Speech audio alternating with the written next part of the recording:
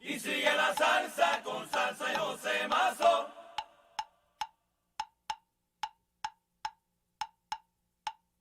Y sigue la salsa con Salsa y José Mazo.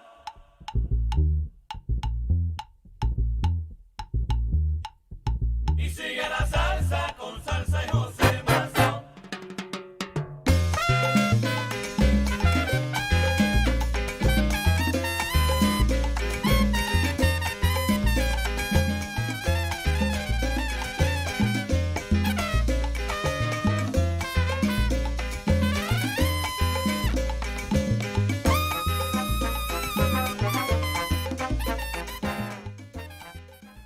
Bueno, mi gente, bienvenidos a la edición del programa Con Salsa en vivo por Facebook y YouTube. El programa número 125. He estado de vacaciones junto a mi familia, mi querida esposa divina, durante el mes de agosto. Este día 29 de agosto, ya concluyendo el mes, le doy la bienvenida a un programa muy especial en el cual vamos a dedicar 3 horas y pico al legado musical y la vida del legendario pianista judío, el gran Larry Harlow, el Judío Maravilloso, quien falleció el día 20 de agosto a la edad de 82 años. Que en paz descanse. Y tendremos una serie de invitados conversando con nosotros sobre su vida, como también su legado musical. Así que espero que sea de su agrado el programa de hoy. Por favor, compartan con sus amistades que estamos en vivo en Facebook y en YouTube durante esta tarde. So welcome to our edition of program number 125 of Con Salsa.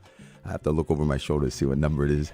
Of Con Salsa live here on Facebook and YouTube. I've been on vacation during the month of August with my dear family, my wife Divina, celebrating my birthday, our anniversary, and I'm back this weekend as we celebrate a very special program, the life and legacy of the one and only, the great, iconic, and legendary pianist Larry Harlow, El Judío Maravilloso. I've got a series of guests who will be joining me for conversations about his life, about his music, about his musical legacy.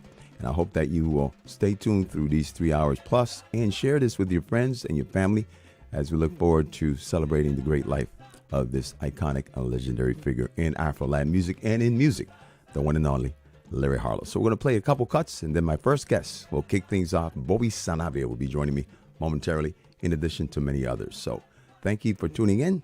Let's enjoy some music. One of his last productions, La Flauta Mágica from Japan. Listen to this version of La Cartera, Con Salsa, the very best in Afro-Latin music.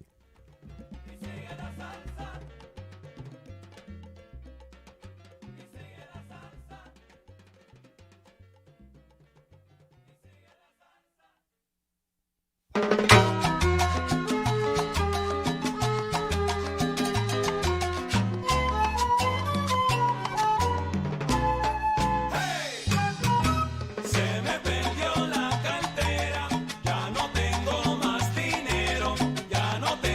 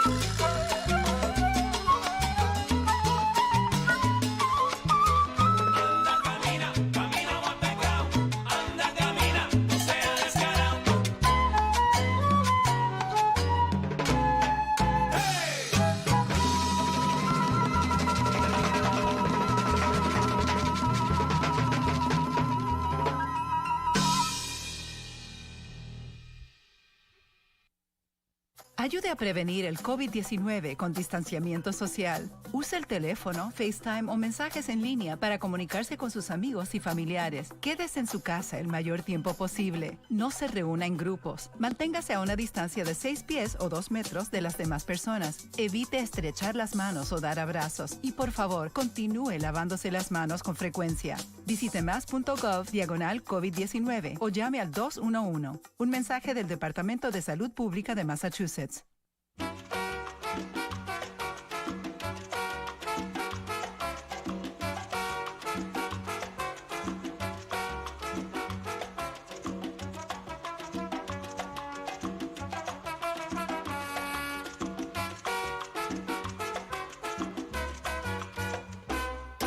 Está caliente la yaco, la yuca quema la boca.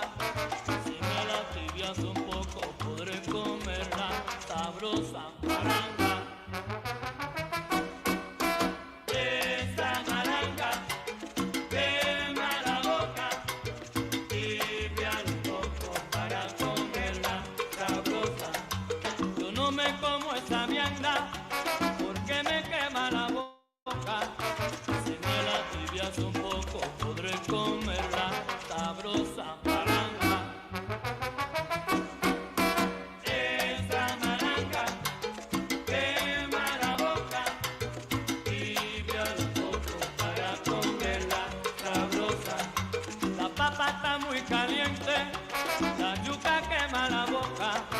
Si me la tibias un poco podré comerla sabrosa malanga. Ay, qué rica está. Para saborear tu vez. A quien no le gusta la malanga, con yuca ya mi tía.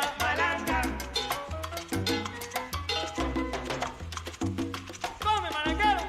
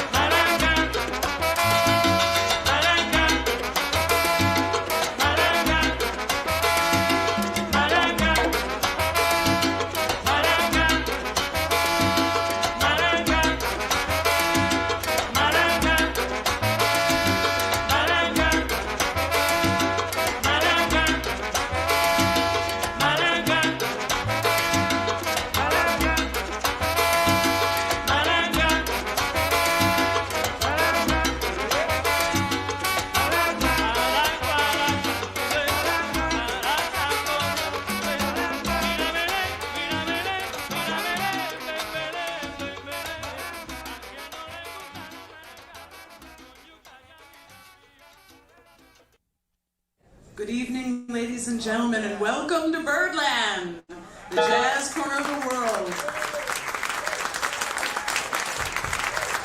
And now, ladies and gentlemen, please welcome to the stage Larry Harlow's Latin Jazz Encounter.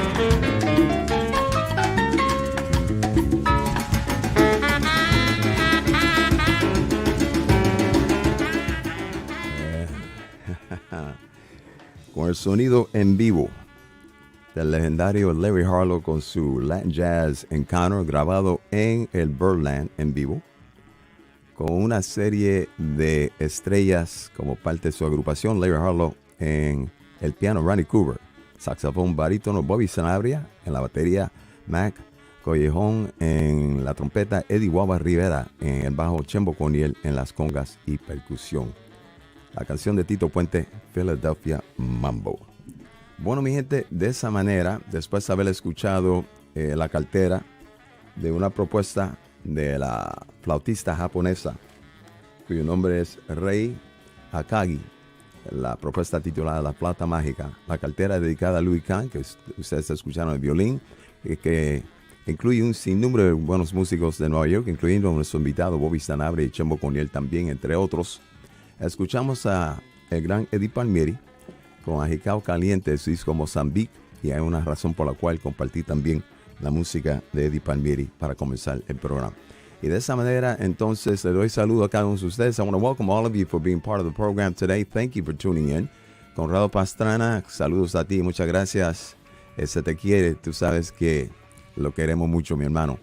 And then, which album is playing now specifically? That is Larry Harlow with the Latin Jazz Encounter. Vaya José, vivienda Qué chévere, muchas gracias. Y aquí está Hernán Enrique, saludos desde Medellín, Colombia, muchas gracias. Bueno, ya tengo varios de los invitados están conmigo. Many of my guests are here with me.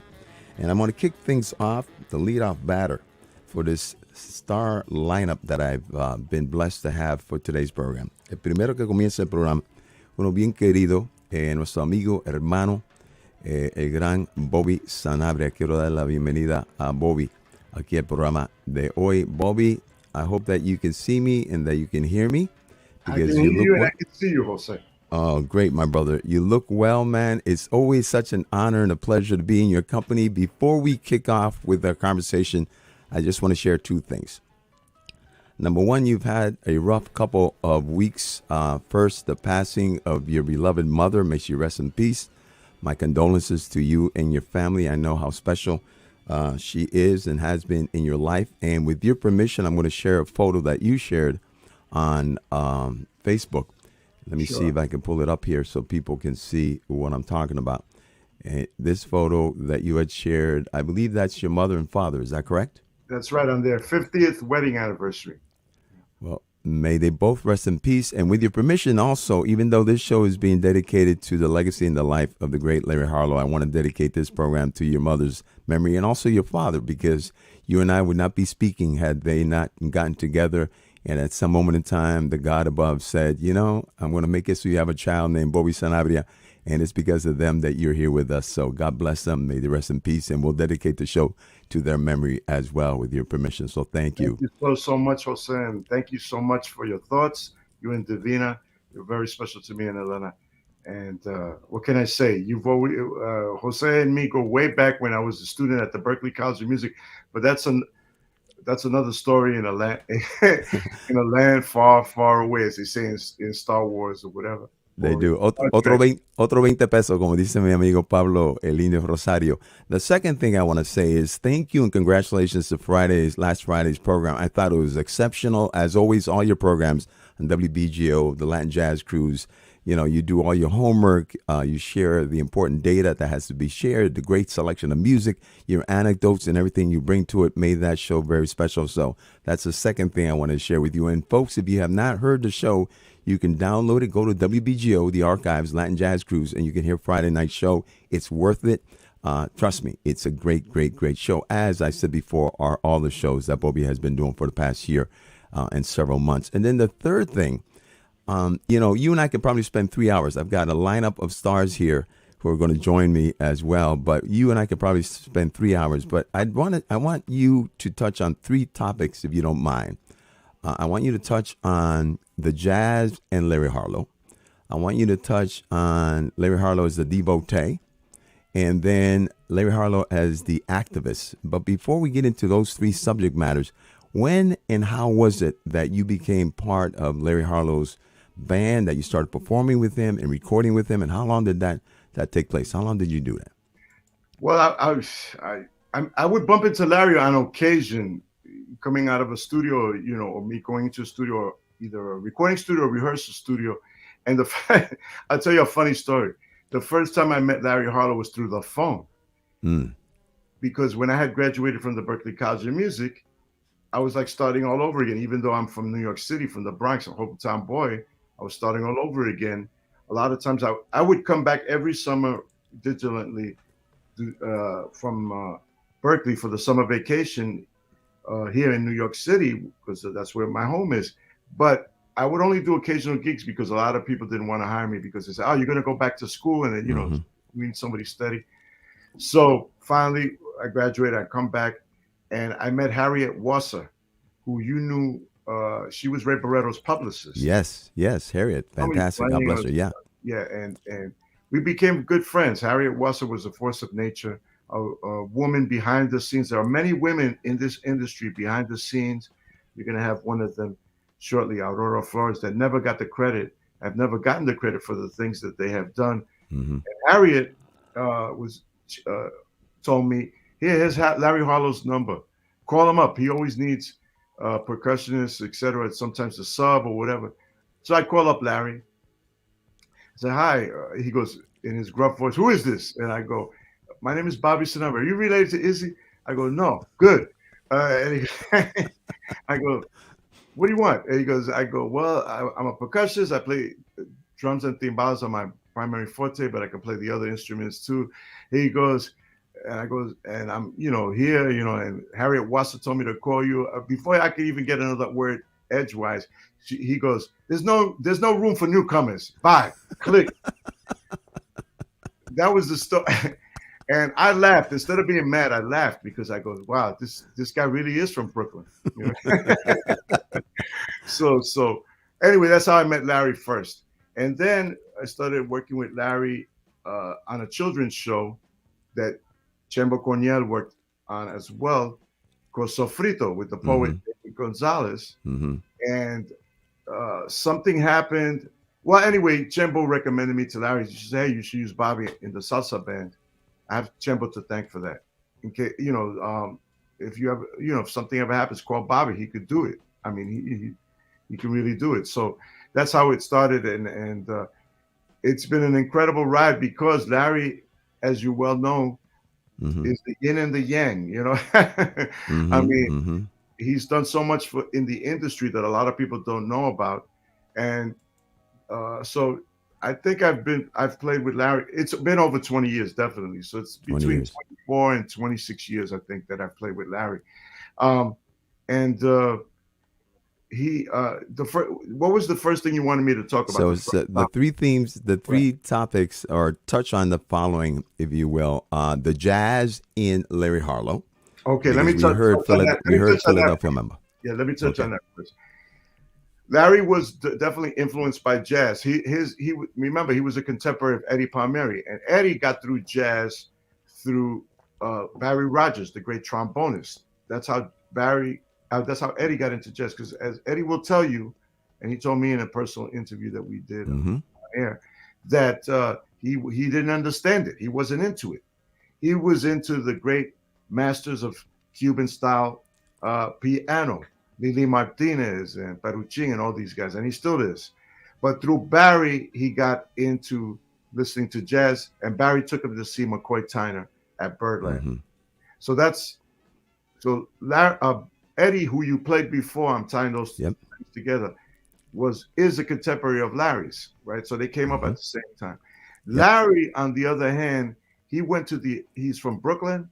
His father, Buddy Harlow, was the bass player and leader of the dance band at the old Latin Quarter, at what used to be called LQ.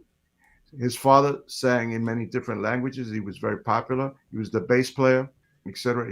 He led the band for 30 years, and he would take Larry as a little child to see him perform, etc. He saw all the great artists like Jerry Lewis, Dean Martin, all those people, Frank Sinatra, performing there. And Lou Walters was the owner of the Latin Quarter. That's Barbara Walters' father, who is the famous journalist and TV personality. So Larry and her, they would sit in the balcony and watch. He told me, as he said many times in other interviews. So he gets exposed to show band music at a very early age. His father would also take him to Broadway shows. That would manifest itself later on in Omi and the La Raza Latina in terms of large-scale productions, and also the way he dressed, etc., flamboyantly many times. The jazz side of things, he and all his fellow students at Music and Art High School were into bebop, and especially Charlie Parker. Larry tells me he used to write Bird Lives on the subways and Magic Marker, just like a lot of other devotees of Charlie Parker did when Charlie Parker unfortunately passed away. But as he told me, the heroes that he had in jazz, many of them were junkies. That turned him off. And he got exposed to Latin music coming out of the subway, going up to Music and Art High School on 137th Street in Convent up there in Upper Manhattan. He'd hear Latin music coming out of the bodegas, but he did, he dug it, but he didn't know much about it, etc. He knew the Jewish community at that time was super into Latin music, particularly mambo and cha-cha-cha from Cuba. So, but he got called by Hugo Dickens, or somebody invited him to a rehearsal of Hugo Dickens, who was an alto saxophone player and a tenor saxophone player, African-American. He had a band. From that band came Barry Rogers, came Steve Barrios' father, and the great drummer and percussionist, Steve Barrios Sr., and also Steve Barrios as well, Pucho, and many other great musicians played in that band. Not much has been written about Hugo Dickinson's importance. He's very, very important because he allowed newcomers to come into the band and play with him. The band was very popular. They did what was called a round robin. They played all the clubs within Manhattan in the Harlem area. He was Harlem based, the Bronx, etc. And depending on how the bread was, the money, it would either be a quartet, it could be a sextet, it could be a whole full big band if he had the money, if the money came in. So when Larry came to the rehearsal, was allowed to come just to check it out. They told him, sit down and play. He starts reading the stock arrangements they had of Cuban tunes like Mambo Number 5, etc.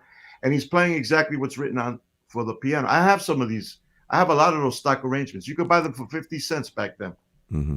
You know, it was written for two trumpets, 3 saxophones, and 1 trombone, like a mini big band, piano, bass, and a drum part. So you could start a band.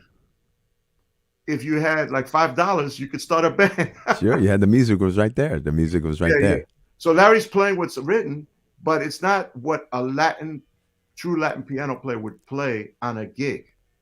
You know, what was written was like got it. You know, so you wouldn't play that on a salsa gig, or what we call salsa today. So they told him, "You suck. You know, you don't know how to play this." Go back home. Yeah, so he got mad at himself, and he went into a record store and bought a bunch of recordings by Peruchin, Noro Morales, etc., all the great Latin piano players of the day. He was a devotee of Charlie Palmieri as well. So that's how he got into the music. He comes back and he impresses them, and that's how he gets into it. And then he realizes I got to learn this music. I've fallen in love with it. Because he told me the main thing was you could improvise in the music, just like you improvise in jazz. It's dance music. So that means it instantaneously makes people joyful on the dance floor in a visceral kind of way. And he loved the culture, the camaraderie, the familial aspect. He's Jewish, same kind of a thing. And he dug that. And he told me, and the women were beautiful as well. It's just amazing, you know. So then he decides to go to Cuba. He makes 2 trips, one right after high school, and then where he goes like basically like a tourist, and he realizes, man, I got to come back. He goes back, but this time he's smart, as he told me. He brings a Webcord tape recorder with him, a reel-to-reel, and he starts recording as much music as he can. And just like in Cuba today, there's music all over the streets. Right, every single corner. And that's when he gets involved in Santeria, because he experiences Santeria ceremonies. For the people that are watching that don't know what that is, Santeria is the manifestation of the tradition of Ifa from the mighty Yoruba people in Nigeria. It was brought to Cuba during the colonial period, and it was syncretized with Catholic deities so that the devotees could mask from the authorities that they were worshiping these different deities. The religion is based on the concept of Ache, positive energy, the force, like in Star Wars. Mm-hmm. And so that's the second theme. So he not only was exposed to it, he went all the way and became a member of the religious sect. Yeah, he received what's known as Ocha, full initiation into the religion, which for a year you have to do. The religion is really about sacrifice. You have to do certain things. Like I'm dressed in white right now. You have to dress in white for a certain period of time. You have to do certain abos, spells, and things, and you have duties. Mm-hmm. But he became a babalao, a high priest in the religion, and he is the religion in its original form. The religion had over 1,000 deities. There is one supreme deity, Olodumare, and then under that, the supreme being is Olofi, who is the personal god of earth. You'll hear certain salsa singers sometimes sing that, especially in Eddie Palmieri tunes, some in Larry's music, and music coming from Cuba. Of course, today no singers do any of that today. Gone completely so far away from the African roots of the music. But that's another story.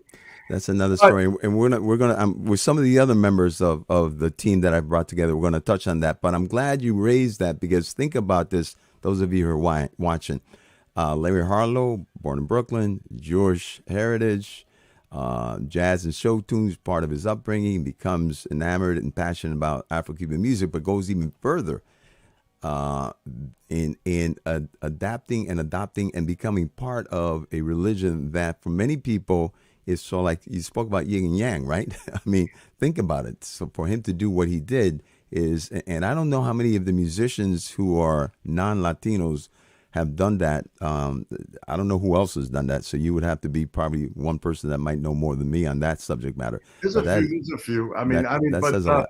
But you'd be surprised how many Jewish people are santeros and are initiates. The biggest Botanica, which is a shop that caters to people that practices African-based religions here in New York City, is on Webster Avenue in the Bronx, is owned by a Jewish man. There you go. So there you go. So I mean, to Larry, as he told me, he goes, it's not a strange thing. I'm Jewish. I'm still proud of being Jewish. I have the Star of David, and I practice Santeria. So what? Puerto Ricans play Cuban music. What's the big deal? You know, no big deal. They found their identity in Cuban music and turned it into what we call salsa. We do that all the time. White people, for lack of a better term, love African American music, Temptations, et cetera, et cetera. Why? What's to him? It was like a mute argument. It was like it didn't have any value. When you start to think about what he told me, and what I believe, you know, he goes, yeah, you're perfectly right. Of course. Sure. No. And the interesting thing was, he was the first of the Fania All-Stars to make Santo.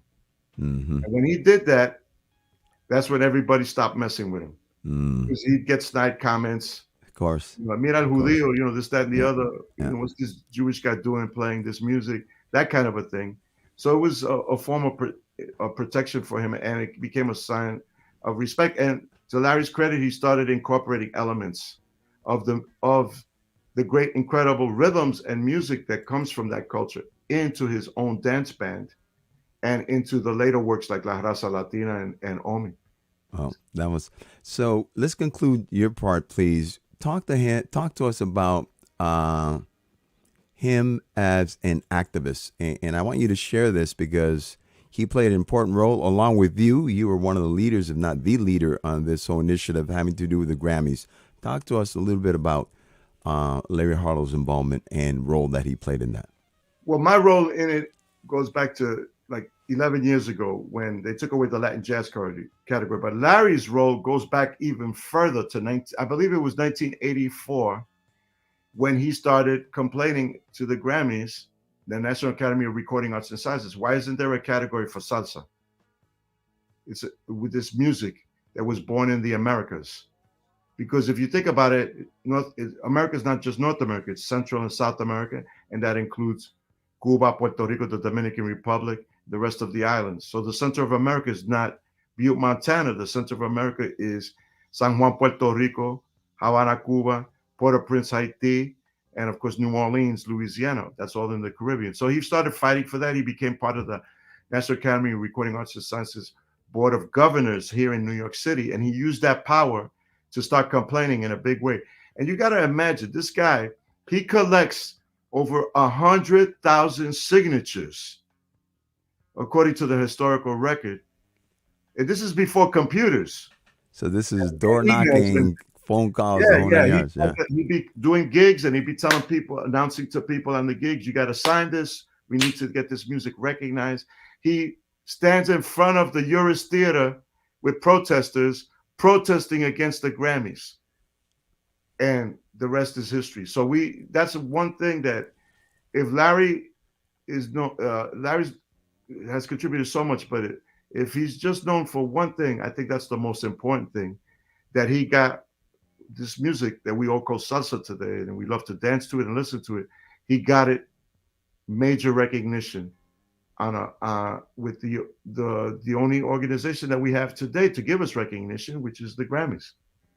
That's amazing. And your role in that is to be commended as well. We salute you because you have been a warrior, a cultural warrior. You're one of the angels, Bobby. You know how much love I have for you angels who are living amongst us, because what you do for us through your creativity, through your talent, through your skills, and just your passion for music. And like I said, you and I could probably do 3 hours. There were like 90 other topics. I said I needed to pick 3 for Bobby.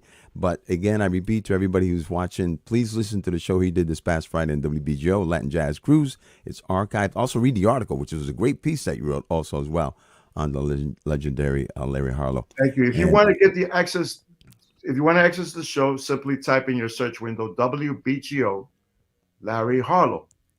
And that's the article. If you want to access the show, just type in your search window, WBGO, that's B as in Bobby, G-O, Latin Jazz Cruise, Cruise, and the archive will pop up and you'll be able to hear Friday's show and the previous week.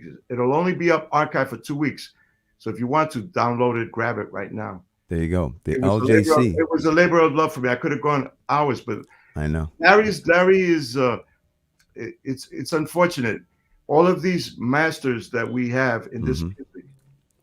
And when I'm talking about masters, I'm specifically talking about the ones in New York City that redefined this music. The roots of the music, well, if you really want to go back to the roots, is 2 places, Southern Spain and Africa, but they call us in Cuba.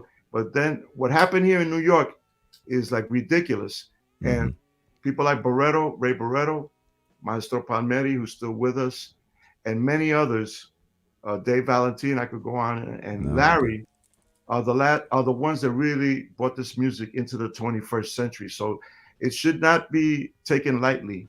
No. What they did. And I want to publicly thank everyone. Jose, I thank you. I want to thank you, everybody, that for your well wishes to the entire Sanabria family on the passing of my beautiful mother, Juanita. God bless her. God bless her. Much. And I'm looking forward to hearing what the other colleagues. You've got some contemporaries who are going to join us. So the LJC, the Latin Jazz Cruise, LJC, the place to be on Fridays, 9 to 11, with my dear friend Bobby Sanabria, mi hermano querido. Bobby, te quiero mucho, que Dios te bendiga. Divina está viendo el show, me dijo que te saludara, así que tú tienes un abrazo de parte de Divina y un beso en cada mejilla de parte de ella. ¿Ok, mi hermanito? La única cosa que puedo decirle es H. H para ti también. Gracias, Divina. Gracias, mi hermano. Ok, gracias. Bobby Sanabria kicked things off for us, and I have many guests who are lined up. Coming up next is someone who I love as well. Bobby mentioned that a lot of women don't get the credit that they deserve in this music that we love so much, and one of them that deserves more than just a lot of credit, all of our adulation and thanks, is Aurora Flores, my dear friend from New York, who was kind enough to accept my invitation. Aurora, te quiero tanto y me alegro verte. I love the do. I love how you look. I love the piano in the back. I love that you wrote such a great piece on Larry this past week that just blew me away. And thank you for accepting my invitation and being part of this program today. You are so welcome. We are so blessed to be here together celebrating Larry Harlow, who lived like for several lifetimes. He had some life. I mean, he really was a marvel. Just like Arsenio was El Ciego Maravilloso, the blind marvel, he was truly the Jewish marvel. And in the background, you might see my cat. I am cat sitting for my brother, and Rocky has been with me. My brother's getting knee replacement surgery, but Rocky's getting real comfortable, and Rocky loves to photobomb. Whenever I'm doing a zoom up, here he comes. Rocky's part of it. So, Rocky, welcome to the show. Yeah, Rocky. Put on your Kango, Rocky.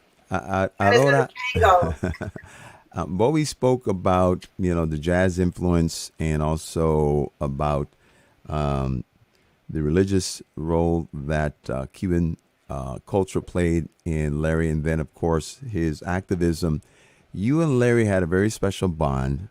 And as a matter of fact, you were working on a book project with Larry that I want to touch base on, just as far as what we can expect in the future that would include some of those great things that you were able to mine through your conversations and many hours of speaking with him. But I remember, as if it was yesterday, being in New York at the Lincoln Center outdoors for the Latin, La Raza Latina performance that Larry put together, where we had a great band of musicians. That's when I first heard Adonis Puentes sing. Ruben Blaze was there. And after the concert, running into you, I ran into Ben Lapidus after the concert as well. But you were floating. You were flying. You were, if there was a description that I could say, is Aurora was in the air, just like you were like, oh, I've just come from the most magical moment that you can ever experience.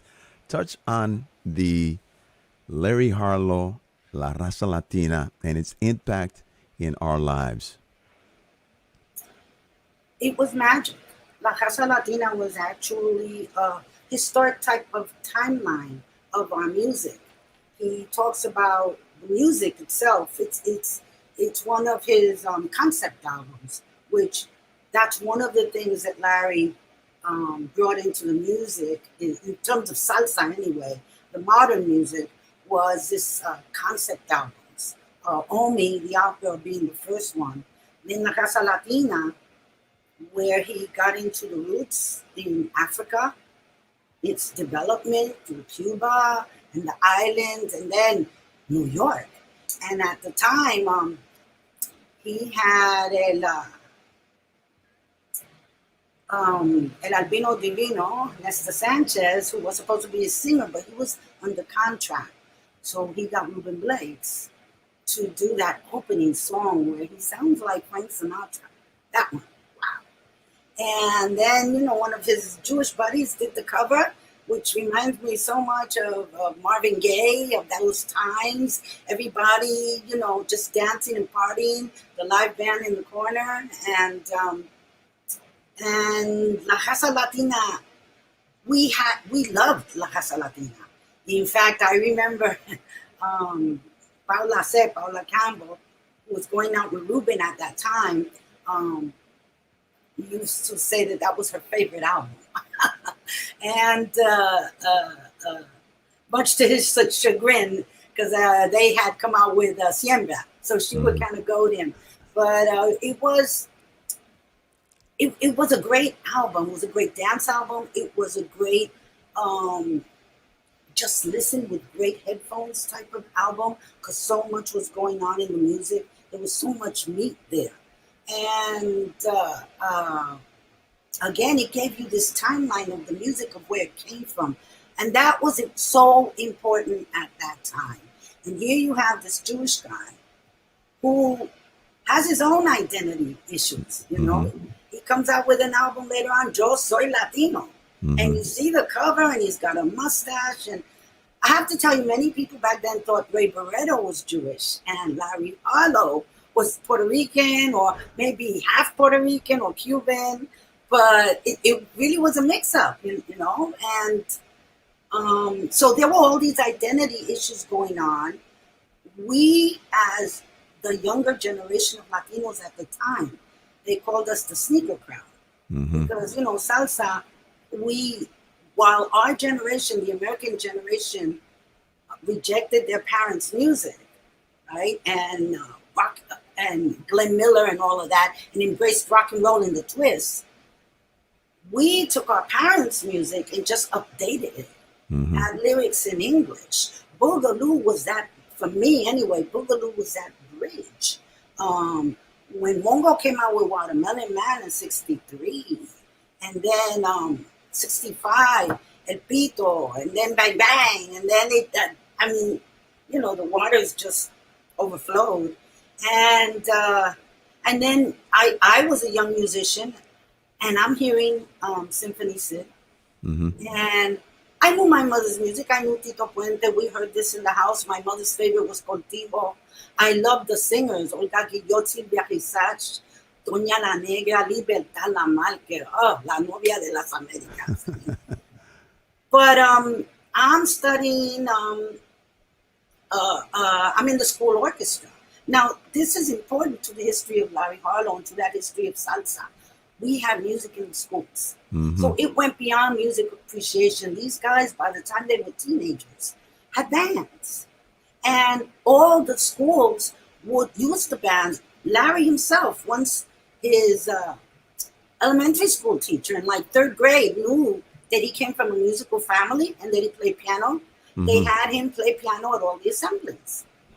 So, and this happened in the Bronx. This happened with Johnny Pacheco, with all these guys. So they would play the school, these school dances, and they would be hired. But then out in the street, they're listening to doo-wop. Okay, they're listening to R&B. Rock is coming out. Hey, in 1960, when everyone's doing the twist, chubby checker, Johnny Pacheco has everybody in New York City doing the pachanga. Now, I was a young kid, but I remember when my parents, that was like a new thing. They came in, they had a little handkerchief, and they're bouncing around, and it was fun music. It was happy music. It was joyful. And so then later on, when I become a musician, and we do our first album at 15 with a symphony orchestra, and then I hear on the radio, congas, but the guy is singing in English. So they're no longer singing about the chicken and the farm and the rooster. Now he's singing about the projects. He's singing about Subway Joe. He's singing about a riot. He's singing about what's going on, and that hooked me, you know. And then I started getting into all the other music. And then, of course, being the eldest in my family, Puerto Ricans, the eldest of four, once I started getting more involved in jazz and Latin, it was like, oh, no. This is not happening. All the women get lost. And so they took me out of music, put me in the regular high school.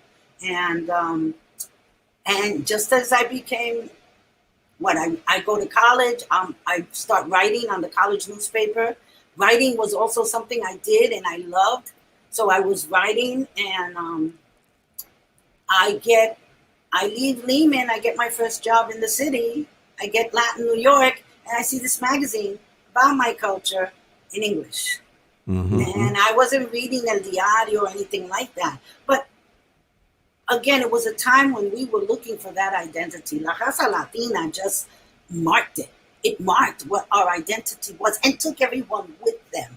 Because you got to remember, Larry grew up with this music. I mean, it may sound a little far-fetched, but even though Brownsville was basically all Jewish, and that was a place where Meyer Lansky had Murder, Inc. So even though it was Jewish, it was gangsta. It was gangsta. It was very gangsta. Yeah, they had shootouts on Pulaski Avenue. I mean, it was gangsta, you know, because Brownsville was between Chicago, you know. So and by the time, he's born in 39, right in 1939, what's going on in America? FDR started that good neighbor policy in 1933. Even before that, you have El Manicero in 1930, becomes $1 million hit, and it's all over. Larry's going to baseball games. They're playing Peanut, da-da-da-da-da. I mean, you hear this, and then his father sings in different languages. And because of the good neighbor policy, now you have Carmen Miranda, you have all this going on. And yes, he loved jazz. But he loved sitting with his father at the Latin Quarter. They had a can-can show. He loved seeing all this production, all this pomp and circumstance that was going on. And so he really gets into jazz, but he's also he hears the sounds, because by the time 1940 comes, you have that musician strike. So BMI pours all this free Latin music on the airwaves.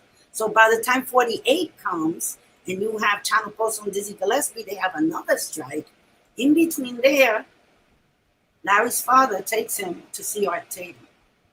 And when he saw Art Tatum, he said he didn't want to play piano. He said, this is going to take too long. I'm not black. And then and the white guys he saw were drug addicts. He said, I'm not black. I'm not a drug addict. I'm never going to make it.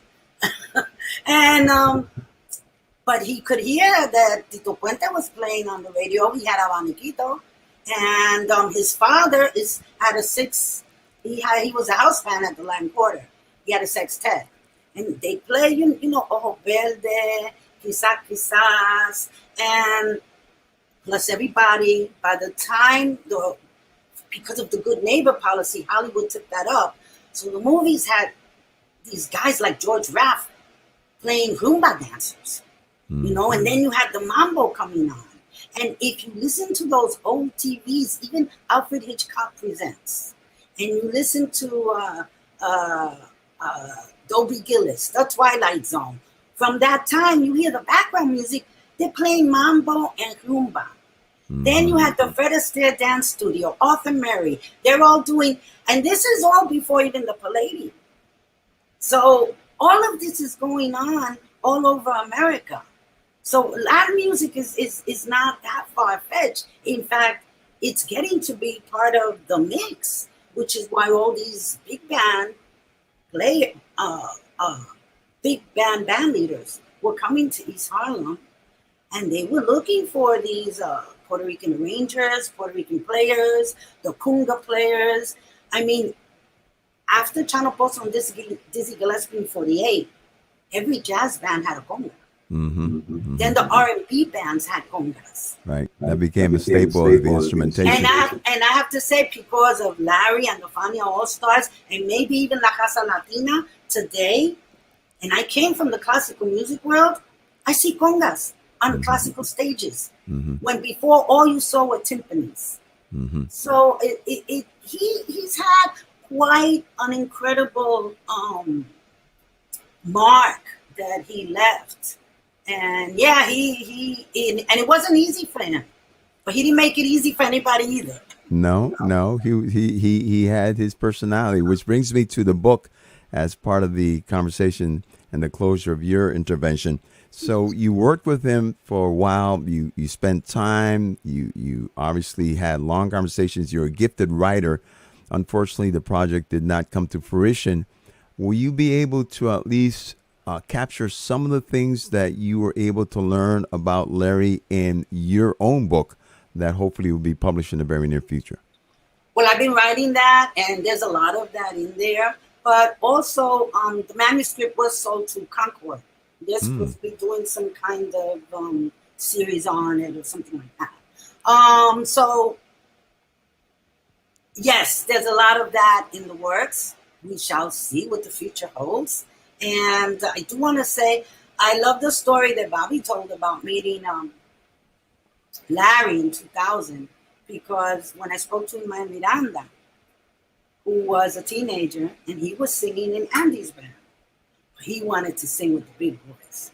And he wanted to sing with Larry. Larry estaba pegado. He was hot. And he was doing, they had Latin at the time. Latin means jazz. And Larry was headlining that. The Alegre All-Stars were still there. And so he asked Andy, give me his number. And Andy told him, don't call him. But he didn't listen. So he calls Larry, you know, I'm singing with your brother, and can you give me a chance? And Larry said, this is for men, not boys. Y le enganchó. Yeah, le enganchó el teléfono. Dijo, esto es para...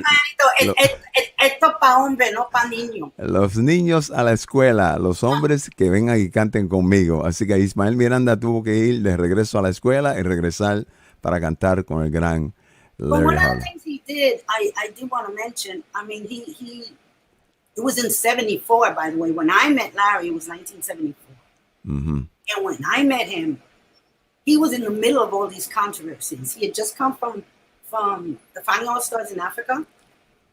So I'm at Latin New York. So we're getting all this bochinche about him,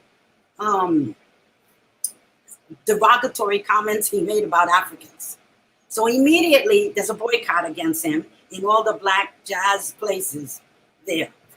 And He gets married to Rita, I think it was, and then he right after that he starts the petitions for the Grammys. For the Grammy. Now there, he redeemed himself. Everybody was behind him. And the first place he went to was Latin New York, and we ran with it. Then he went to, at that time, there was a while though, they were not playing this music. All right, there was a BNX, they would not play this. They played the old school guys.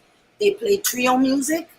They did not play this music. The people who played these music were the college radio stations, the jazz guys, African American guys, and the Jewish DJs. So he went to all of them, plus Latin New York, and he made a big deal out of it. And not only did he have this petition in the concerts, he also had them at the marches. And then in between all this, he decides he's going to sue Fania for his royalties, because now they've been doing this 10 years. He says, it's 10 years. We've been going around the world. Where's our royalties? Because all those big shows, they were doing that for free. Those are promos. And I know one of his goals with the book, one of the things he really wanted to let younger musicians know, no matter what their identity, he wanted them to know that they needed to take control of their music and their art. And that had he known better, he would have had more control of his music and his art. And I think he made a prescient statement there, because nowadays that's what everyone's doing. They are controlling their music. He was saying, make your own concerts. Don't go by promoters. Don't let promoters steal your money. I mean, what was going on back then was outrageous. I mean, they would have them, even afterwards, when they started getting paid to go to like Venezuela, you know, they tell them, the promoter, hey, Conjunto Libre, we got a gig for you in Venezuela. And it's, I got you $15,000, plus I take my 10%. Well, the gig was actually 25. So he's actually stealing from them and then taking 10% of the scrupulous characters in the business. I mean, it was, but you have to know that you do have to know the good and the bad. From good comes bad, from bad comes good. And yes, Larry was a controversial figure. He had an acidic tongue, an acerbic wit, sarcastic comebacks. And I remember seeing him sometimes backstage when he wanted to clear out a room. Oh my God. I mean, and then profanities, you know, I was young, and it was kind of shocking to watch sometimes. He would be like a bullet in a china shop, really. But then he could turn around and just be like the sweetest little boy. He was like that rhyme. There was a little girl who had a little curl right in the middle of her forehead. And when he was good, he was very, very good. And when he was bad, he was good. But you challenge people when you do that. You really do. And you push against the grain, and you take things higher and higher. And, you know, he loved the Latin music because it did have the jazz. And when he went to Cuba, and frankly, when he first went to Cuba, he was still a senior at Music and Art High School. He went on Christmas break for 8 days. But he said Cuba stayed in his heart. He did one semester at Brooklyn College. Then he cashed in his bar mitzvah money, his bonds, and he went to Cuba for almost 2 years. He had a guide, Eladio. He'd go to the radio stations and hear old bands. And then he started hanging out with Roberto Faz, who he says is the light-skinned sonero. But he would hang out with them and Aragon. And then they took him to a Santeria. Because he had seen the drummers in the street, the rumba. But it's not, they have to take you back then to one of those initiations. They took him to an initiation. And this just blew his mind. It blew his mind. So he never forgot it. And then the day of the revolution, that New Year's Eve, he was dancing in a bar with 3 women and drinking and having a good time. And this musician came and gave him a pair of clave made out of human bones and told him he had to take them to New York. And he has a lot of mystery. There's a lot of mystery. No, we're looking at that. So, my friend, we shall see. I love what you've shared with us. And like I told Bobby, we could spend 3 hours just talking on all these different subject matters. But I appreciate your leaning in and sharing what you have. I'm looking forward to reading your book. Hopefully we'll get a chance to read the one that you collaborated with Larry on. But please continue to document our lives, our history, in particular our culture, because you're one of the warriors that knows how to tell the story. And you know very well my passion for the African proverb that says, until the lion tell the story of the hunter will be glorified. And you are one of the lioness that makes sure that our story is told right. So if people go on medium.com, MEDIUM, medium, it could be medium, and in medio, when in medio, it could be a medium, it could be a medium. And medium.com, put my name, and the article comes up of Larry Harlow. I also have one of my chapters, it'll be in my book, of the first time I met Tito Puente. And there's a few other little things there that I have placed little tidbits around there for what's coming up. And I do want to say, Larry Harlow, when he went to Cuba and he saw the Santeros and he knew what they were doing, he immediately thought of the crypto Jews in Spain during the Inquisition. He related, and a lot of them related to the Jews. There's a lot of Jewish ceremonies and sacrifices. So there are a lot of shared roots. And he saw that and he went with it. And one of the things I came up with that he loved in the book that I attributed to him, he had a love for everyone. He wanted to unite everyone. He did. He did. And he did it through the music. And he would say, like, sharing his champagne glass, his 5th marriage, La Chayam, La Rumba. That's what I remember about him. He had such a happiness, and the music just lifted him higher. Thank you. Thank you so much, Aurora. Te quiero mucho, mi amor. Dios te bendiga. H para ti. Un abrazo y beso. Okay. I hope that we get to see each other soon in person so that we can be in each other's company and just share our love for each other. I'm dying to hug someone like this. All right, mi hermanita. Cuídate. Gracias. Un abrazo. Dios te bendiga. So there a little bit from another one of the warriors, Aurora Flores. And I have a number of folks backstage who are going to be joining me. Let me go to our next guest. So as you listen to a little bit of this classic album here, ustedes los melómanos, Angélica, voy a ver cómo yo puedo compartir lo que dicen los compañeros en inglés para que también se traduzca al español. Ustedes conocen este disco, uno de los clásicos de el gran Larry Harlow, dedicado a Arsenio Rodríguez.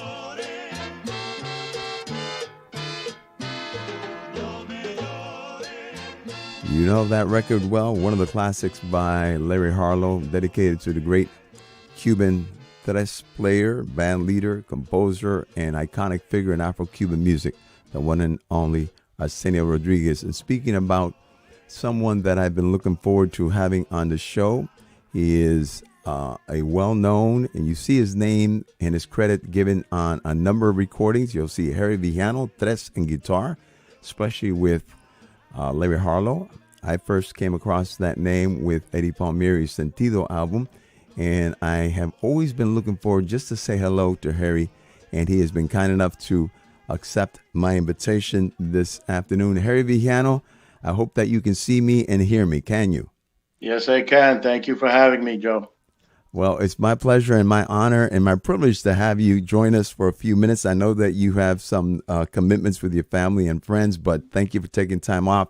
Harry, you are someone whose name appears often on liner notes and giving credit playing tres en guitar, but rarely do we get to hear your voice. Rarely do we get to get a sense from you as to your role in this great music of ours. And like I said, I hope that you will be open for a future program where we're just going to dedicate it to you, your life, and times in music. But today we're gonna spotlight Larry Harlow. So I'm going to ask the question: how and when was it that you became involved with Larry as a musician, as a friend, starting recording with him, etc.? When did that happen? How did that happen? First off, thank you for having me. And when there's going to be a show about me, it's going to be a short one. I don't think so. You see Thank all those you. albums You're back too kind. there, Harry? You see those albums back there? There are a number of Yes, albums yes. where your name is on it. So don't say that. Thank you. Okay. Larry and I met. We knew each other from the scene. I was playing with Eddie at the time, doing a couple of record dates. Did a couple of dates with Justo Betancourt. And so I knew him, of course. He was a big name, and he knew who I was. And it was one day backstage, I think, we're going back 45, 50 years.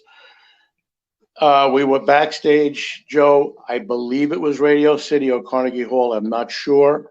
And I was playing with Eddie, and I was backstage. Larry was setting up, sitting at his harpsichord, ready to go on. And I was backstage with Charlie Santiago, who used to play some percussion with Eddie. And we were just talking backstage.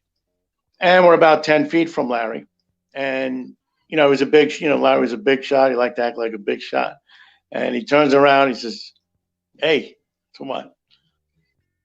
I got some dates for you." I said, "Awesome, that's great." He said, "I'll call you soon." 1972, I'm going to say, Joe. Mm-hmm. Around then. I didn't hear from him maybe 3, 4, 5 months. I didn't hear from him. It was cool. And then he calls me, tells me I got some dates for you, meaning recording dates. Mm-hmm. And Joe, Larry was, and following up Aurora, by the way, is very difficult. She's awesome. She is just, the world's a better place for her. It's in her blood. She loves it. She's a walking encyclopedia of this music. But a lot of people, he's brash. He was a little brash, a little arrogant at times, but not a bad person. Mm-hmm. Him and I formed a great work relationship, great friendship. And we communicated right up until about a year and a half ago when he got very sick. Mm-hmm. We stayed in touch. Great guy, easy to work with. I'll tell you a quick story. We did a day, and again, the dates and the exact details I don't remember. He had me in the studio overdubbing, and we got there. I think it was either 10 or 12 noon, let's say, and he just put the music in front of me, one after the other, and we're going and going and going. And Irv Greenbaum was the engineer. "You want lunch?" No, just give me coffee. Let's finish up. And it was about 6, 7 o'clock at night. And I look out the window of the studio. I could see Bobby Valentine looking at me. And he was next. So obviously I was holding him up, whatever he was doing. And after 6, 7 hours, whatever it was, we were at the last piece and I couldn't get it right. I'm reading music. It's Larry. I said, "I can't get it right." I turned it upside down. I still can't get it right. I said, he said, "Harry, you did 2 albums in 6 hours. He said, you're shot. Forget it. Don't worry about it. Take a break. Come in tomorrow. We'll finish up tomorrow." But he was easygoing like that. A lot of guys would push you to finish, but he just said, "You did 2 albums. You worked your brains out. Don't worry about it." And we worked. I can't tell you how easy it was to work with him and how nice and easygoing he was. That's the start of our relationship. Was in the recording studio. We worked together. He asked me a lot of times to come work with the band.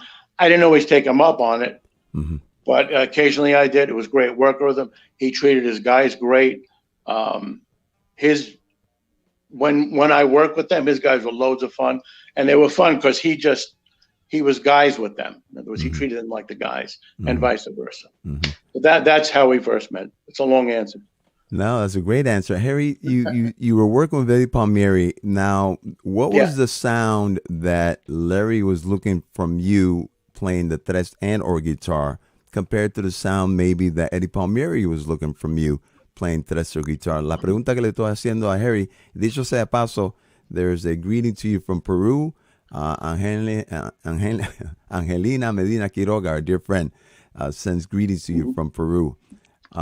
So what was the sound that Larry was looking from you compared to the sound? Maybe it was similar, maybe it was different, that you were being asked to produce for Eddie Palmieri. ¿Cuál era el sonido, el tres y la guitarra? And when I say sound, was he looking for, traditional? Was he looking at Arsenio? What was he looking for? No, it's a good question. He wanted sort of a typical, sort of a Cuban sound, not a typical sound, a Cuban sound, as opposed to an American sound, a Puerto Rican sound, a South American sound. And it's funny, we had a friendly, I don't want to say argument, a friendly debate always going on. I liked to mix up and play electric with acoustic. He favored more acoustic.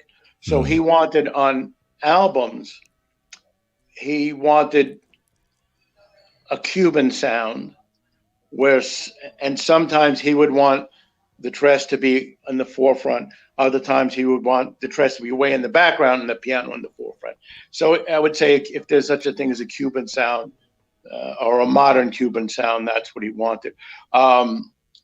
Again, we would go back and forth at times, and I kind of pushed my way onto some of his recordings playing electric tres, which I used to like.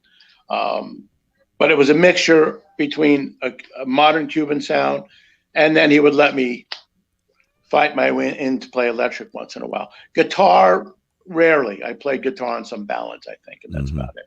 He used Elliott Randall mostly for like rock style stuff. There you go. There's a question for you here. It says, Harry, is that you quoting the Mr. Softy song in the Tres Solo on Pete El Conde's tune? It's not Mr. Softy. Yeah, that's me on Pete's album. Yeah, that's actually an old Broadway show tune called Harrigan. It's not Mr. Softy. It's not Mr. Softy. You bit a little bit. And so here, my dear friend David Romero, who's out in Vegas, says, Harry's classic tres intro into Eddie Palmieri's mega hit Puerto Rico. Harry, I got to tell you, your introduction to Puerto Rico is the introduction to my radio show for the last 46 years because Puerto Rico's the theme song. Puerto Rico's the theme song that I use. Puerto Rico's the song that I use as my theme song for my radio show. And the moment I got the vinyl and heard that intro, I was hooked. I said, this song, it's a classic, and I think your name will always be associated with that song. And thank you so much. Thank you. There's a funny to interrupt you. Eddie did that album in Blauvelt, New York. The studio isn't there anymore. And Eddie would spend forever in the studio. He wanted every note, everything to fall into place the way he wanted it to. So he called me, and I had my day for overdubs. So I had to overdub Live at Sing Sing. I had some overdubs for that. Some overdubs for something else that he did, I don't remember, and then overdubbed for the Sentido album. And one of the first things was the intro to Puerto Rico. And I said, what do you want me to do? He says, do it the way you usually do it. Give me a few takes. First take was simple. I did very simple. Second one is the one that you hear on the album. The third one I thought was awesome. I just was all over it. And I said, for sure, that's the one. So after the third one, he said, okay, now that's good. That's good. For sure, I thought he was going to pick the third one. And when I heard the album, he picked the second one, which I didn't think was that good. But thank you for the compliment. It's very nice of you. Well, I hope that someday, somewhere, there might be hidden in the vault the third introduction that we never got to hear. I hope will come out, and we will be able to hear that alternate take, as they say, the alternate take When they do the remastering of Sentido, there'll be the alternate take of the introduction to Puerto Rico by Harry Vijano. Ask Eddie and Harvey of Vern. They'll have it. They know where it is. There you go. Harry, I love you. Thank you so much for taking time to share with us your memories of Larry Harlow and your experiences with him.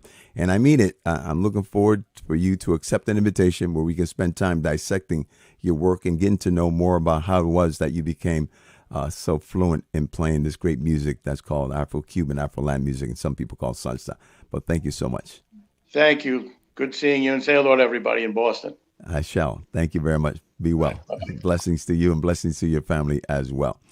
Bueno, mi gente, ahí vieron a Harry Vijano, que acaba de decir que cuando grabó la introducción, la canción clásica de el gran Eddie Palmieri, del disco Sentido Puerto Rico, que hizo 3 versiones, pensando que la tercera versión iba a ser la que de verdad se iba a incluir en la canción, y Eddie Palmieri escogió la segunda. Así que ya acabo de decirle a Harry que ojalá que en algún momento en el futuro muy cercano tengamos la oportunidad de escuchar esa tercera introducción que no se utilizó de la grabación de Puerto Rico. Bueno, de Harry vamos a algunos saludos. Let's go to a couple of greetings.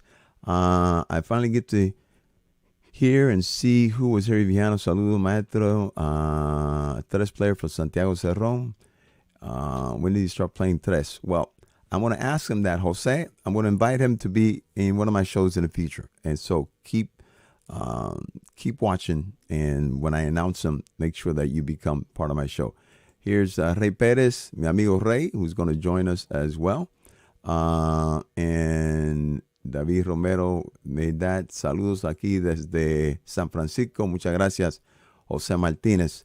So let's continue along this conversation and invite another great tres player and someone who has also, similar to our guest before, been instrumental in documenting our history, none other than Dr. Benjamin Lapidus, my dear friend. I love seeing you. I miss being in touch with you, but it's always so good to see you in person, even if it's via this technology that we use. So welcome, and thank you again, Benjamin, for accepting my invitation. It's good to see you. Thanks, Jose. Thanks for having me on this historic program. So great to hear all the stories from Aurora and Bobby and Harry, of course. And I'm psyched to hear the stories from all the people who are coming up afterwards. So great to be here. It's an honor. Thank you. So your book, which again, whoever has not read this book as of yet, please run out and get it. This is a must book to have on your shelf if you want to know about our music, and in particular, the influence of our music there in the 1940s to 1990 in New York. In your book, you speak about Larry, and you speak about Larry in a number of different ways, but there's the context that we always think of Larry, el Judío Maravilloso, right? Larry, who is Jewish, comes into this world, similar to what you heard from Aurora and from Bobby and others, not by way of, that was the first thing he heard because he wanted to be a jazz artist, but as he starts hearing it, he dives right in and swims all of the ocean that's called Latin music. Talk to us a little bit about that connection in the context of the Jewish community, Latin music, and how that then connects to Larry Harlow. Well, there was there were a lot of connections between the Jewish community and Latin music, at least in the New York area, prior to the big era that everyone talks about is the Palladium. But there were a lot of things that were happening around New York City in the 5 boroughs, dance halls, dances.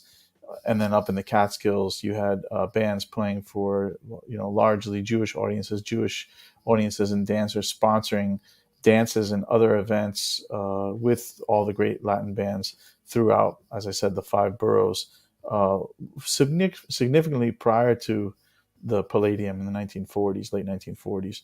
And then you have a range of different artists who were also, I would say they were active, they were practicing Jews, but most of the time they would hide that, or it just wasn't something that was particularly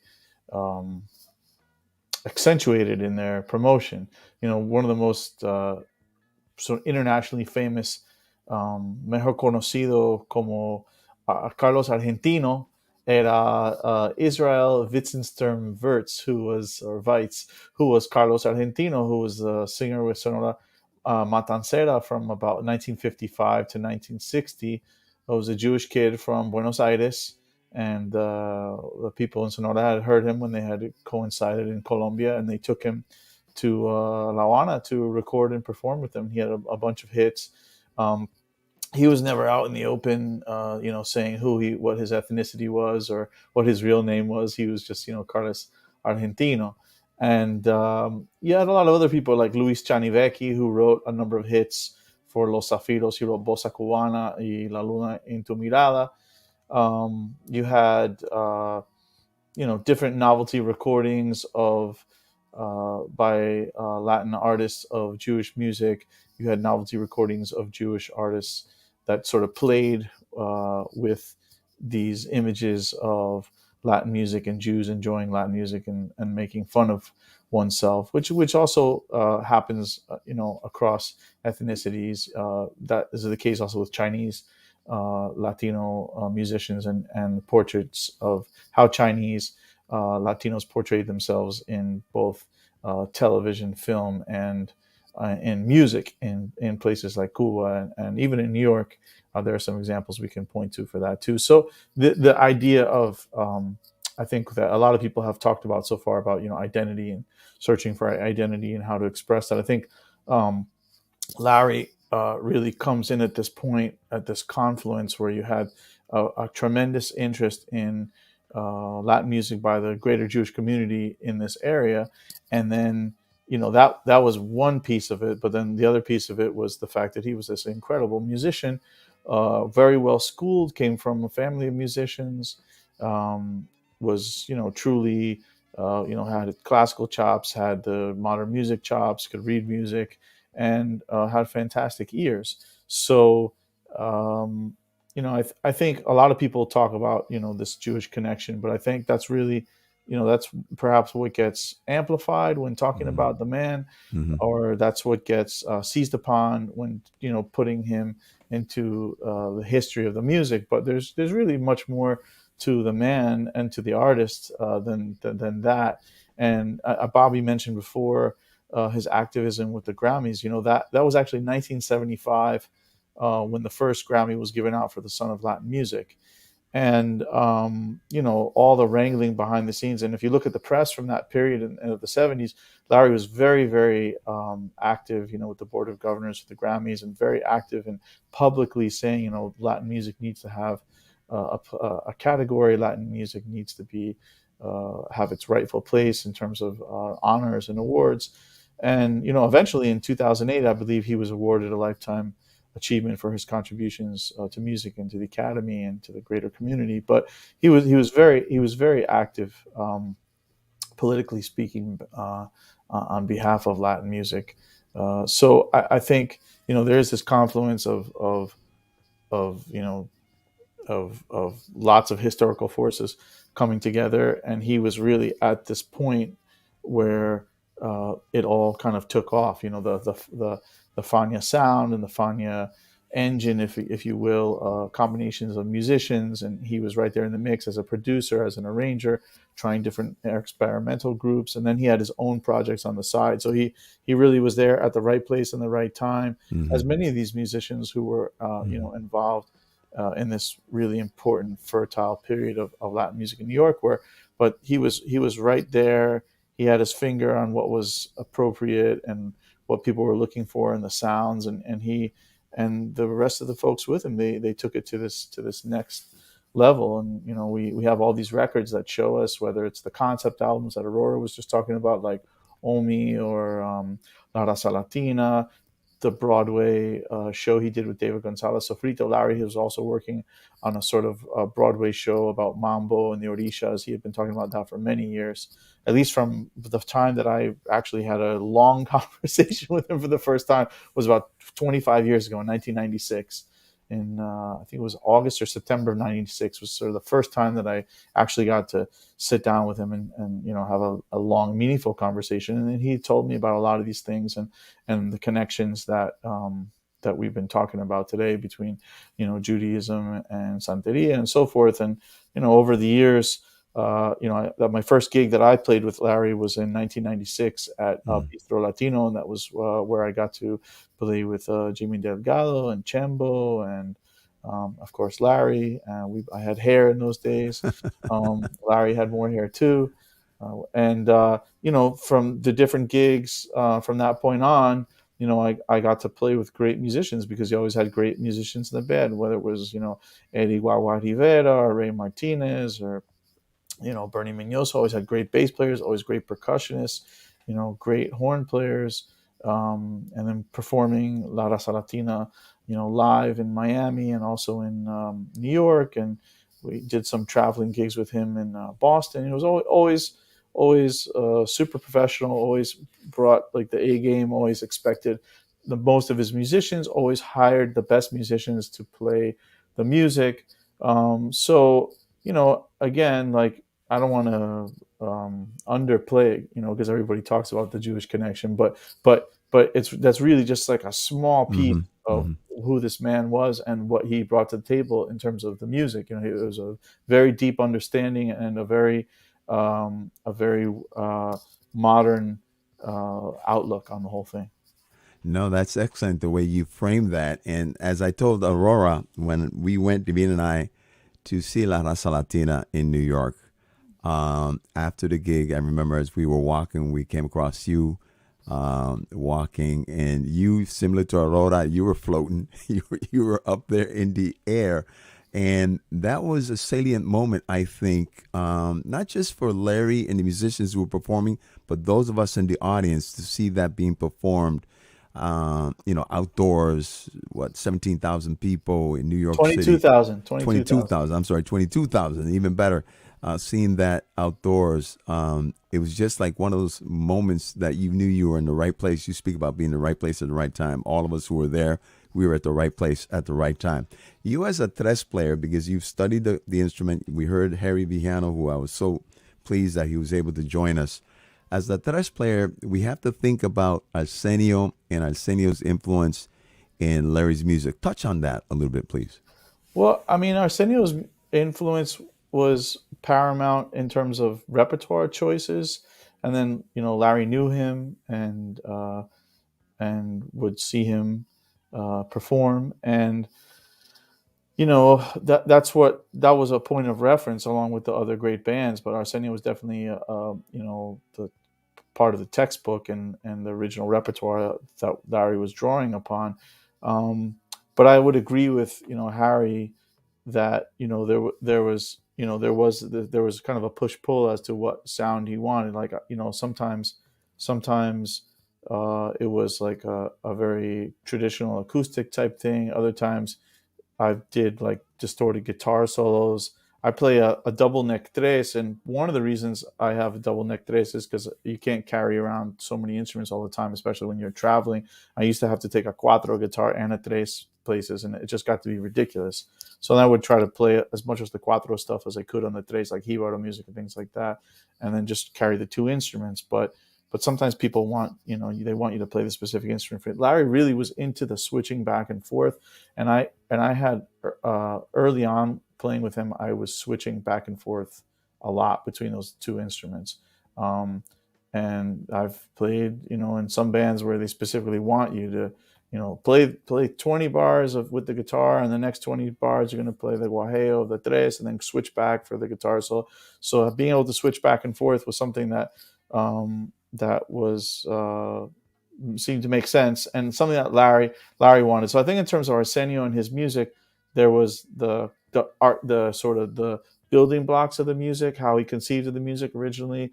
But then I think as he started getting into the more modern styles and the concepts and things like La Raza Latina, Omi, and then I did some recordings with Larry later on.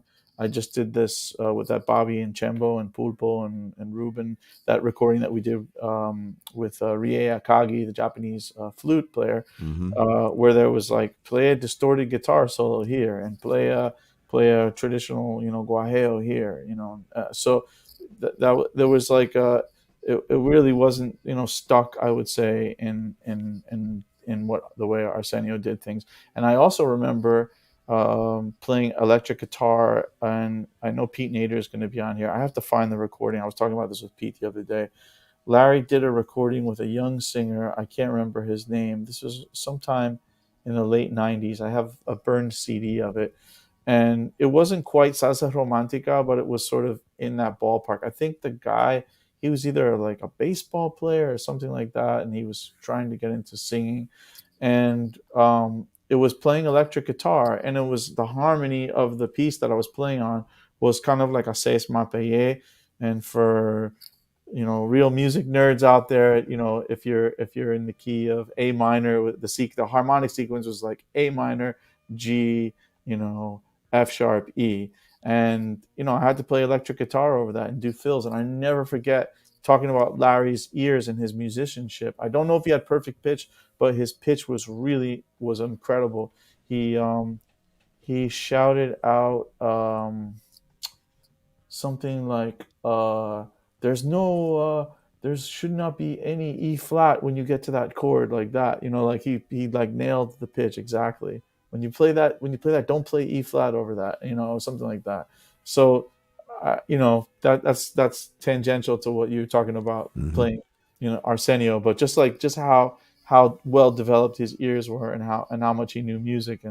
And you see those clips of him in Our Latin Thing at the mixing board, and he's moving stuff up and down, but it was like his ears were all the way up there. And he also played oboe, and he was an all around musician. So when he said that, don't play E flat over that chord, like it was like be on your toes, but it wasn't like, damn you. It was more like, come on, kid, Yeah.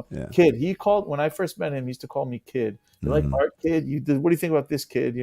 I was a kid. It's true. It was 25 years ago, but it was very, very generous, and very wanted to give it a chance. I remember another thing just popped into my head. We did, and Pete was there too, and Bobby was there, and Chembo was there. I'm trying to think who else was there. We backed up. Larry was hired to play Paul Schaefer's son's bar mitzvah. And we played the bar mitzvah, and I think Andy Statman was the opening group, and I had done a record with Andy not far from that. And Lou Soloff sat in with the band and stuff like that. And there was a point to the story. We did a rehearsal, and the music was pretty complicated. And it was a drum feature that had been for Stuart Copeland from The Police when he went on Letterman's show, and we were accompanying Paul Schaefer's son playing this piece, and it was complicated. It was in like 12/8, and there was like tons of reading, and we were kind of like fighting our way through it, but we got through it. But those are the types of things, that Larry would call you for. Play the cocktail. I need you to play the cocktail hour, and then I need you to do this, and I need you to do that, or I need you to play this piece, and and it was just like cool. I'm happy I'm getting called, to make the gig. I'm glad that I'm considered, good enough, worthy enough to make it happen. But he did that for a lot of musicians, and as much as Bobby and other people will tell you, like he could be very brush you off. At the same time, he could totally be like, yeah, all right, kid, come be here at this day, studio's on this day, and you'll read the music, and bam. So I feel my experience with Larry was very much about that, and that's why over the last 25 years I always enjoyed playing with him. No, thank you so much. When you mentioned bar mitzvah, I remember a gig that y'all did here in Boston at Scullers, and then right after the gig, I guess there was a private function that you were going to do at the end of the 3 nights at Scullers. It was either a wedding or something that Bobby will probably remember. It was a wedding. It was a wedding. It was so like, oh, we're not going anywhere. What do you mean? You're not leaving? No. I've got a gig tomorrow. We're doing a wedding for somebody. I said, wow, this guy is just like, I'm here. I'll play. That was an incredible wedding for me personally, because we got to play. Usually when we did weddings or we did private functions, I played trio up front with Bobby and then whoever the bass player was that night. And that night was Eddie Guagua Rivera, and we played for like an hour and change nonstop, just calling tunes and having fun. At the end, Guagua was like, "Oh, this is you guys auditioning me," but we just got carried away. He's one of the most incredible bass players ever played the bass, and just keep going. He just kept going with it. But that wedding was a lot of fun. Yeah, I remember that. Benjamin, te quiero mucho. As always, it's an honor and a privilege to have you join me on the show. Thank you for your insight, for your words. Again, ladies and gentlemen, the book. De nuevo les repito, por favor, si no tienen el libro, consíganlo. New York and the International Sound of Latin Music, 1940-1990. Dr. Benjamin Lapidus is the author. It's a great historical document. And I appreciate you leaning in with your thoughts, my friend. Thank you so much. Thank you, Jose. Thanks for having me. And thanks. I'm eager to hear all the other guests. And it was great listening to everybody so far. So stay safe, everybody. Be well. Cuídate. Bueno, mi gente, vamos a continuar. La próxima persona que voy a traer es Mary Kent. Pero en el trasfondo, oigan, porque pronto voy a tener a Emo Luciano, cantante, con nosotros. Oigan.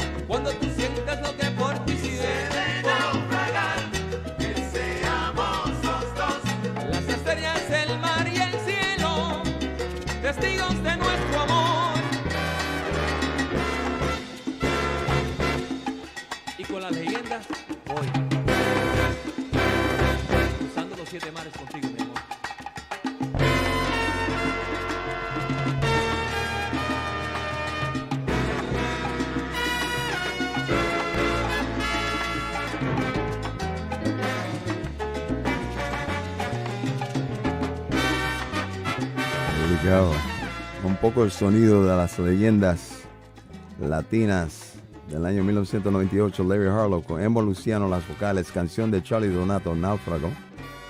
Tremenda agrupación musical que también incluye Pete Nader, que estará con nosotros también momentáneamente.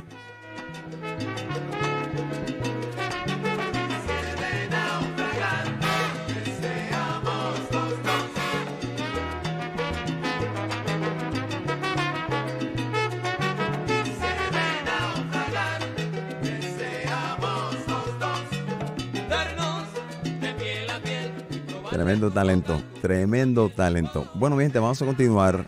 La próxima persona que se va a unir a la conversación, querida amiga y hermana, a dear friend and sister, Mary Kent. Qué alegría verte, te ves bien. Saludos, el abrazo desde aquí de Boston para ti y tu familia. Espero que estés bien y gracias por aceptar mi invitación para estar con nosotros en el día de hoy, esta tarde, rindiendo homenaje, tributo a la vida y el legado musical del gran Larry Harlow. Para que la gente sepan, so those of you who don't know, nuestra amiga Mary también es responsable por un libro que ustedes, si no lo tienen, de nuevo les repito, if you don't have this book, this is a must-have. Aurora Flores writes the preface, the introduction to the book. She's part of the publishing of what it is at the end of the day that you're going to read. A number of interviews done by Mary and a number of photos done by Mary. And it includes, of course, Larry Harlow, Salsa Talks and Musical Heritage Uncovered by our dear friend, Mary Kent. Mary, again, thank you and welcome. Thank you, Jose. Thank you so much for asking me to say a few words about Larry, who was, as all the people in my book are, was a very important part of the book. I always felt that there were certain people that were always essential personalities to interview and to ask them their story. And so then Larry was one of those people. Cuando fui donde Larry la primera vez, when I first approached Larry about an interview and I called him, I got his phone number. I can't remember who gave me his phone number, but I got his phone number, gave him a call and asked him for the interview. And he quizzed me like crazy because he wanted to find out why I thought that I had the qualifications to write a book on salsa music. And so then it was a tough one. It was a tough one for me. Fortunately, I had been hanging around in the Latin music scene for a while because I was Ralph Mercado's PR photographer. Mm-hmm. So I was always at all the different performances and everything, and I had gotten to know a lot of people. But when they start questioning your qualifications, I just had to tell them, well, I think that you're an expert on the music that you're doing and in your musical life. And I'm going to ask you to tell me your story. So those are going to be the qualifications. You're the qualified person. You're the person who is the expert that is going to be talking about your life. I will be there and I will help you tell that story by prodding you, asking you questions, taking you to relive certain moments in your life. But mostly you are the person that is going to be telling your story. So after that, he got really nice. And he actually showed up at my studio for the interview. It was my photo studio. This is one of the photos that I took that day. And he showed up, I think, with about 6 changes of clothing, which tells you a little bit about Larry. And he was a vain guy. He was vain. And he, I think, had been used to having a lot of women, fawn over him. And so he brought his stuff, and there was even one photo that I didn't send you a copy of, but anyway, in which he took his shirt off. And I mean, he was very, let's say, kind of like peacock-like. And so, but obviously I was interested in him because of who he was and what he had done. And so, to me, one of the most important things was the fact that he was the first artist that was signed on to the Fania record label after Johnny Pacheco, because of course Johnny Pacheco and Jerry Masucci started the company together, and Jerry was the money guy and Johnny was the talent, but they didn't have anybody else on the record label. And so then Larry Harlow, I think he knew Jerry, but Jerry went to visit him one time when they were playing a gig someplace, and he said, I'm going to send Johnny Pacheco over to listen to your group to see if you all qualify and see if we can sign you as a group. And so then he was the first artist to be signed on the Fania label. And what happened was that he started producing a lot of other artists. And so then he was, in a sense, he was one of the people that was bringing in and choosing the talent. And he had a sense of, he was very good musically. And so then he was able to choose people based on their talent, as was Pacheco as well. And so he was, he became the person that was kind of choosing the people. And that was really a fabulous possibility for him. And then he started also something that I think is really important for the musicians. And that is that he actually, from the beginning, started deciding, not even before he signed with this record label, to write his own music, not to be just playing other people's music, but to write his own music. And that is an important part, in my opinion, of differentiating yourself from all of the other artists. Because then he became not only an interpreter of music, he also then was one that was creating things that were original and that were very much part of who his history would become, which was some of the very many selections that we spoke of as being, Raza Latina, and then his collaboration with Henny Alvarez for Omi, and things of that nature. So he was very creative in that sense. And when you say that, interviewing him in the beginning, he was sort of like challenging you. It's an interesting concept, right? Because I'm sure, like you've heard others, Aurora mentioned it, Bobby mentioned it, others challenge him, Latinos challenge him as, who's this Jewish kid from Brooklyn playing Latin music and who does he think he is, etc. So it's an interesting concept in my mind to see him then challenge you as well, to sort of like ask you, okay, what are your chops? What's your bona fides that allows you to come here and interview me about Latin music? So it's an interesting thought to see that sort of like dynamic of him coming to you with that same type of question, if you will. And I believe that my interview was in 1991. Mm-hmm. And by that time, Larry had gone through several important parts in his life. Among them was the fact that he had actually sued the Fania record label because he had,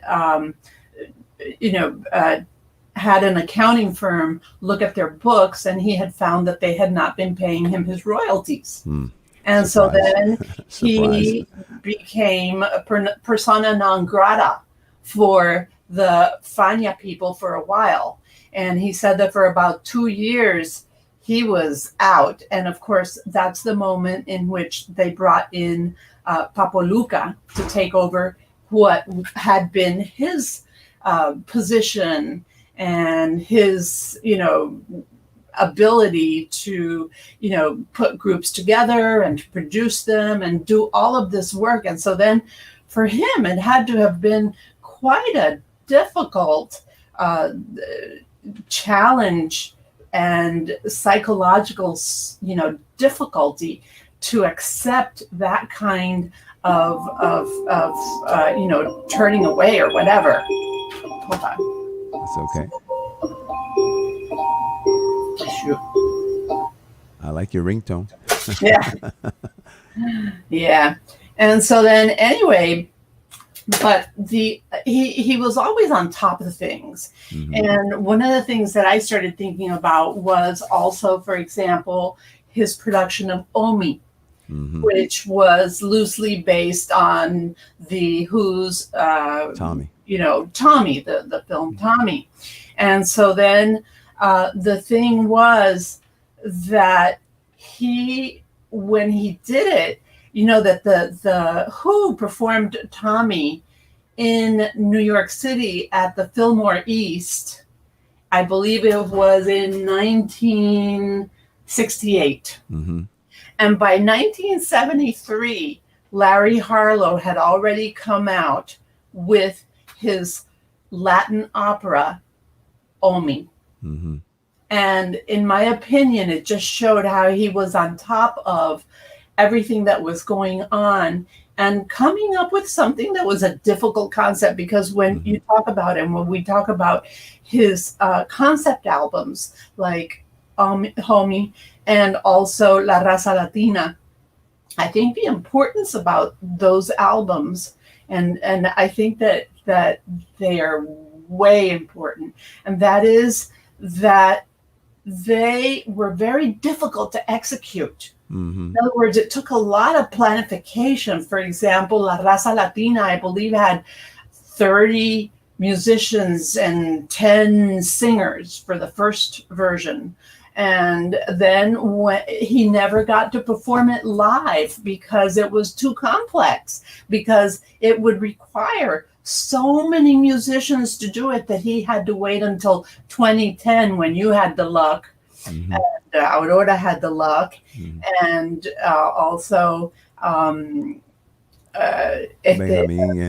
Lapidus and Bobby Sanabria and all of us, exactly. And who had the luck to see it live in person. I was living in Orlando, unfortunately, but I think that those concept albums are very like an incredible contribution to the patrimony of salsa, because they took the music to a complexity, to a level of complexity that hadn't been seen before. Like Omi was presented at Carnegie Hall, and that was one of the type of places that was always so honored that a lot of people thought, oh, well, salsa would never be played at Carnegie Hall.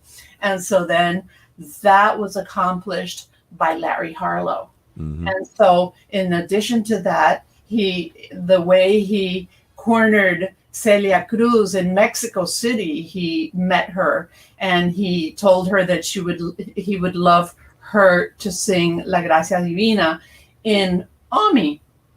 And she, who was not signed with Fania at the time, was looking at him and thinking, well, who is this guy?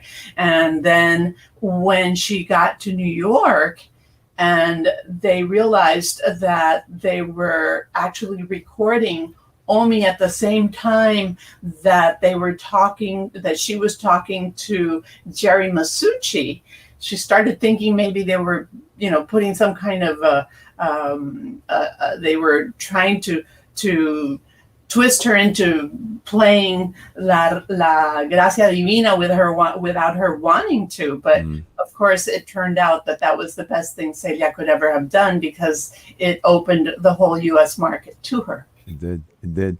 And that was the key for her with Pacheco, with Puente. I mean, it was just like, after that, she was the queen. She was the queen, the one and only. And, I'm looking at these photos again. And as I look at them, I'm taken because you capture in each one. Let's just take a minute before we move on. So there's a look of him, the serious Larry Harlow, and, colorful, nevertheless, very colorful.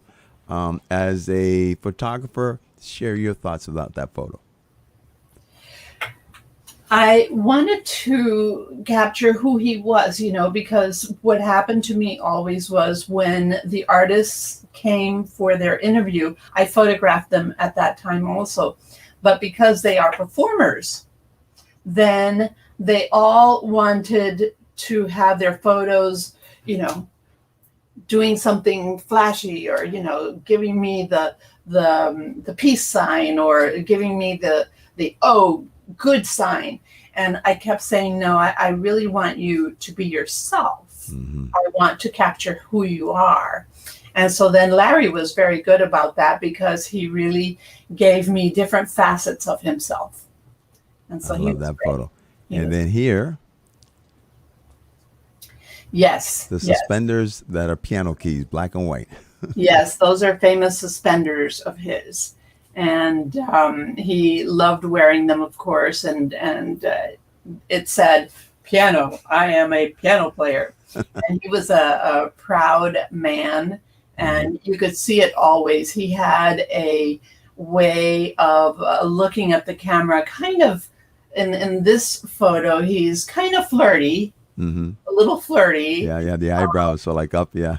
Yeah, kind of like, hey, I'm a cool dude here. I'm going to give you the look, And so it was interesting for me as a photographer and the interviewer that a lot of times the artists, for them it was different to have a woman interviewing them for a book, whereas generally, I guess, men would interview them, I guess. Mm-hmm. And so then there was always the sexual thing or the sexual overtone that wasn't explicitly expressed. Yeah, and there he is, big smile. Yeah, the shirt is open, the chest is out. Yeah, the chest is out. Absolutely. Dude. Well, he wasn't the only one that was proud of his chest. Oscar de Leon also told me one time that during his performances, he would open up his shirt and show the women the hairs on his chest because he said that they liked that. They liked to feel his manliness. Well, Mary's book, again, is Salsa Talks, Musical Heritage Uncovered, and includes some great photos and, of course, the transcriptions of the interviews that she did with hundreds of artists, and that is one of them. Yesterday, I had the pleasure of hanging out with Luis Perico Ortiz, who performed in Hartford. I took the book, and he was kind enough to autograph it for me, and he remembered his session with you very fondly. So that was a moment that I wanted to share with you. Mary, again, thank you so much. Love you. My admiration for you, is deep. And I thank you so much for taking time from your day to just share some thoughts on the one and only Larry Harlow. Thank you, Jose. Thank you so much. And my love to you and to Divina. Thank you. Be well. God bless. Cuídate. Un abrazo. Bueno, mi gente, ahí escuchamos de Mary Kent, autora. Por aquí tenemos algunos saludos rápidamente. Noris Martínez, saludos. El Judío Maravilloso con alma latina también. Angelina nos dice desde Perú, inconfundible el sonido y el concepto del Judío Maravilloso. Rumba de la Salsa dice saludos familia. Edgar Nevada es nuestro amigo y hermano. Dice no conozco a Harry. Hablando de Harry, el tresista que ustedes escucharon, Vigiano. Pero me recuerdo que Coco y Cheo Feliciano siempre hablaban de él con mucho placer, hablando de Harry Vigiano. Y por aquí también Larisa dice saludos de los boricuas en Chile. El abrazo para ti también. Y por aquí quiero compartir con ustedes, Benjamín Lápidos nos envió esta foto. Dice que ese fue su primer guiso con Larry Harlow, que fue en el año 1996. Ahí está Benjamín Lápidos tocando con Larry Harlow, el gran Larry Harlow. Bueno, vamos a continuar. Como saben, tenemos ahora aquí a otra de las invitadas. Y esto va para largo. Tengo muchas personas. Chembo Corniel está con nosotros. Oscar Hernández también está con nosotros. Emo Luciano ya viene. Emo fue clave en yo conectarme con Rey Pérez. Voy a hablar con él por teléfono. Luego viene Reinaldo Jorge, como también viene el gran Pablo, el Indio Rosario. Pero en este momento tengo una querida amiga que hace tiempo que no la veo ni hablo con ella. Te quiero tanto, Wilma, y gracias por aceptar la invitación de estar con nosotros esta tarde desde San Juan, Puerto Rico, el viejo San Juan, mi terruño, donde yo nací, ahí en Vallajá.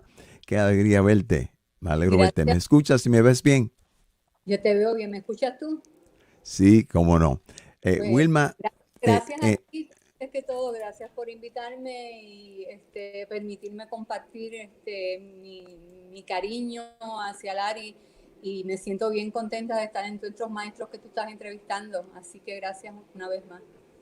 Bueno, no, para mí es un placer y gracias por aceptar la invitación. En gran parte la invitación es porque hubo un momento en Puerto Rico donde Diego Ercíguila, cantante de flamenco, va a Puerto Rico, además de Miami y Cuba y otros lugares, para grabar un disco que tituló Indestructible.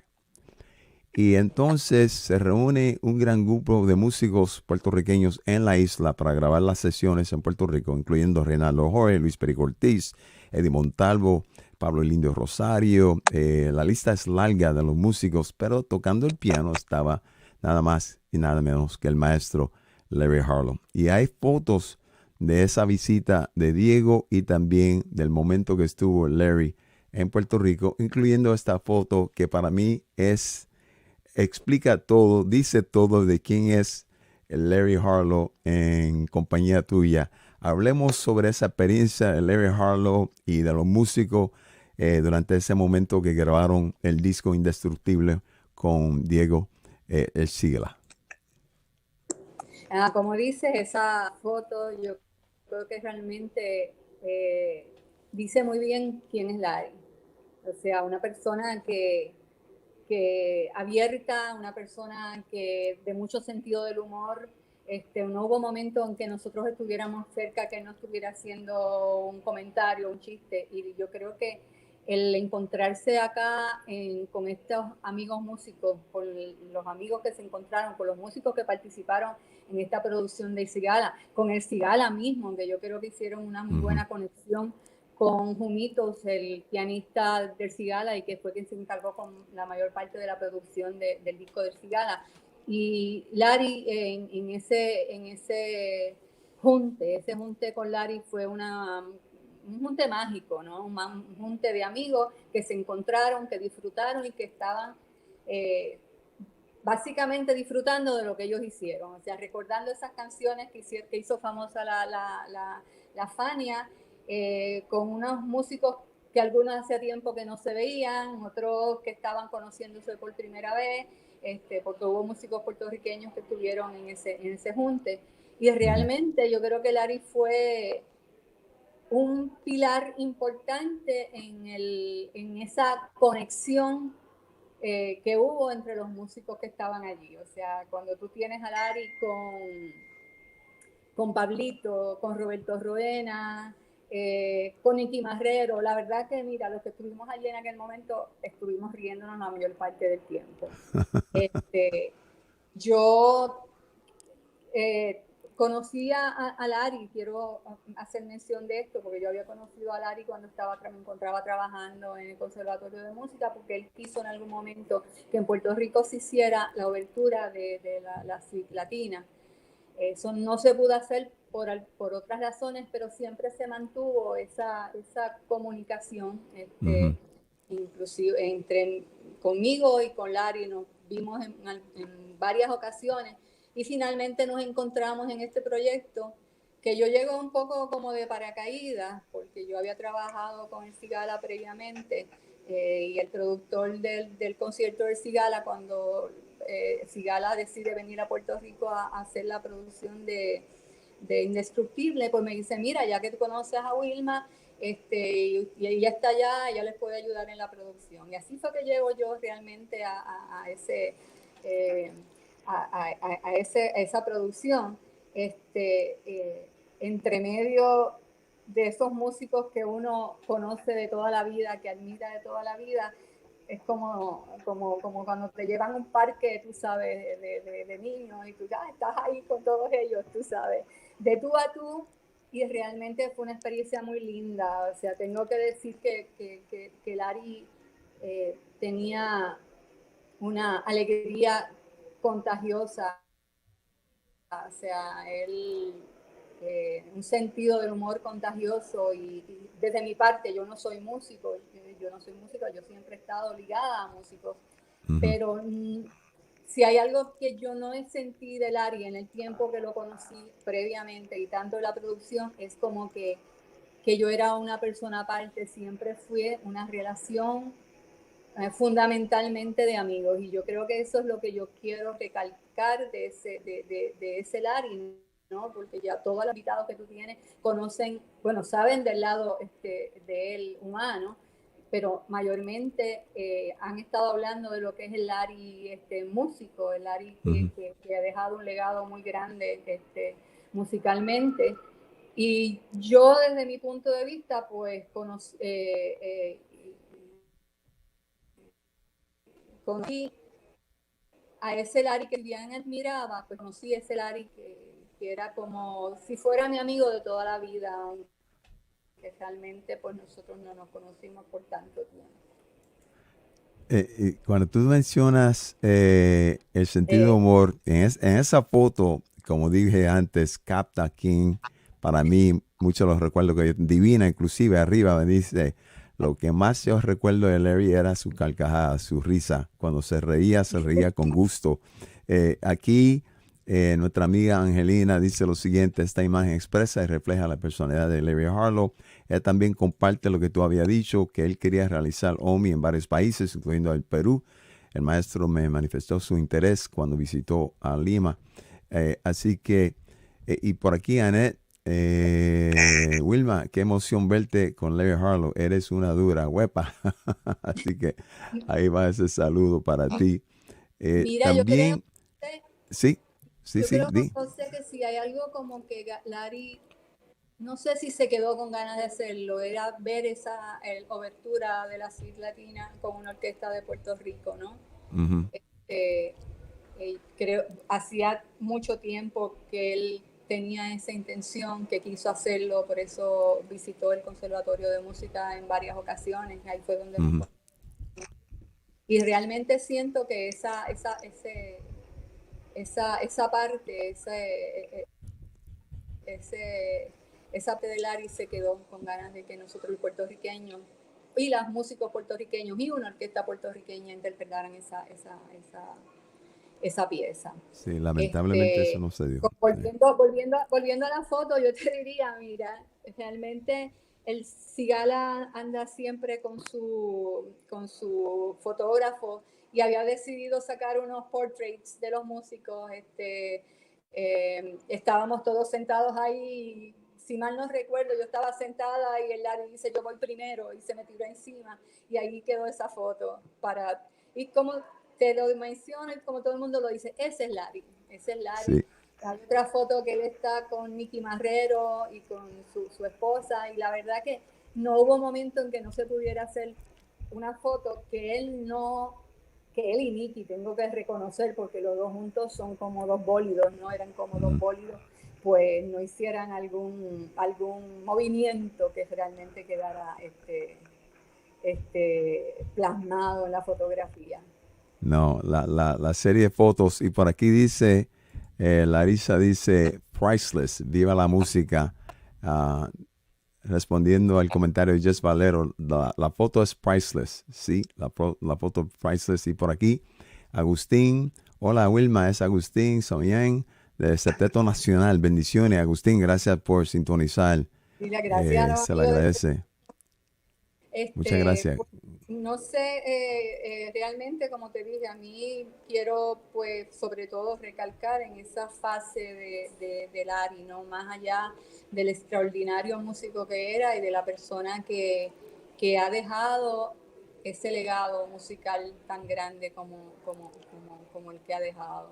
No, gracias. No sé si quieres, No, con eso, con lo que tú has compartido y esos momentos, yo sé que serán para ti momentos inolvidables. Aquí Jess de nuevo dice que es bueno escuchar historias detrás de las producciones mágicas. Gracias, Wilma, por compartir. Saludos de la familia Valero. Yo creo que en este caso, y por aquí también desde Panamá, el saludo de parte de Lulú. Feliz domingo desde Colón C3 en Panamá. Como también a Salsa Caliche, allá en Ecuador, dice, excelente invitados, programazo, Harlow Grande, ¿dónde más? Ricardo nos envía un saludo desde Panamá. Y por aquí un punto, Gregory Rivera dice, at one point he wanted to work with my ex-brother-in-law, Edwin Rivera from Bridgeport, Connecticut, that sang with Funny 80s on a Yo Motor production, Música para el Mundo entero album. He was a great piano player and had great ear for good talent, sound better than most. Rest in peace, Harlow, the great you is. Ok. A ver qué más. Por aquí creo que tengo otro más. Angelina también habla de Nicky y Harlow, combinación explosiva. Sí. Pablo Padín, nuestro querido amigo y hermano, te manda saludos también. Pablo Padín, te quiero mucho. Pero nada, Wilma, yo pienso que cuando yo vi las fotos, y no incluí todas esas fotos, porque la verdad que captan mucho, ¿no? Viendo a Larry caminando con Diego al lado y se ve que están en conversación. De Nueva York En Nueva York. Esa foto es maravillosa. Yo creo que es una de las fotos más hermosas que yo he visto. Sí, ellos dos caminando. Se ve el junte que hubo entre ellos dos. Viendo a Montalvo al lado de Larry, hablando de Eddie Montalvo, viendo a Nicky, viendo a Bobby Valentín. Bueno, Toñito Vázquez, tremendo bandón, dicho sea paso, o sea, que eso era la crema de la crema de la crema. La química que se dio en el estudio verdaderamente fue mágica, no hay manera de expresar. Yo creo que vas a entrevistar a Pablito, vas a entrevistar a Reinaldo, que te pueden hablar un poco ya desde la parte musical, pero desde la parte de una persona que está que fue partícipe de ese momento, yo te diría que la química que se dio y yo creo que la química y el respeto que se dio, porque también es un trabajo que se dio con mucho respeto, ¿no? Yo creo que el Cigala en ese sentido hacía mucho tiempo quería hacer ese trabajo. El pianista de Cigala, Jumitus, es muy conocedor de la salsa y estaba como lo que yo vi es un niño que le están dando un regalo o que esperaba ese regalo. Así que de esa dinámica en el estudio, verdaderamente, en el caso mío personalmente, yo me siento muy afortunada de haber sido parte de ese proceso, de realmente uno descubrir desde la base a la gente esa que uno admira, tanto los viejos, ¿no? Y no decirlo en el sentido, ¿no? Pero sino los músicos mayores, como los músicos de Puerto Rico que aportaron a ese proceso. Y estar ahí para mí fue pues te digo, fue una bendición, fue un proyecto que me lo gocé y fue un proyecto que me hizo admirar y respetar a los músicos, admirar y respetar la música, o sea, admirar y respetar ese producto que tienen esos seres humanos en sus manos para ofrecérselo al pueblo. Y cuando uno está ahí, pues la verdad que se lo goza, se lo disfruta y yo creo que uno sale distinto. Sí, yo estoy de acuerdo contigo. Yo siempre digo, Wilma, que para mí, humildemente, yo pienso que los músicos y aquellos que están alrededor de los músicos, pero los músicos en particular, son ángeles vivientes que el Señor Todopoderoso ha puesto en el mundo para estar con nosotros, los seres humanos, para llenarlos de alegría, de amor, de paz, de armonía, de todo lo positivo que hay en la vida, porque lo hacen de una manera que es puramente del amor que ellos muestran por la creatividad, su talento como cantante, compositor, músico, etc. Y lo que sale es único porque tú bien sabes que cuando ellos tocan, lo que sale solamente se va a escuchar en ese momento. O sea, no se va a repetir mañana igual. Van a tocar mañana, pero va a ser diferente porque el ambiente es diferente, quienes están, etcétera, etcétera. Así que ese momento que estamos escuchando esa música es como una bendición, es un despojo total para cada uno de nosotros. Y tú estuviste, la buena bendición, tuviste tú la buena dicha de estar presente cuando se dio ese junte de estos grandes músicos y obviamente Larry Harlow siendo parte de eso. Así que yo sé que para ti eso será parte de tu alma y tu corazón para siempre. No, y eso es lo que yo quiero dejar, o sea, desde mi punto de vista, ese Larry Harlow más humano en ese sentido, más allá del aspecto musical, ¿no? Y ese Larry Harlow que estuvo con el grupo de músicos que estuvieron ahí de una manera como en una comunión donde todo el propósito más grande era que esa música que se estaba haciendo saliera impecable, saliera de la mejor forma posible. Y yo creo que esa cosa de uno ver al músico, digo yo tratando, porque obviamente es tratando lo que se hace, pero logrando que salga de la mejor forma posible, yo creo que es maravilloso y más que todo que se dé la química entre los músicos, que por lo menos en el caso se dio. Bueno, mi amor, te quiero mucho. Que Dios Yo te también. bendiga. Te extraño. Cuando estemos en Puerto Rico, Divina y yo estaremos visitando Puerto Rico. Te llamo para ver si nos vemos. Ya Jerry Medina me dijo, no vayas a cenar toda la noche porque una de la noche va a cenar en casa. Así que te dejo bueno, un saber. abrazo Divina y cuando estés por aquí y si Jerry va a cocinar, mejor todavía. You got it. Okay. Un abrazo grande, te quiero y éxito con este programa que la verdad que es espectacular. Los invitados que tienen son todos de primer orden, son todos maestros, así que yo estoy colada en esos maestros. Así que gracias por la invitación. No hay de qué. Cuídate. Okay. Bye. Salud. Bendiciones. Bye bye. Bueno, familia, ahí escucharon nuestra amiga Wilma Colón desde Puerto Rico, gran patriota, luchadora cultural, y gracias a ella por su tiempo y por haber compartido sus memorias y anécdotas sobre esa grabación que se dio con nada más y nada menos que el gran Diego Sigala, en el cual participaron también nuestros amigos músicos. Y por aquí ahora tengo otro más de los buenos que ha sido tan amable de aceptar mi invitación, compartir un poco de su tiempo hoy domingo. Emo Luciano, querido, te ves bien, que Dios te bendiga. Gracias por aceptar la invitación y darle tu tiempo. It's such an honor and a pleasure. And thank you also for connecting me with Ray. I'm going to call him after you and I speak, and then we'll continue with the interviews. I still have Pete Nader, and I still have Reinaldo Jorge, Pablo Lindio Rosario, Chembo Cornelius is already backstage. Oscar Hernandez is batting cleanup. He's the one that's going to hit the home run with everybody on base. And so I'm just so happy that you are part of the programming. Thank you so much, Amo.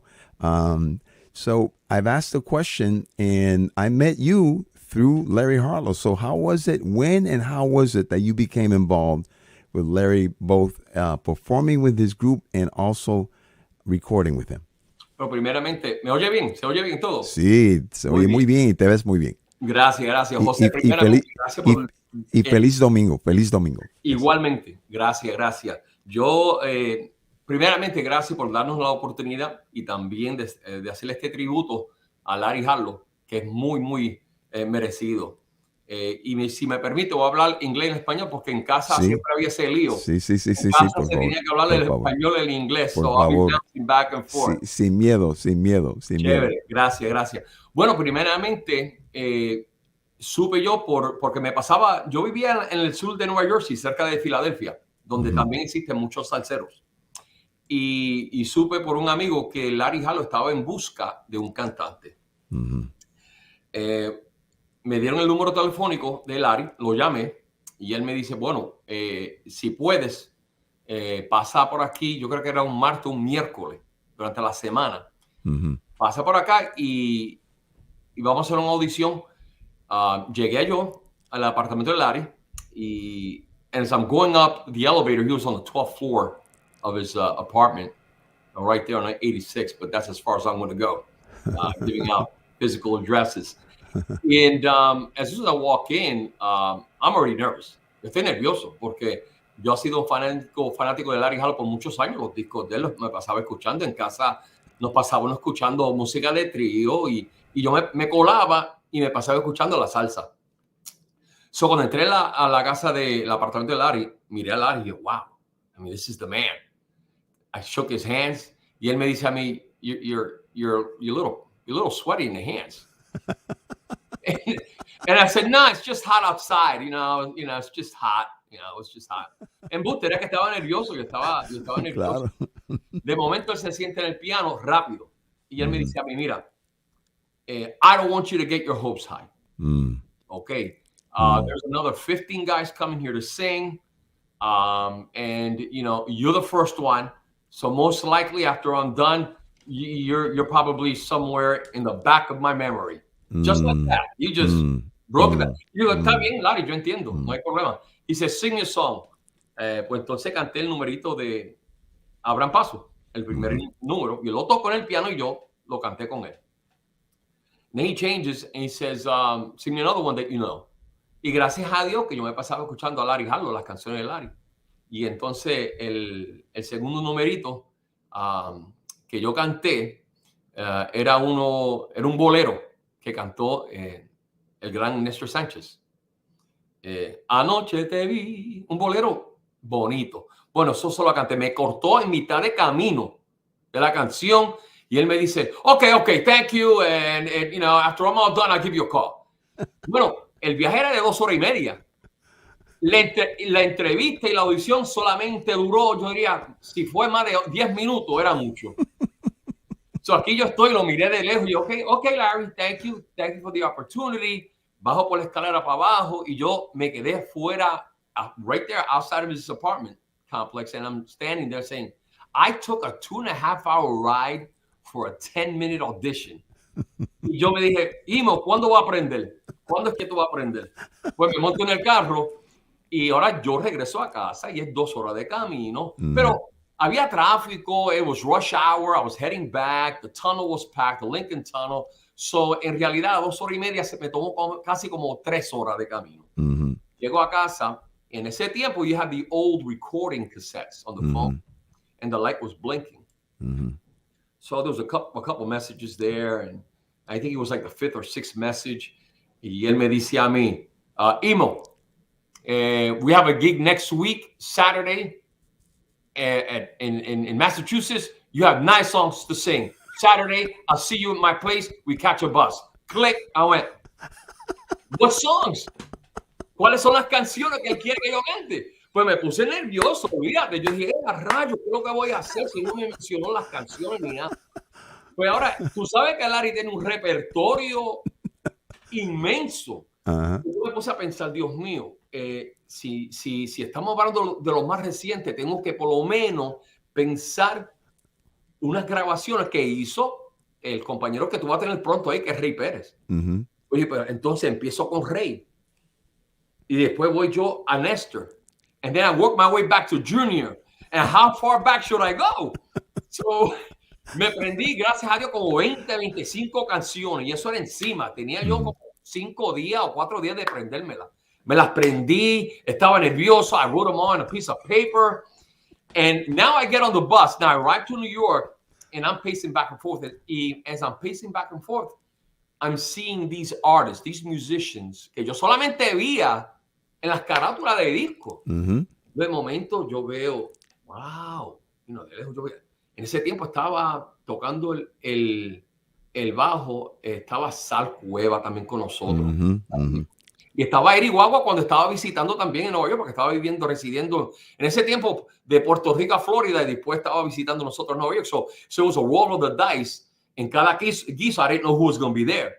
Pero si me recuerdo bien, en el bajo yo creo que estaba Sal Cueva, si no estoy equivocado.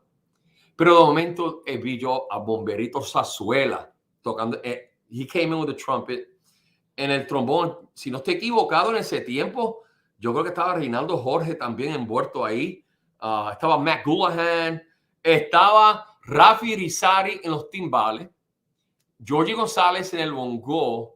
Y en las congas, si no estoy equivocado, yo creo que estaba Chembo Corniel. Me perdono si estoy equivocado. Pero anyway, ya me monto en la guagua. Ya todos esos músicos están ahí. Estoy paniqueado, estoy nervioso. Me siento, yo digo, Larry, listen. Y Larry hablando con nosotros. Y yo, Larry, porque es la segunda vez que yo veo cara de cara con Larry. Era la audición y después el guiso. No Larry, it's emo. Remember me, emo. Yeah. I'm the guy that you want me to sing. So I didn't want to bother him a lot. Claro. Estaba hablando con los músicos y que sé yo qué. Y yo detrás, I said, oh my gosh, what am I going to do with songs? Y yo pensando, pues, lo que voy a hacer, me voy a montar en la guagua, calladito, en un rinconcito, y voy a revisar las 25 canciones. And back then it was Walkmans. So you had to hit reverse, rewind, forward, picking out the songs. Y yo estaba nervioso. Yo estaba nervioso. De momento Larry's coming down the aisle of the bus. Y yo digo, Larry, what songs do you want me to sing? He said, you don't worry about that. And then he went, don't worry about it. I have to worry about it. So here I am arguing. I had my mind. Era una tormenta mental que yo tenía, que como Larry no me decía cuáles son las canciones, me prendí como 20, 25, pero ¿cuáles de las 25? Y si no son las 25, si es otra que no conozco. De momento veo entrando mi gran maestro, Néstor Sánchez, que mide, era alto. Sí, cuando entró a la guagua, bajó la cabecita un poco para que no darse el cráneo. Y yo con la quijada abierta, y yo, oh my gosh, it's Néstor Sánchez. I said, oh my gosh, what am I going to do now? Now I really have to, tengo que dar un performance aquí. Now we're like halfway de camino. Néstor Sánchez walks up, I guess. I may be wrong. A mí me está que Larry sent Néstor over to me. He told me not to worry about it, but he sent Néstor over to me. Néstor se sienta en el lado conmigo. Y yo digo, él dice, hey, how you doing? Welcome to the band. Néstor, beautiful, bien humilde. He's a loving person. Él me dice, I go to him, Néstor, you're my idol. And I told him it was great meeting you. Y le digo yo a él, pero hay un problema aquí. Estoy nervioso. Larry me invitó a hacer este guiso. No me dice cuáles canciones son. Me aprendí 25, pero no estoy seguro cuáles 25. Y adivino lo que me dice Néstor Sánchez. Yo esperando que me iba a decir algo que, give me a hint, give me an idea. He looks at me. Don't worry. Relax. Have fun. And then he just sat back. And I'm going, is this how these guys work around here? Don't worry. Yeah. Así es que trabajan estos muchachos aquí en Nueva York. Y a rayos, esto va a ser un problema. Pues gracias a Dios llegamos al guiso. Es más, estaba Junior González también, gracias a Dios. Estaba Junior también. It was us three. But I had to open up because Nestor and Junior were top billing. Yo era el chancleta. Tú empiezas and you have to warm up the floor. And I went, oh my God, I'm not going to warm it up. It's going to get cold. Me voy, gracias a Dios, canto las canciones y le doy gracias a Dios de esas 25 que me aprendí. Eran 4 que solamente tenía que cantar. Y gracias a Dios, ese primer guiso salió bien. Y desde ese tiempo, que era, yo creo, si no estoy equivocado, era en el año 1991, de ese tiempo, 90-91, pasé yo más de 25 años con Larry Harlow. Entre los otros músicos, te digo, era una experiencia increíble. Voy a mencionar algo, si me permites, José. Sí. Que Larry Harlow, many of those in the business, either be promoters or people involved in the event, se recuerdan de Larry Harlow de ser una persona fría, cruel y al punto. Pero durante los 25 años que yo pasé con Larry, yo aprendí mucho. Larry es de dos diferentes tipos de personas. Larry es un negociante. Larry es una persona que lo que se preocupaba era, tenemos que sonar bien y quiero que el equipo que tenga allá estén preparados para nosotros. Y si no iba algo correcto, Larry Harlow te dejaba saber. Larry Harlow era una persona, he was the diva of salsa. Case closed. And I'll leave that as that. Pero con Larry Harlow siempre negociante y también una persona bien humilde and very caring. Larry Harlow, había tiempo que como joven yo no tenía guiso, pero Larry tenía unos guisos already lined up y yo iba donde Larry, man, you know, estoy dependiendo de la música y tú me tienes, tú sabes, siempre I have to be available for you. I need some cash up front. So back then when I was a lot young, Larry was passionate. He would say, okay, Imo, aquí está el dinero adelantado. Make sure you show up to the gig. Make sure you're there. Y Larry was a person that if you are loyal to him, he will be loyal to you too. That's how Larry was. Aprendí mucho con Larry. Aprendí con los músicos que estaban con Larry. Larry era bien chistoso. Es más, voy a decir algo bien rápido también porque yo sé que tenemos... We're on the clock here and I know I got a lot of my buddies waiting in the back room. Larry era bien chistoso también. Yo me recuerdo en un viaje hacia Japón. Estaba Tony Jiménez, que para descanse. Estaba en ese avión. Estaba Pablito Rosario. Estaba Eric Guagua. Estaba Pete Natel también estaba ahí. Estaba un montón de música. Alberto Santiago estaba ahí. Estaba Eric Guagua estaba en ese viaje con nosotros también, que para descanse. ¿Qué pasa? Y estaba Richie Viruet, si yo estoy equivocado. We were all sleeping. Ahora, el viaje hacia Japón, eso es 12 horas de camino.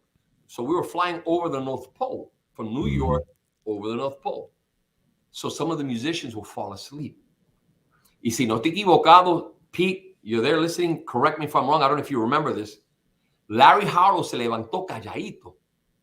And I think it was Tony Jiménez, si no estoy equivocado, quietly le puso eyeliner, lipstick, all right, while he was sleeping, and then painted his nails. Okay? So Larry woke up, and you know, yo estaba off and on sleeping, and I saw what he was doing. Now I was all alert because I was one of the young guys. Dude, they're not going to do this to me. So I didn't fall asleep at all. Tony Jiménez todavía estaba durmiendo. All of a sudden, Richie wakes up, sees Tony Jiménez with all that makeup. Now Richie thinks he has makeup. So Richie's on his seat going, yeah, there's no mirror. There's no mirror. So we're all fucking out. Do I have lipstick? Do you have lipstick? Anybody? So these are good times, good memories that I have from Larry Harlow. And I've learned a lot with Larry. Estoy muy agradecido de Larry. Había un tiempecito donde I got Larry a little bit upset. Empecé con Larry en el 91, algo así. Y Funny Records approached me. A lot of people don't know this. En el año 1994 o 95, Funny came up to me and says, look, we want to record you. So I was loyal to Larry too. So I said, Larry, Funny came up to me. He said, well, who? What? Who came up to you? And I said, well, Funny. No. Don't do anything. I said, but Larry, you know, Funny is like Motown. I mean, it's a one-time, lifetime opportunity for me. Me están dando una oportunidad de grabar un par de discos con ellos. Larry, don't do it. Don't you do it. So I went off and I'm debating, should I, shouldn't. Larry at that time wasn't recording yet, but he had a lot of plans too. Yo joven, fui calladito y filmé con la Funny. So when Larry heard that, he punished me. Él me dice, tú no vas a guisar conmigo por 6 meses. What you did, you didn't listen to me. I was giving you advice. And to this day, I wish I did. But I'll leave it at that because that's another story. That's another 20 pesos, otro 20 pesos. Got me 6 months. No, I go, man, Larry, man, I'm sorry. You know, I know you're disappointed. It was a lifetime opportunity. I'm sorry. He said 6 months. You know, I didn't hear from Larry. I didn't call him. I didn't want to get him more upset. So I let him be for 6 months. I found out that he went on vacation for 6 months. So there were no, so you didn't actually miss. I was really bad. Tú sudando, tú dices, me regañaron, perdí 6 meses de guiso. ¿Qué 6 meses si el hombre estuvo de vacaciones? Ya está de vacaciones, chacho, olvídate. Pero como muchos cantantes, estoy muy agradecido de Larry, aprendí mucho de él, él me abrió muchas puertas y aprendí de todos esos maestros que estaban envueltos con Larry. Sí. Yo me pensaba, I will listen to them, listen to their advice, listen to their playing, because te digo, como cantante, yo era un cantante que me encantaba ver las orquestas grandes. Sí. Y si notan en muchos de los videos, yo era uno de los principios de los cantantes que yo me echaba pelado. Si había un mambo, una moña, it's their time, man. Yeah, yeah. It's not my time. Yeah.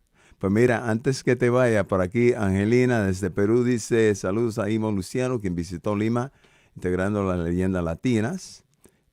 Annette, agradecida que fue parte en español. Jess Valero dice Span English se acepta. Por acá Salsa Caliche dice que buenas anécdotas. Rico Melo dice Imo is the man. David Romero dice Imo story by far the best story. Gracias por compartir. Mary Kent dice smart Imo, great story, you passed the test. Angelina dice de Larry era una persona directa y si no le caía bien a alguien lo iba a notar. En cambio, con quienes tenía buena química era súper amable conversador. Eso es cierto. Amén. Eso sí es cierto. Y por aquí, antes de concluir la parte, recuerdos compartiendo contigo y con Larry, con Chembo y con Irizarry y con todos los demás. Eso fue cuando hicimos algo en Northeastern University. Luisito está con nosotros ahí. Y también cuando hicimos algo en Berkeley, en el cual estuvimos con los músicos, los estudiantes. Esa fue una invitación del bajista Oscar Stagnaro, que está en la corbata de oro, Larry Harlow, Imo Luciano, y este servidor que jugó el papel de maestro de ceremonias. José, una cosita más antes de irme. Sí, por favor, sí. Quiero que el público sepa, y lo estaba anunciando por las redes sociales, hace como 1 año y medio, 2, estaba yo conversando con Larry Harlow sobre una canción que yo quería grabar. En verdad era un tributo a Néstor Sánchez. Y conversé con Larry. Y Larry, quiero ver si me da el permiso y si me da la bendición de ir y hacer esta grabación. Y Larry me dice, Imo, sí, hazlo. Porque en ese tiempo en los radios no se tocaban canciones más de 3 minutos. Esta particular canción era más casi de 6 minutos de largura. Un arreglo largo.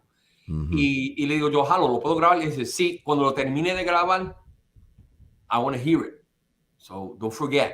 Penosamente, está la cuestión del corona y mucho en ese tiempo, cuando estaba en el comienzo, muchos de nosotros nos estábamos quedando en casa. Eso de estar compartiendo entre músicos en estudio de grabación era un temor tremendo. Y muchos de los músicos estaban haciendo sus productos en su casa, enviando the waves, and then whoever was engineering putting it all together. Right. So during that time just went by. We finally finished the mix last night. Lo tengo aquí.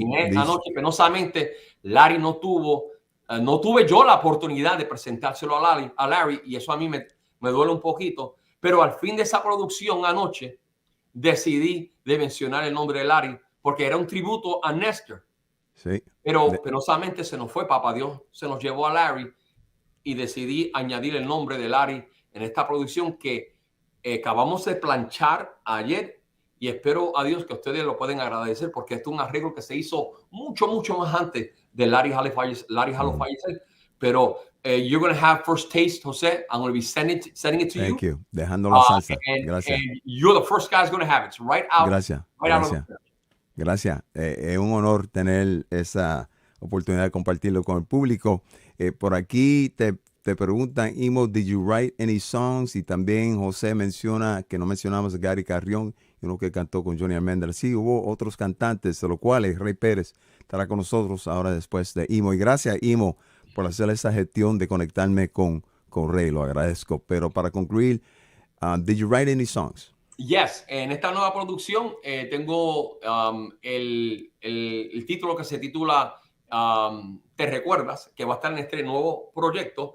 Yo tuve también otro proyecto en el año 2004, donde yo hice mi propio proyecto también, que se titula Siente el Impacto.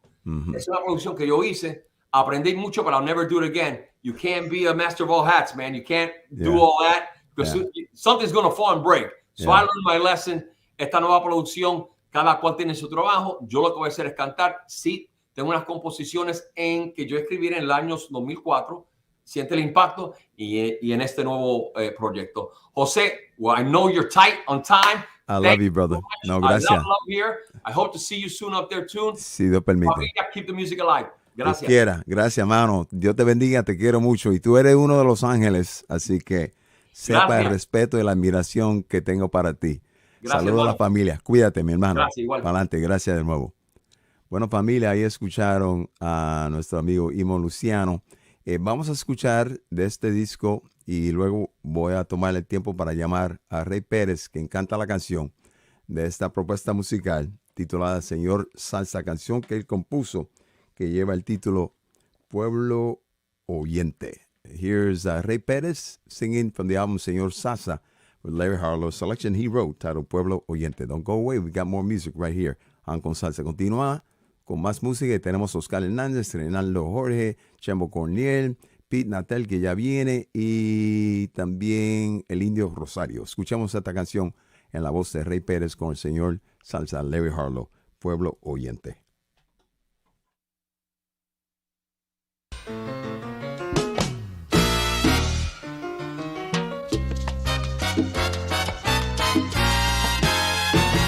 Querido público que nos aplaude, a ustedes quisiera ahora sí aquí brindarles. Son los que llevan las alegrías y penas que así en el alma todo músico lleva. Y son ustedes quien deciden si se puede llevar la música por altos niveles, con sus aplausos y elogios tan bonitos. Quiero cantarles, querido público oyente, y es la verdad, sin público no somos. La inspiración que es para ustedes todo, con sentimiento verdadero y agradecimiento sincero. Ustedes que están presentes, público, es para usted, público oyente, que apoyan las melodías que brindamos noche y día. Es para usted, público oyente, con el esmero y deseo de cantarle a usted, público oyente presente. Es para usted, público oyente.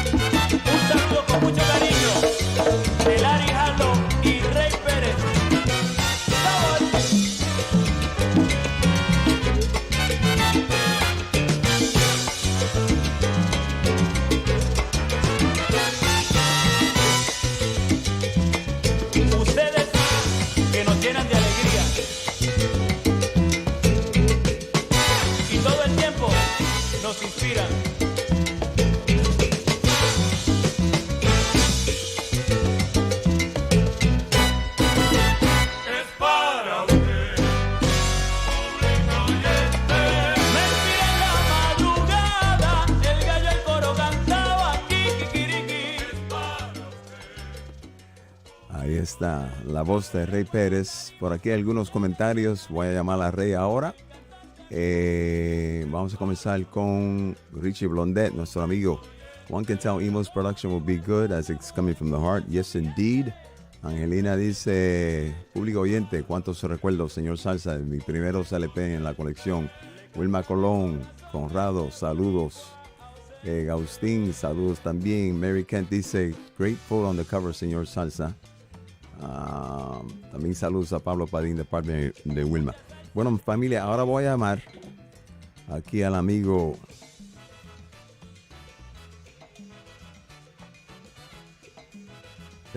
espera, porque tengo noticia aquí. Algunos de los invitados están que se tienen que ir, so I'm gonna have to jump. Let me do this real quick. Por aquí, Chembo, I'm recording studio, can't wait. Much longer, can I go on next? Yes, all right, let's bring Chembo, porque ya Chembo se tiene que ir. Chembo, no te me vayas. Te voy a poner ahora mismo. Stay right there, Chembo.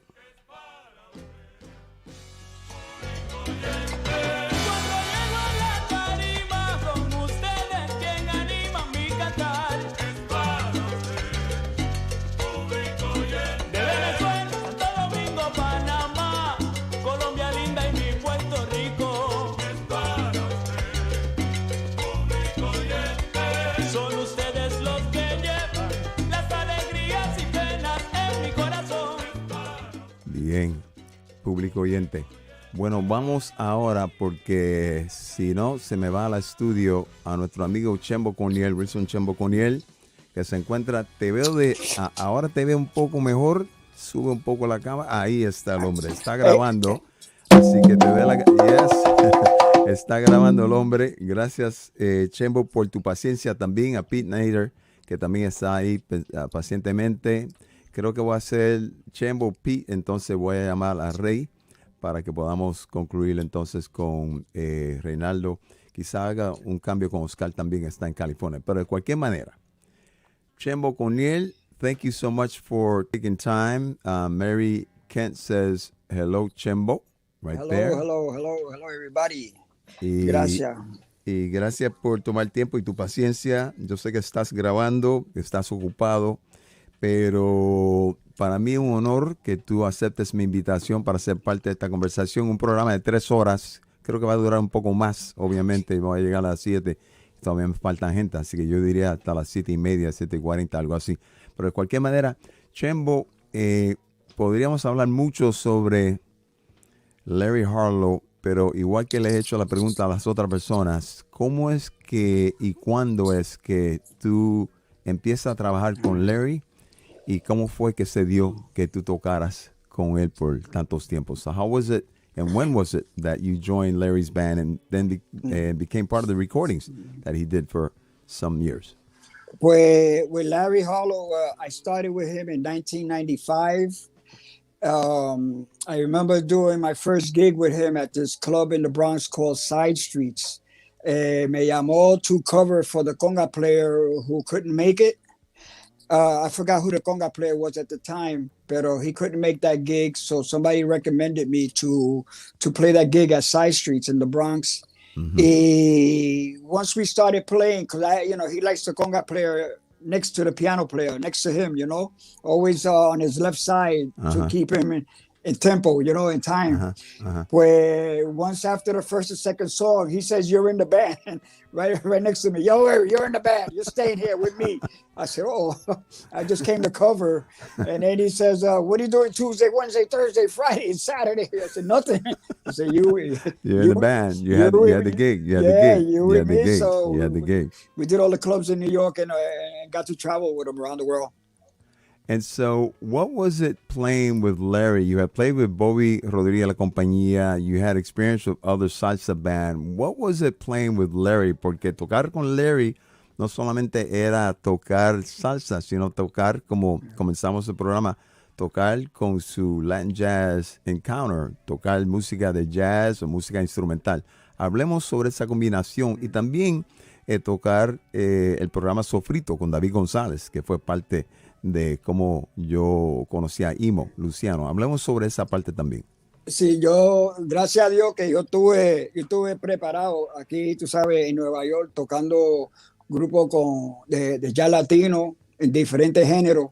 Y estuve ya preparado cuando Larry quería hacer un disco de jazz latino, de Latin Tinge, his Latin side de Larry Harlow. Ya yo estaba preparado y yo sabía más o menos la técnica, la combinación que necesitaba para hacer ese género que estaba haciendo. Besides, haciendo la salsa y haciendo teatro con David González, otra onda también, tú sabes, parte de ser, de tocar en cosas de teatro, tiene que ser parte actor también, tú sabes, y a tener el concepto del show completo y a ver, tú sabes, cómo, en qué camino va el show para tú hacer tu parte, tú sabes, musicalmente y también personally, you know.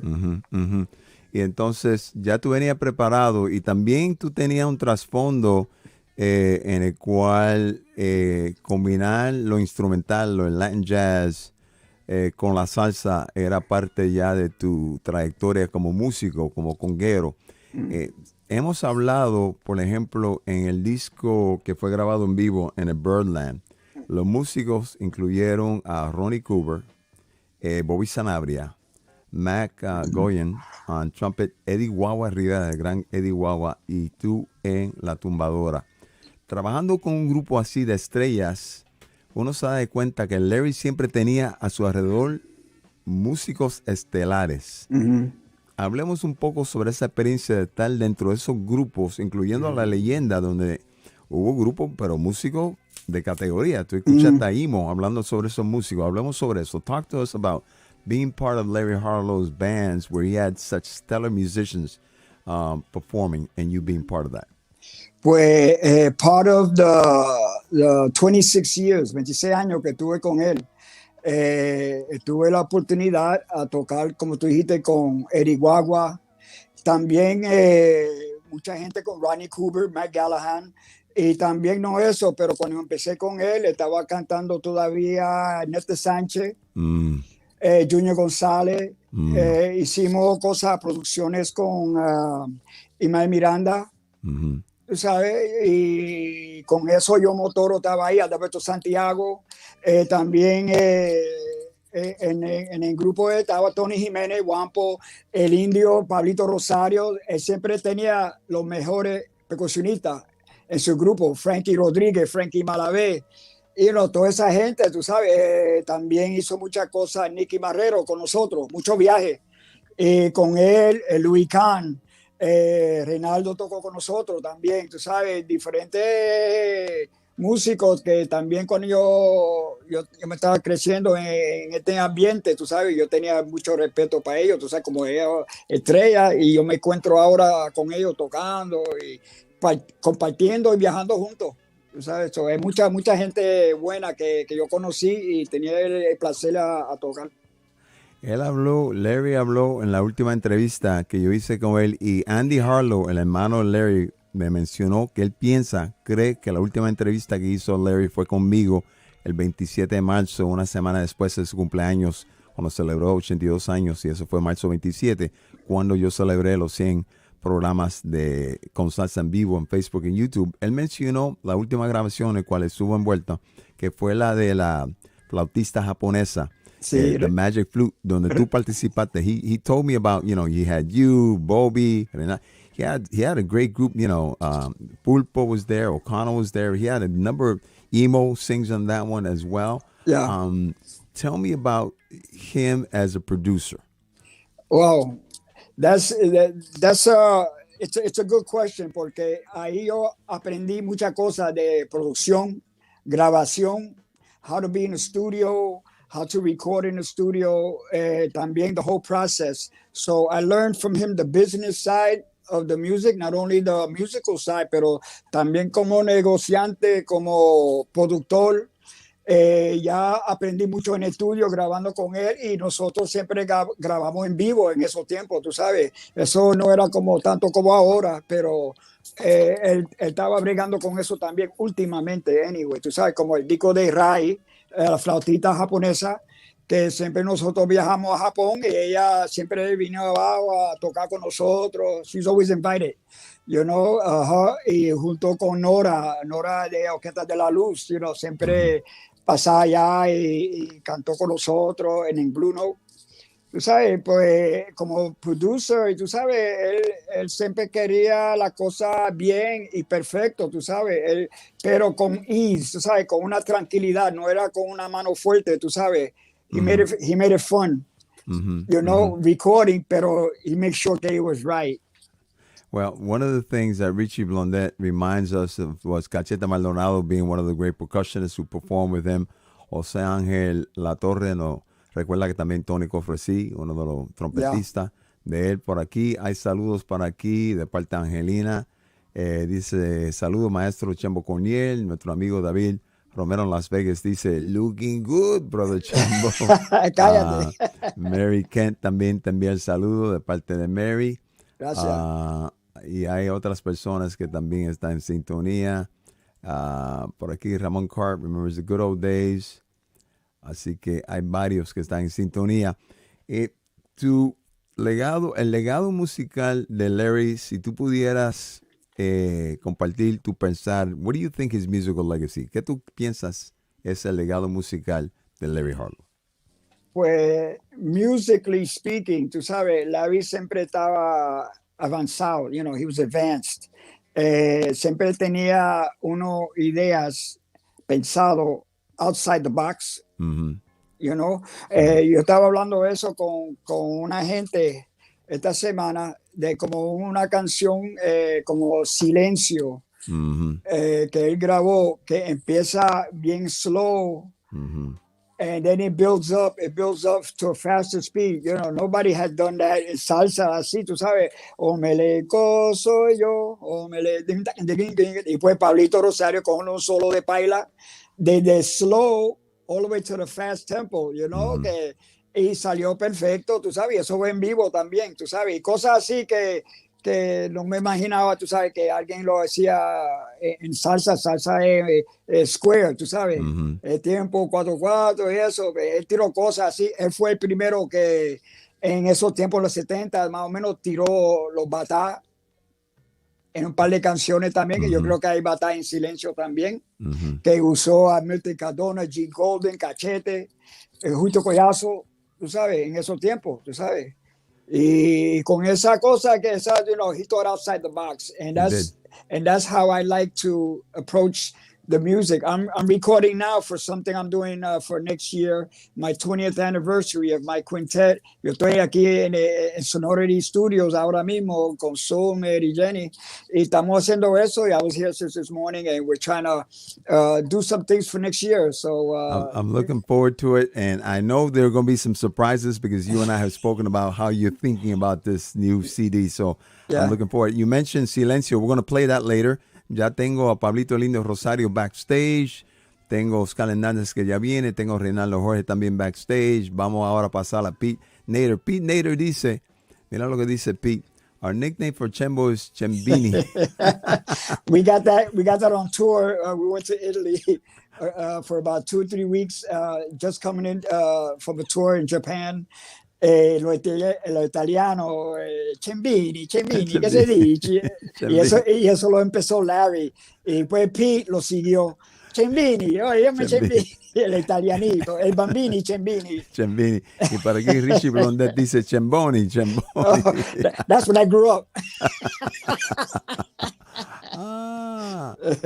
Por aquí David Romero dice Pancho Román, a great timbalero, also play with Larry. Did you share the stage with Pancho? David wants to know. Did you ever get a chance to play with him? No, never with Pancho. The one who shared the stage with him was Jorge González, el bongocero de Spanish Harlem. He was in Harlow too for a little bit, and he played in the band when Frankie Malavé was playing congas y Pancho was playing timbal. Okay. Y por aquí Pablo Padín, saludos a Chembo. Vaya. Y Wilma Colón también, saludos a Chembo. Wilma. Así que esos saludos van para ti. Y entonces, Chemboro para gozar. Chembo, gracias por el tiempo, pero tú tienes unos tambores ahí, así que por favor déjanos con un toquecito de algo para animarnos en lo último que falta de esta programación de hoy.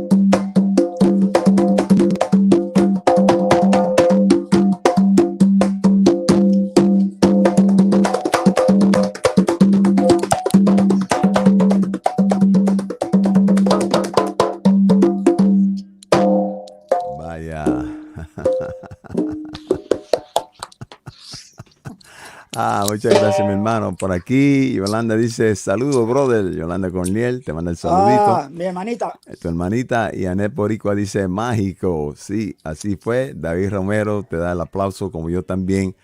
Chembo, te quiero mucho, mi hermanito. Tú sabes la admiración que yo siento por ti, el respeto, y también tú eres uno de los ángeles, así que te doy gracias por compartir tu tiempo y tus anécdotas y también continuar con tu creatividad. Y ya sabes, cuando salga lo nuevo, Number you got one. it. You Number got one. it. We'll be here. We'll be here, my brother. Gracias. I love you, my brother. God bless you, man. Give my regards to the family. Be well. Thank you. Thank you, Continue. Much success. Continúa. Con mucho éxito. Bueno, familia, y escuchamos a Chembo. Por aquí, Víctor Rivera dice, I had the privilege of seeing Larry play on several occasions. I'm so glad I got to see him and so many of the greats. Anet Boricua, corazón. Y ahora vamos a pasar, como le dije, tengo a Pablito Rosario el Indio en backstage. Vamos al gran trompetista Pete Nader y después vamos a Oscar Hernández y de ahí pasamos a una llamada con Rey Pérez, luego Reinaldo Jorge y Pablito Rosario para cerrar. Pero en este momento, desde la ciudad de Nueva York, para mí un honor, un placer, un privilegio darle la bienvenida a Pete Nader.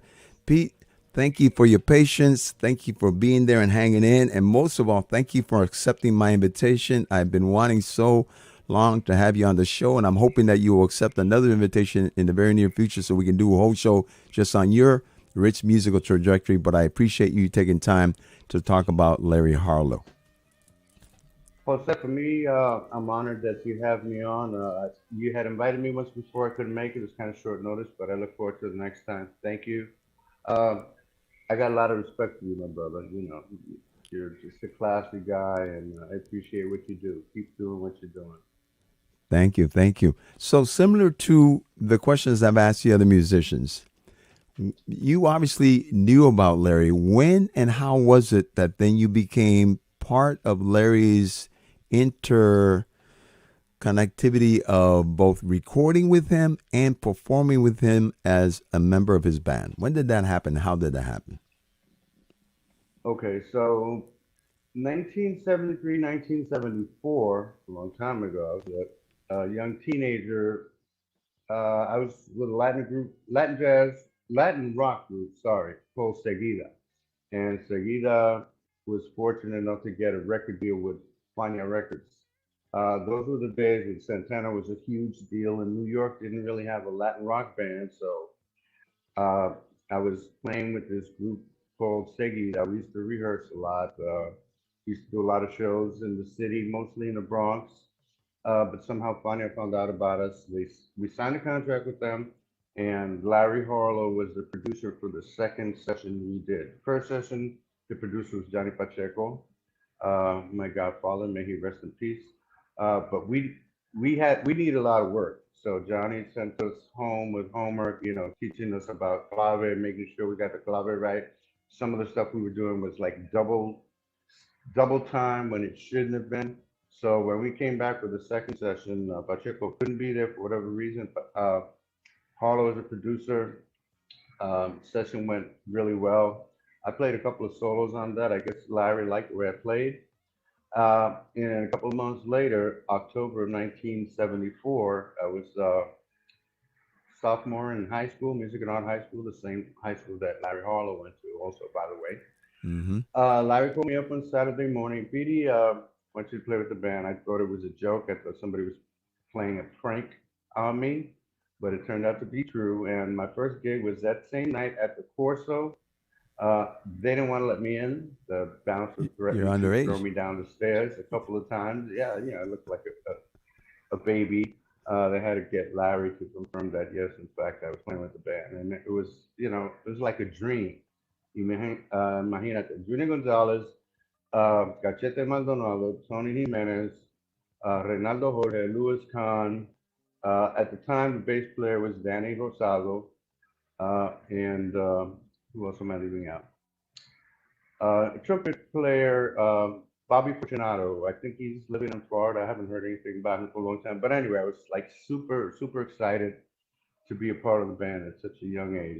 It was amazing. And I got to play, you know, over the years next to people like Larry Spencer on trumpet, Tony Profesi, Carlito de Leon. When we did La Raza Latina recording, John Faddis, who's a great trumpeter and not only, he's not really known in salsa, he's more of a jazz guy, but he's incredible. I got to play next to Louis Soloff, um, Bobby Riccelli on recordings. I got to play next to guys Frankie Malavé, Frankie Rodriguez, Eddie Guagua, Pablito, El Indio Rosario, Nicky Marrero, just to name a few of the people who I got exposed to at such a young age. It was amazing, you know, an institution for me. I'm so blessed to have been able to play next to those guys, to get to know them, to travel with them. You know, we traveled all over the world. Uh, Again, I was in high school, and at one point we had to, Larry wrote a note to the principal of the school because since he was a graduate, had a little more influence, and they gave me permission to go on tour with Harlow and miss out some school as long as I made up the work, which I did. We used to do a lot of jingles too back then too. Larry was connected. These are radio commercials, different products. So you would do Colgate. jingles. Mm-hmm. So Yeah, so yeah. so as a young man, a high school student, similar to him, because remember his story starts as a high school student. He's doing a number of things, and he goes to Cuba for the first time, etc. So he's already passionate about music, jazz in particular, but you know, Afro Latin music, Afro Cuban music. So you're getting what they call today in the pedagogy experiential learning. In other words, what you were learning at school in New York was basically the lab, right? You were in the classroom, you were learning all the techniques, every solfeo, everything that had to do with playing the instrument. But what you were doing at the age of, what was it, 17, 14, 15, how old were you? 15 years old. When You I were, started with Larry, yeah. you were living the life of a musician, which was performance, rehearsals, travel, all the things that encompass being a musician, which you don't learn in the classroom. That's not something they teach you in the classroom. That's not something you can learn by having a teacher in front of the classroom telling you this is the way it's going to be on the road, this is the way it's going to be on stage, this is the way it's going to be when you go into a recording studio. You can only learn that by doing. So that being said, what Larry opened for you, from my perspective as an educator, was one of those few opportunities in a lifetime that young men and women have where they're able to learn their craft, follow their passion at a very young age, which therefore allows them to combine what they're learning in the classroom with what they're learning in the streets and in real life. By the time you finish school and you look to your left and you look to your right on other musicians, and I'm not saying others did not have that opportunity because I'm pretty sure some others did in that school, where were you at that moment as a graduate of high school compared to those who had not had that type of opportunity? Well, let me just throw in one other source of learning that was happening at that same time, like towards the end of my high school years. Uh, Papo Vasquez had come into the band, a great trombone player, and he used to hang out with Andy and Jerry Gonzalez. I don't know if you know it, but Andy and Jerry Gonzalez, they're like a school.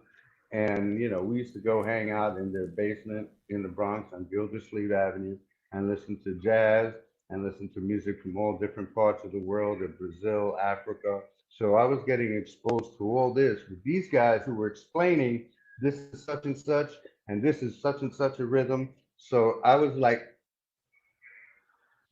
bombarded, but in a good way, with all this kind of music. So, you know, looking to the left and the right of me, there weren't many guys my age who were immersed in it like I was, but I was always hanging out with older guys anyway. So, I mean, I got to know so many of the greats back then just because I was in the scene at the time. So it was magical. I mean, I'm so blessed. You know, that's one of the reasons I decided to make this website. I don't know if you know about it, Yep, Salsa yep. Legends and Masters Yeah, Academy. share it with everybody. We're aware of it. Okay, so people can go to either the website or Facebook to learn about the legends, the history, the masters of the music we call salsa. I'm not that active on it right now. Actually, I'm not doing any more posts, but I created about 250 pages Mhm. of biography, discography, and videos of many of the legendary people and the masters that have contributed in a significant way to the music. So that's slaminator.com, SLAMANATER.com, or on Facebook, it's Pete Native Salsa Legends and Masters Academy group. And a lot of people, anybody who's into salsa can post whatever about salsa, and people learn there all the time. I'm a fan of what you've done. I've seen many of your videos which cover some great oral history, which is very important. And when you mentioned Andy and Jerry, I owe so much to both of them. Renee Lopez was the one who introduced me to them 46 years ago when I had started my radio show. He called them both up and said, "I've got this young man from Boston. He's going to go visit you." So he gave me the address in Gildersleeve, and I showed up, and I spent the whole afternoon into the evening, into the night, close to the next morning. And it was just like all these different musicians were coming in, jam sessions. And he was like that, and Jerry was like, "Here, listen to this." And then Andy would come, "Listen to this." And, it was like my ears were going like, holy cow. And I thought I had a lot of albums and stuff. I had nothing compared to the stuff that these guys had, nothing compared to what they had. But they were my school. So in many ways, you were getting your education in high school. You were getting your bachelor's degree, master's degree in the real life of Larry Harlow. And then you got your doctoral degree with Andy and Jerry Gonzalez. So you got all the degrees you need, my friend. Yeah. You're at that level. But tell us, I was blessed. Go ahead. Tell us about, in your mind, having played those years with Larry Harlow, if you were to think about you as a trumpet player now, the lessons you learned performing with someone like Larry, who spanned the gamut, right? It would be the La Raza Latina suite that you participated in New York, Omi, all these big band things. But then it was also the smaller conjuntos and the smaller group, the Latin jazz things that you did with him, etc. As you put that portfolio of work of Larry Harlow, which you were part of, and you say to your grandchildren decades from now, "I played with this gentleman named Larry Harlow. This is what you should know about Larry Harlow," what would that be? Well, that's hard, Jose, because Larry did so many different things. It's not like you can pinpoint one thing. He was very open-minded, and he liked to explore in different avenues. So it's just hard to categorize him into any one or two things.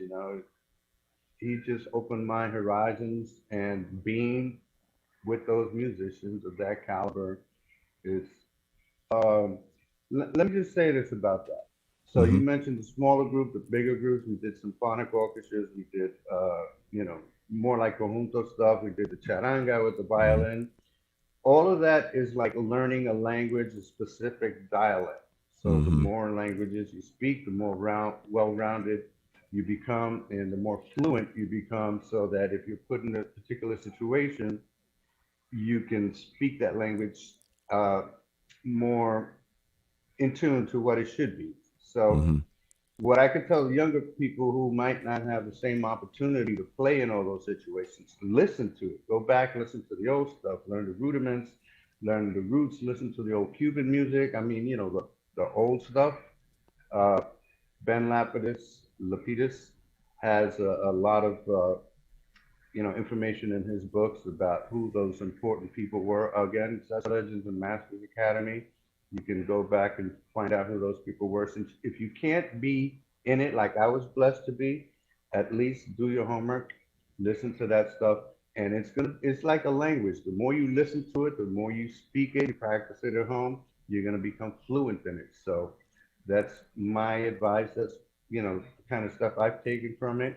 I feel like I'm pretty fluent in a lot of genres. I play jazz as well. I studied jazz in college, and I hung out with guys like Mario Rivera and Andy and Jerry Gonzalez. So I, speak that language too. Do your homework, guys. No, but I think, I appreciate your answer with regards to Larry. I think, though, in many ways, your answer of that he was open to so many things means, in my mind, whatever music is, Larry had his fingers touching all of music. 360 degrees. And so therefore, his ability to share that in whatever genre, whatever style, whatever grouping, whatever ensemble, whatever mix, whatever it was, he was able to, bring all of that in. We haven't spoken about his rock and roll pieces.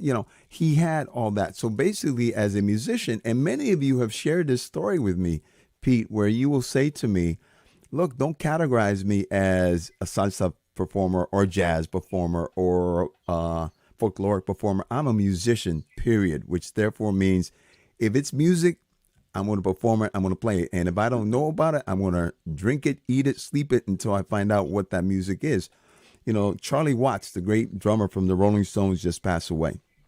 And I was reading an anecdote that somebody wrote that worked at a record store. I think it was Sam Goody's. And Charlie Watts walked in, and when he saw him, he said, "Oh, wow, that's Charlie Watts. Can I help you?" And Charlie Watts gave him a list of about 24 albums that he wanted.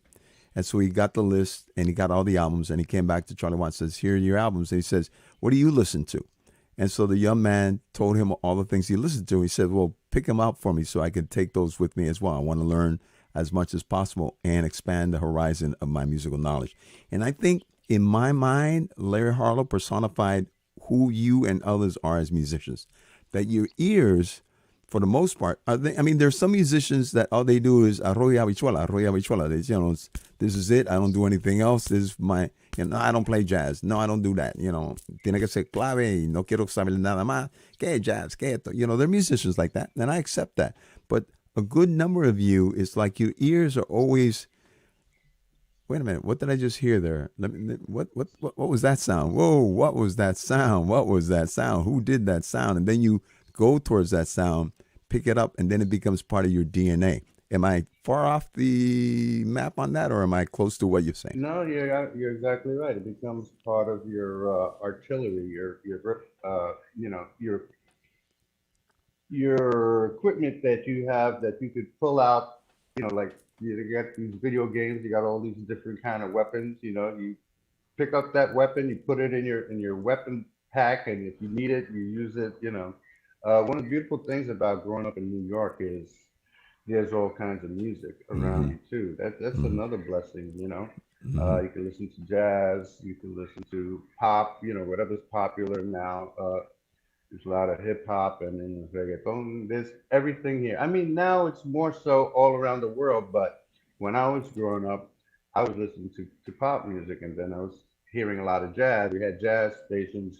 So that also has influenced my playing, and I, recommend to anyone, the younger people out there, open your horizons, listen to more kinds of music. It's like a language. You learn a word one day, you learn another word the other day. You could use those words when you're playing, whether you just keeping time or whether you're improvising or you're playing as a part of a section. All of those things you keep in mind, you learn from the best, listen to the best, and just put it all together. Have all those weapons ready when you need them. There you go. Angelina Medina dice, saludos Pete Nater, qué alegría verte en este merecido tributo a Larry Harlow. Angelina, te mando el saludo desde Perú. Yo tuve el placer de conocer a Angelina en Perú una vez que fui en el 2010 con Frankie Vázquez. Él y yo fuimos juntos y la pasamos súper chévere. Saludos para Angelina y su esposo. Y por aquí José Ángel La Torre, saludos Pete desde Puerto Rico. That's my brother, José La Torre. What's up, my brother? Noris Martinez, visual memories from your youth that will forever be in your heart. Blessings. Eso te dice Noris Martinez. David Romero dice, at 15, Pete gets a gig with Larry Harlow. Good Lord. At 15, I was still getting lessons on how to wash my ears. Well, some of us are blessed, and that was a blessing that Pete was able to embrace. David Cantrell in Arizona says, what a beautiful show and beautiful tribute to Larry Harlow. I love each of your guests, and it's not over yet. No, it's not over yet, Larry. Let me see por aquí. Salsa Caliche, excelente programa, invitados de lujo, buenas historias, anécdotas. Mary Kent shared your page as far as history is concerned. Quique Zeta dice, saludos y mil gracias a usted for sharing this valuable information y cultura con nosotros, los oyentes. Angelina dice, mil gracias, querido Pete. Siempre te tenemos presente, Angelina. Pete, I'm looking forward to the opportunity of seeing you in person so I can give you a hug, thank you again for being one of the angels. You know how much love and appreciation and respect I have for you. I think you, as one of the angels that's living amongst us, has brought so much joy, has brought so much happiness to our lives. And I thank you for that. And thank you for being present. And also thank you for being, you know, a voice amongst the musicians, because your voice is influential, it's strong, and it's respected. Yes, you had to say something. Thank you, my brother. Thank you. I appreciate that. This is very important. I almost forgot. And I would smack myself forever if I hadn't mentioned it. On behalf of Harlow's widow, Maria, and his son, Myles, and Larry's brother, Andy, we are planning to do a memorial musical tribute in his memory, and we're working on doing that. We're probably going to do it in January. Okay. In New York, and we're going to try to recruit as many people who played in his band or recorded with him that, you know, significant part of it. You know, we can't get everybody that ever played one gig with him, you know, people who might have been in the band for years or months that are still around, recorded with him. We're going to try to bring as many of those people to participate in this message. So I'll share with you when that's going to be, but you could also keep up to date Pete Nader Music on Facebook, Pete Nader Music, or any of my Facebook pages, or the Salsa Legends and Masters Academy group on Facebook. I will post when it's going to be and who's going to be there. So that's going to be really great. On behalf I'm looking forward to it. Maria, his wife, and his son Myles, and his brother Andy. Thank you. Thank you. I will be looking forward to sharing that information and hopefully be able to join you for that memorial performance in New York City in January, God willing. Again, thank you so much, my brother. Thank you for your patience. Thank you for your time, for your consideration, and for being who you are and for what you do. I love you. God bless you. Cuídate. Muchas bendiciones para ti y tu familia. Ok, mi hermano. Thank you, my brother. Cuídate. Ok, cuídate. Bye-bye. Por aquí dice Pablo Padín, tremendo consejo, Pete, saludos y mi respeto y admiración. Eso es parte de Pablo Padín, nuestro gran amigo allá en Puerto Rico. José Ángel dice, Pete también fue fundador del conjunto Fascinación. Sí, tremendo grupo, excelente grupo. Tuve la oportunidad de verlos en Nueva York, respeto. Francisco Ramírez dice, gracias Pete, así que gracias a Pete Nader por participar. Bueno, de Pete ahora vamos a California, que tengo y ha estado esperando por mucho tiempo nuestro amigo Oscar Hernández. Luego vamos a Reinaldo Jorge y Pablito el Indio Rosario, que también está tras bastidores backstage. We're going to go to California to my dear friend Oscar Hernandez, who's been waiting for hours now. And then Reinaldo Jorge, and then Pablito Rosario el Indio. And then I'm going to call Ray Perez, who's going to put toque de broche. He's going to end the show with us. Oscar Hernandez, my brother, it's so good to see you, and thank you for being so patient, and thank you for accepting my invitation to be part of the programming today. I know that moments like this are difficult for all of you in the musical community because you lose another one of your colleagues, another one of your cohorts, another one of your, you know, your brethren, your family of musicians. And one of the angels has left us, and that is obviously Larry Harlow. But I know that you have a very special relationship with him and that he played a very special role in your life as well. So please share what you will with us, Oscar, and thank you again. Well, thank you, Jose. Thank you for having me, and thank you to all the guests. I've been watching and listening, and everybody had so much valuable input. You know, it's pretty awesome. And I'm here actually having a drink in Larry's name. I was able to have dinner, early dinner, while I was waiting and listening to everybody. But yeah, you know, my story is very similar to Pete's. When I think about it, I was listening to Pete, and we both started very early. So one of my first, when Larry passed away, it brought to mind, you know, my first experience with Larry. And that was when I was 16, I did my first recording for Vaya Records, which was Fania. And it was a record that Larry produced. And it was called a group called La Conquistadora, which I think they made 2 records, and that was the end of it. But I recorded the first one. And I was 16. Notable musicians from that recording was Eddie Montalvo, who was with me. And so I distinctly remember encountering Larry for the production of the record. And by that time, I was a fan, and he was one of my idols because I had been listening to early on, discovering the music. I had discovered the heavy smoking, which touched a really big chord in me because I love that record with Fellow Brito. And then he did the one with Monguito afterwards, the second one. And then the seminal record for me, that really put a stamp in terms of early on for Larry was the Arsenio record. And there's a connection there too, because right after that, Myles starts his group and I was the piano player. So, and that was at 18, that was 2 years later. And I remember that Myles was the most popular singer at that time. They called him a Niño Bonito. Yeah, the Tribute to Arsenio was an amazing record. And my recollection was the sound of that band was bam, powerhouse. They had 3 trumpets and 2 trombones, great musicians. I remember the rhythm sections that he had, including Eddie Wawa, Tony Jimenez, Frankie Rodriguez. Later on, obviously, Chemba and all the great people who were part of that band, or those bands, because now we had different musicians. I mean, my only regret, I say, is that I never got to play with Larry because we're both piano players.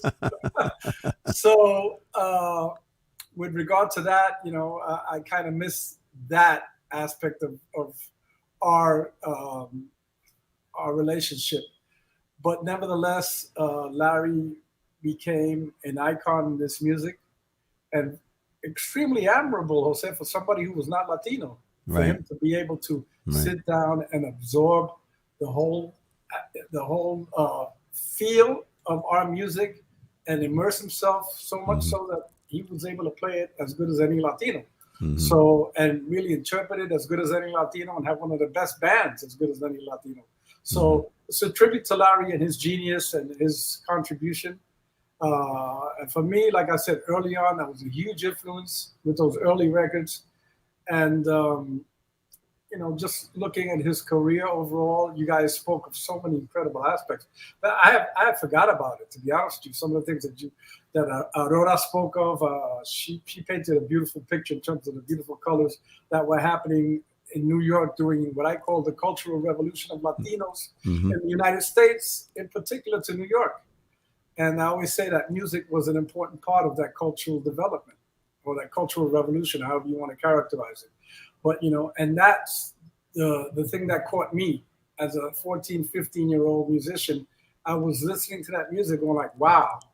And I caught the bug early on. And like Pete, I started playing professionally at 16, and the education I got, I tell people, from all those incredible musicians, there are too many to mention early on. You couldn't pay for the best university. Right. Same, the analogy with Pete is very similar. So I was hanging out with some incredible musicians. They were all older than me, a lot more experienced, but I was able to see, hear, feel, and absorb everything about the music as a young 16, 17, 18-year-old, 19-year-old, 20, and starting to get the feel of, what this music was about in terms of every aspect and every nuance. So very much blessed and grateful, because that's what makes me the musician who I am today, and proud that I'm really, I feel like, and I'll do this to the end of my days, representing the best of my culture through this music. Yes. You know what I mean? I really feel proud, all over the world, because, we played all over the world. And lastly, with my own band, Spanish Harlem Orchestra, we played all over the world. So representing the best of what this music is and that incredible history and legacy through what I'm doing now. And I hope that, people recognize that aspect of it and support the music on that level. Not only us, but everybody who's doing it, because it needs to be supported. I mean, you characterize it as angels, and God bless you for doing that. I think, you're right in many aspects. And I would say, let's not take these things for granted. No. I realize I live half my life taking stuff for granted. And when you get older, you have a different perspective. So I don't take anything for granted anymore. I'm very much clear on my mission. I'm very much clear on the music. I'm very much clear on how incredible this music is. Oh, yes. And Larry Harlow is an example of what that was. Yes. I mean, there are many different examples we could cite. even before Larry, obviously, and after. But certainly his contribution is to be noted, is to be acknowledged, and is to be honored. And that's why we're here today, and that's why I'm proud to be part of this, brother. Well, Thank you. Thank you. You did not get a chance to play with Larry, obviously, because he was a piano player and you're a piano player. And I have one thing that I'm going to share that I want you to share. But first, here are a couple of things that Pete says, La Conquistadora, led by Marty Galagarza. Okay, so I need to correct that. Because Marty Galagarza was not part of the first record at all.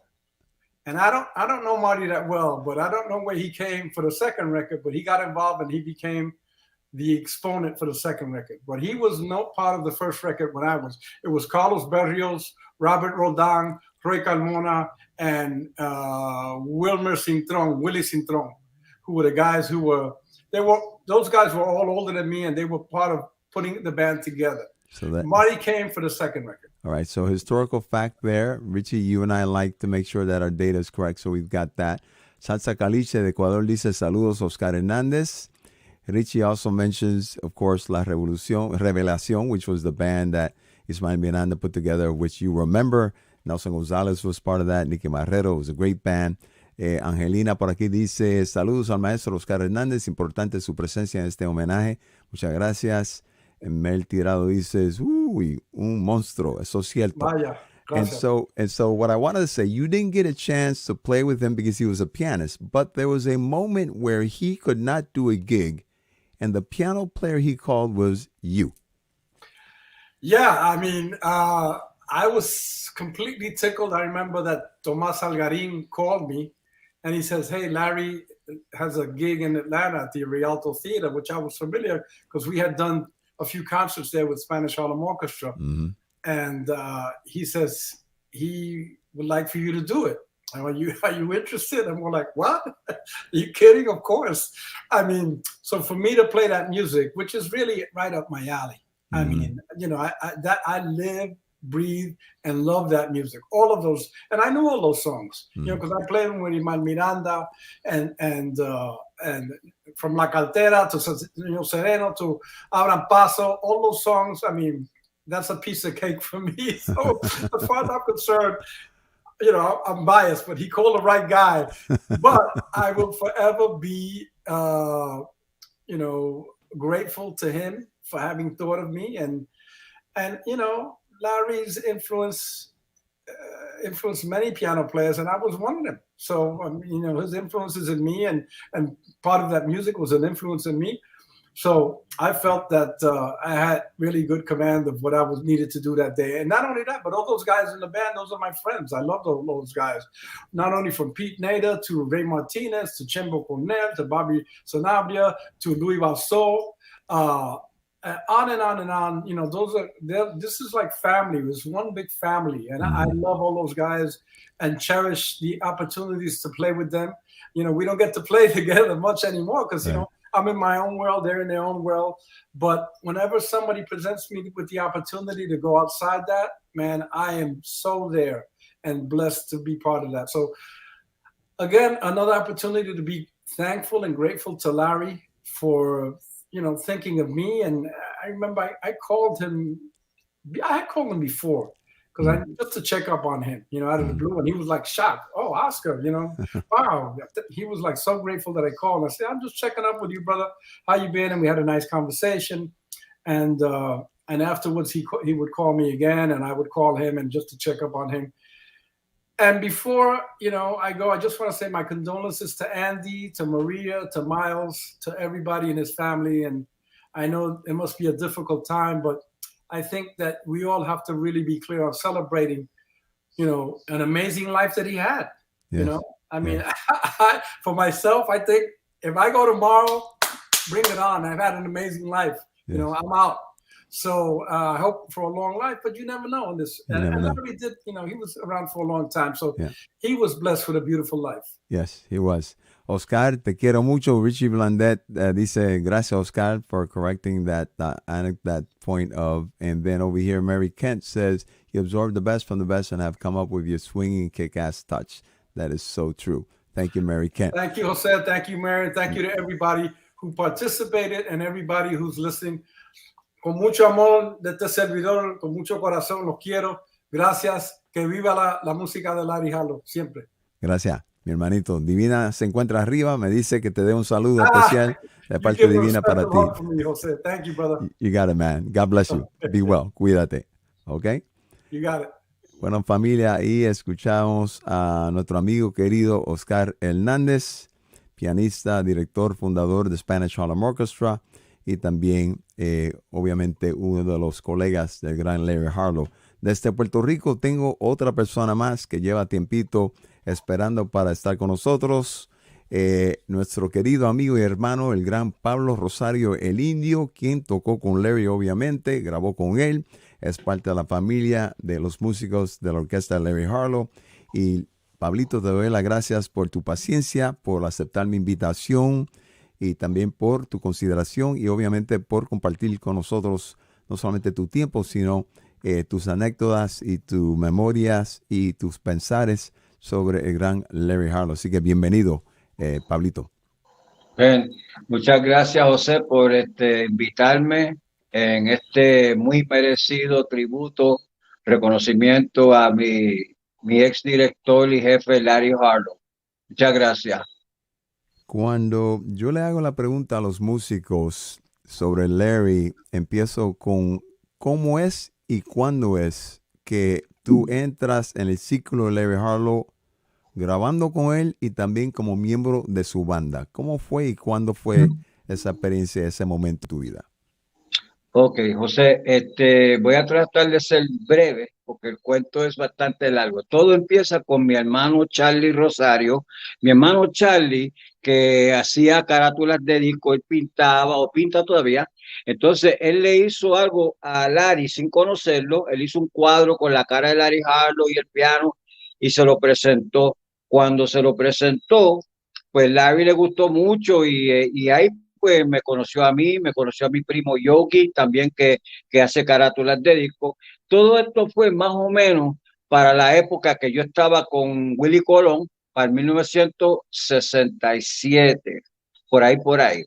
Luego, yo vengo a Puerto Rico, pasan los años, voy al ejército, que de hecho fui a Vietnam, y Larry Harlow fue el único que me escribió 2 cartas mientras yo estuve en Vietnam, que eso jamás lo olvido y quiero que el mundo entero sepa que esa gentileza de Larry apoyándome y luchando en las marchas para que terminara la guerra en Vietnam, pues eso no me olvido. ¿Qué sucede? Después de Vietnam, regreso a Puerto Rico, estoy como en el 1970, me licencio del ejército, estoy tocando en el Hotel San Juan con Joe Quijano como por un año, regreso a Nueva York en febrero del 72. En febrero del 72 toqué con Marcolino Dimón, Ángel Canales y también grabé con Mongo Santa María. Y con el tiempo, como al principio, terminando el 72 por ahí, Eddie Guagua estaba tocando con Larry Harlow y para el 73. Y el bongocero del grupo, creo que era Rafi Marzán, él se marchaba del grupo y Guagua le dijo a Larry, mira Larry, llámate a Pablito.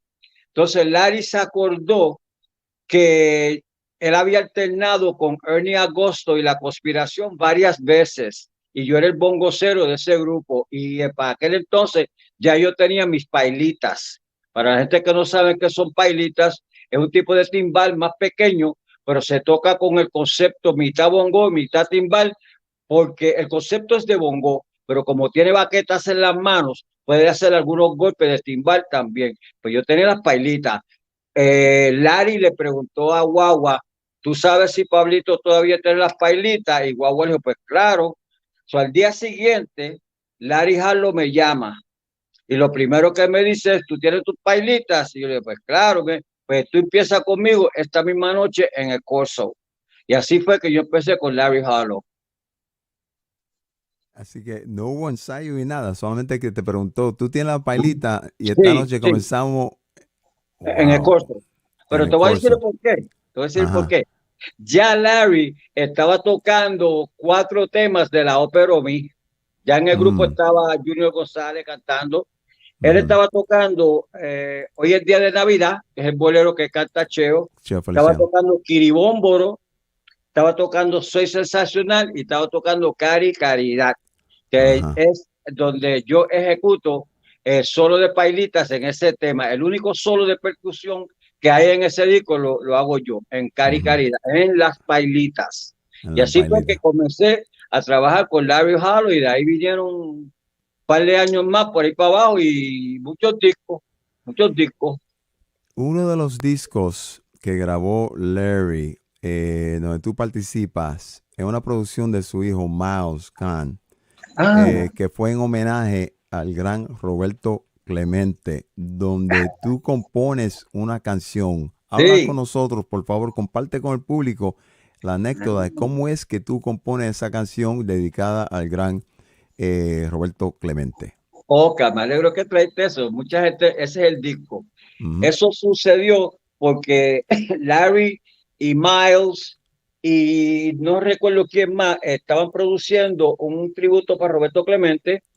Entonces Myles, el hijo de Larry, en aquel entonces él era abogado para algunos peloteros latinos. Entonces pues Larry quiso hacer un disco incluyendo algunos peloteros que tocan instrumentos o que hagan coro. Por ejemplo, Carlos Baelga está ahí, Tani Pérez está ahí, Bernie Williams está en ese disco también. Entonces, él lo hizo en Puerto Rico, hizo parte de Nueva York y parte aquí en Puerto Rico. Entonces le faltaba un tema más. Y me dijo, Pablo, escríbete algo para este disco. Y yo me puse a pensar y sinceramente lo hice en una noche. Aparte de que yo jugaba pelota cuando chamaquito, pues ya yo sabía más o menos cómo es la cosa y escribí el tema. Yo me inventé una persona ficticia que se llama Tirabala. Tirabala era el lanzador del equipo contrario al de Roberto Clemente. Entonces el tema se llama Roberto y Tirabala. Cuando oigan la letra, pues se pueden llevar el cuento de cómo fue que surgió todo esto. Pero así fue la cosa. Yo puse ese tema en una noche. Y el que la canta es Andy Montañez y es tremenda canción. La canta Andy Montañez porque él estaba en el estudio ese día. Que la iba a cantar era Jerry Medina. Mira para allá. Y le tocó y Jerry a no Andy. llegó y llegó el momento de ponerle la voz. Y Andy, yo le expliqué la melodía, más o menos. Aquí está la letra, se escribió un papel, ¿verdad? Y él fue y papá, y entre Andy y yo, salió el tema así como salió Roberto y Tirabala. Tremendo cuento. Tremenda canción. Mira, por aquí algunos saluditos para ti. Saludos de parte de José Ángel La Torre. Saludos Pablo Rosario. David Romero, nuestro gran amigo allá en Las Vegas, dice, I don't recognize Pablito without the backdrop of La Isla de Encanto in the background. We're used to seeing that beautiful background that you show us from your house. Y por aquí, Mel Tirado dice, thank you for your service, por haber militado en el ejército de los Estados Unidos. Saludos al Master Pablito el Indio, parte de Pablo Padín. Y entonces, Imo Luciano dice, my favorite, hablando de ti. You know, it's interesting because when you think about all these musicians who have passed during the last 17, 18 months, one of the things, you know, in the case of Larry, I mentioned earlier, Andy said to me, his brother, said that it appears that the interview that I did with Larry back on March 27th, a week after his 82nd birthday, appears to have been his last interview that he did for media. But you were in touch with Larry. You were, weekly, calls, phone calls, et cetera. Talk to us about, those last moments when the last time that you got a chance to speak to him and whatnot. I spoke with Larry, honestly, 10 days before he passed away. But before that, I would call him approximately once a week for the last maybe 2 years or so. And Maria's a witness to that. And one time I didn't call him for like maybe 10 days or so. And he called me. Pablo, how you doing?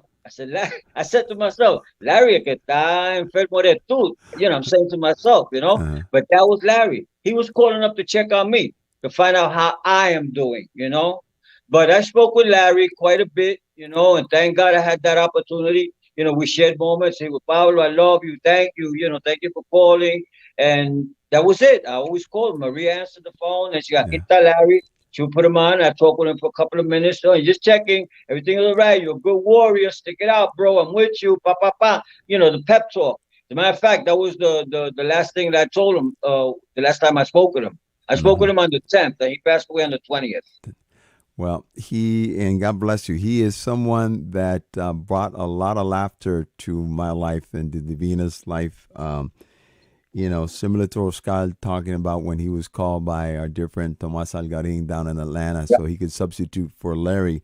I once got a call from Larry. He called me up and says, Jose, I want you to come down to New York. I'll pay the whole 9 yards, et cetera, et cetera. I want you to be the MC for Omi. And I went, what do you mean you want me to be the MC? I said, what do you mean you want me to be the MC for Omi? Yeah, I'm going to do it in Lincoln Center and I want you to be the MC. And I said, okay. Me? And then, you know, he sent me all the information and everything. He said, I'm going to talk to this guy. And then, unfortunately, Lincoln Center had some kind of policy that you couldn't bring MCs from outside unless they were part of the sponsorship or anything of that nature. And he apologized. He was very apologetic. Oh, Jose, man, it was my idea. It didn't work. I feel bad, etc. I said, Larry, no problem. Just the fact that you invited me and that you thought of me, that alone is an honor. That alone, I feel blessed that you would think of me as being capable of performing that role for you on such a prestigious stage and Omi, of all things. You know, I was like, wow, this is blowing me away. But he was a sweetheart. Divina, I was saying earlier, his laughter was what made Divina smile all the time. She just loved to hear him laugh, But, Pablito, te quiero mucho, mi hermanito. Que Dios te bendiga. Salud para ti, tu familia, como siempre. Y siempre pensando en ti y dándote gracias por ser uno de los ángeles vivientes dentro de este grupo de humanos que somos, que eres tú lo que nos trae alegría, felicidad, armonía a nuestras vidas y nos da esperanza para un mejor mañana. Así que Dios te bendiga. Y por aquí, antes que te vaya, yo sé que tú quieres decir algo. Mira, por aquí dice, Pablo es bajo en estatura, pero grande en talento. Así dice Rafael Antonio. Israel Tantenbaum dice, un abrazote a Pablito el Indio. Israel Tantenbaum te manda ese saludo. Y por aquí Anet Boricua dice que buscó la canción de la cual tú hablas en YouTube y ahí está la canción Tirabala de la autoría de Pablito. ¿Tú querías decir algo, mi hermano? Cuéntame. Sí, algo muy cortito. Son dos cosas. Sí. Primero, favor a todo este pueblo que está escuchando ahora mismo, y si lo tengo que decir en inglés, por favor, no bajen la guardia en oraciones para Ismael Miranda. Sí, señor. ¿Okay? Por favor. Todavía él se está recuperando, pero las oraciones llegan. ¿Ok? Por favor, sigan orando por la recuperación de Ismael Miranda, número uno. Y número dos, una anécdota bien cortita. No sé si mucha gente sabe que Larry, aparte de todo lo que él hizo una grabación que se llama Belmonte and his Latin Seven. Ajá. Es una grabación instrumental. Eso fue un grupo de japoneses que le dijeron a Larry, nosotros queremos hacer una grabación, pero una grabación en vivo. Eso quiere decir que nosotros vamos a traer la maquinaria desde Japón, instalarla en Nueva York para grabarlos a ustedes. Mientras están grabando, la máquina está haciendo los surcos en el vinil. Eso se llama un real live recording. Entonces, Larry no podía usar su nombre, por eso tuvo que poner al disco Belmonte and his Latin Seven.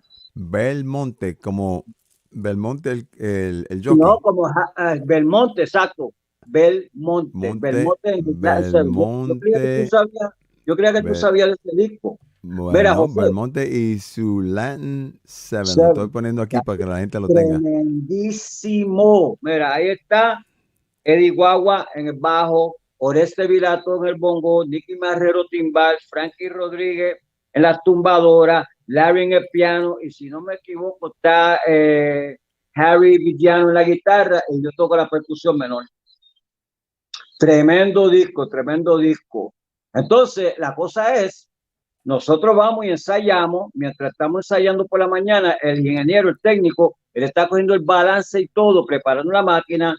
Almorzamos como por hora y media, entonces venimos a grabar. Tenemos que grabar 5 temas corridos sin cometer ningún error, porque le están haciendo los surcos en el vinil a la misma vez. Si tú cometes un error, tenemos que empezar de nuevo del principio. Y eso fue una cosa que Larry hizo, esa conexión con esa gente, se llama bandmates Latin 7, y a la misma vez, esa misma gente contrataron a Chico O'Farrill también para hacer The New York City Latin Jazz Orchestra, que yo tengo el placer de grabar ahí también. Ahí sí que había como 18 músicos. Mira para Así allá. que esos 2 discos, Larry Harlow fue la cabecilla de esos 2 discos. Uno se llama Chico Farrell en el New York City Latin Jazz Orchestra y el primero se llama Belmonte en el Latin 7.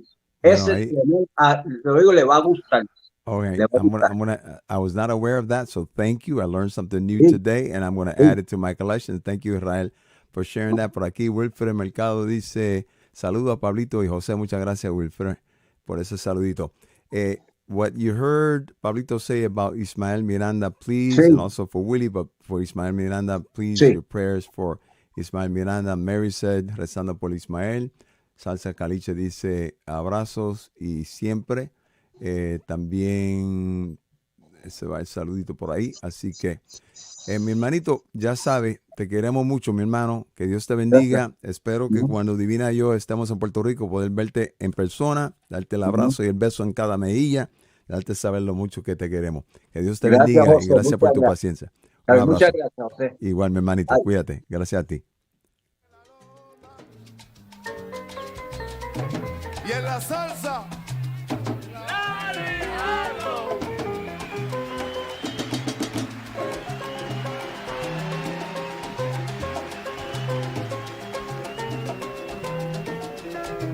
Larry Harlow.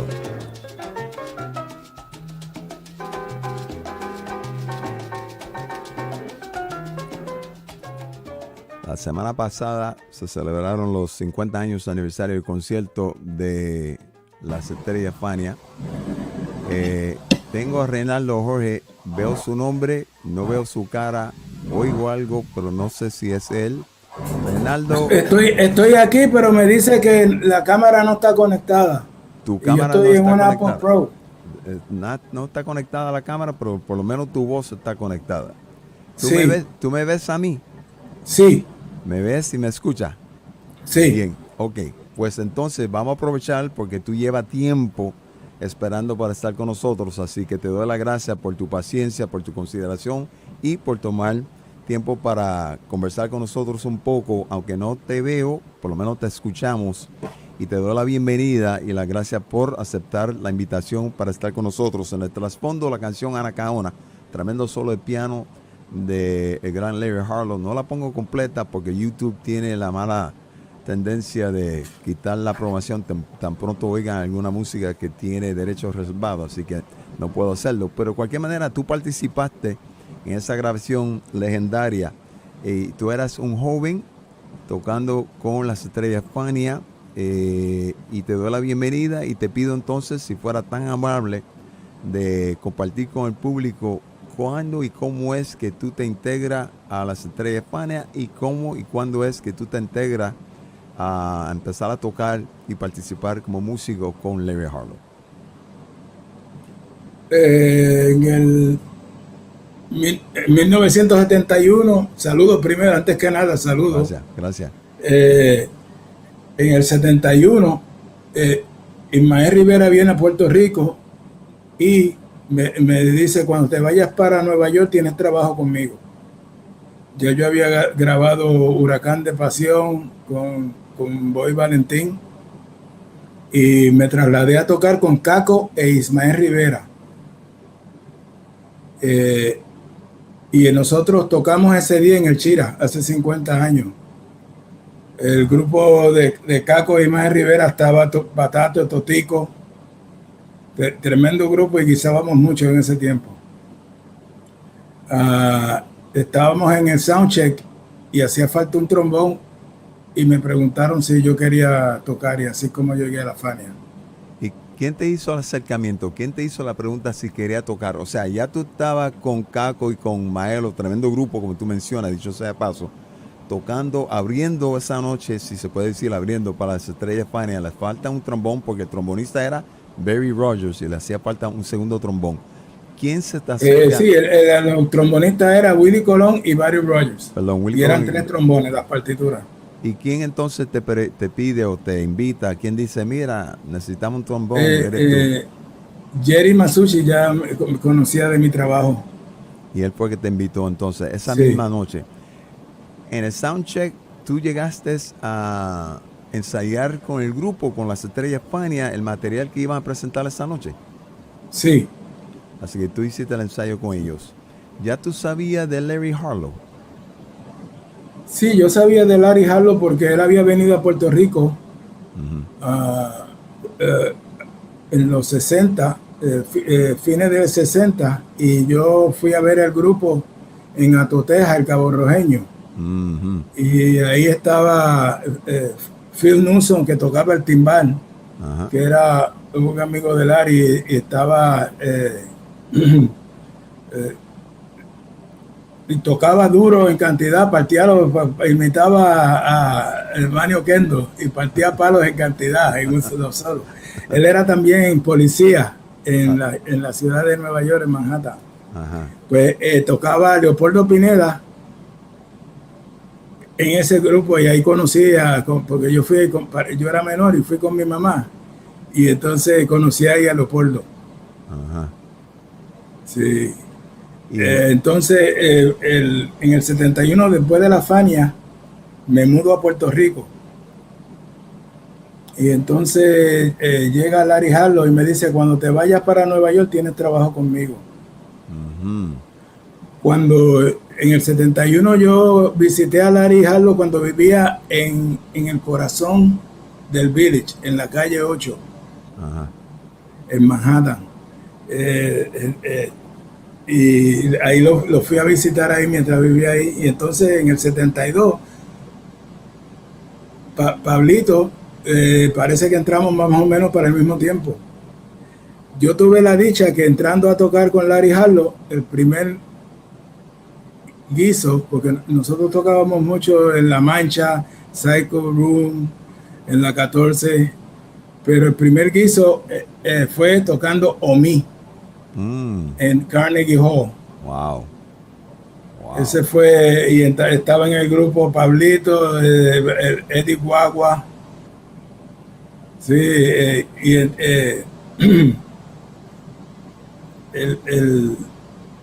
y guisábamos mucho en el corso.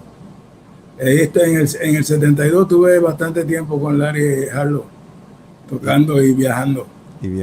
Y dentro de los viajes, también llegaste a viajar con las Estrellas Fania. Obviamente todavía Larry era miembro de las Estrellas Fania cuando ustedes viajaban afuera.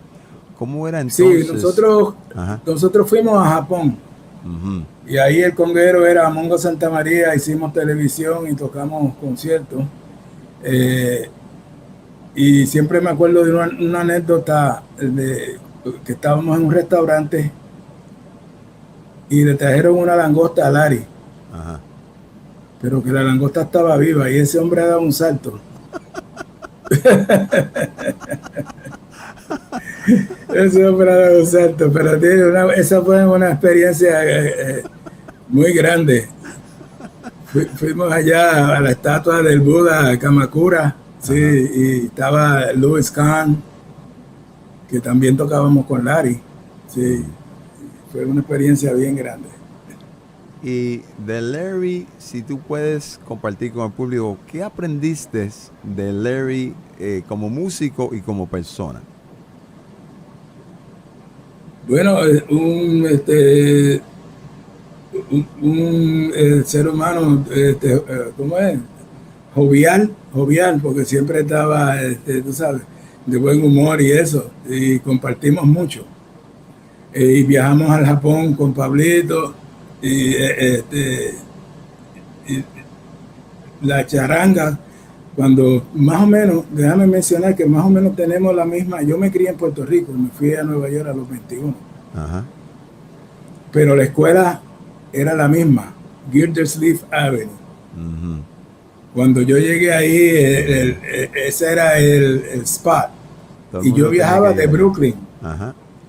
de Brooklyn hasta allá, hasta Gildersleeve, que era más o menos la última parada de Pelham Bay, number 6. Ajá.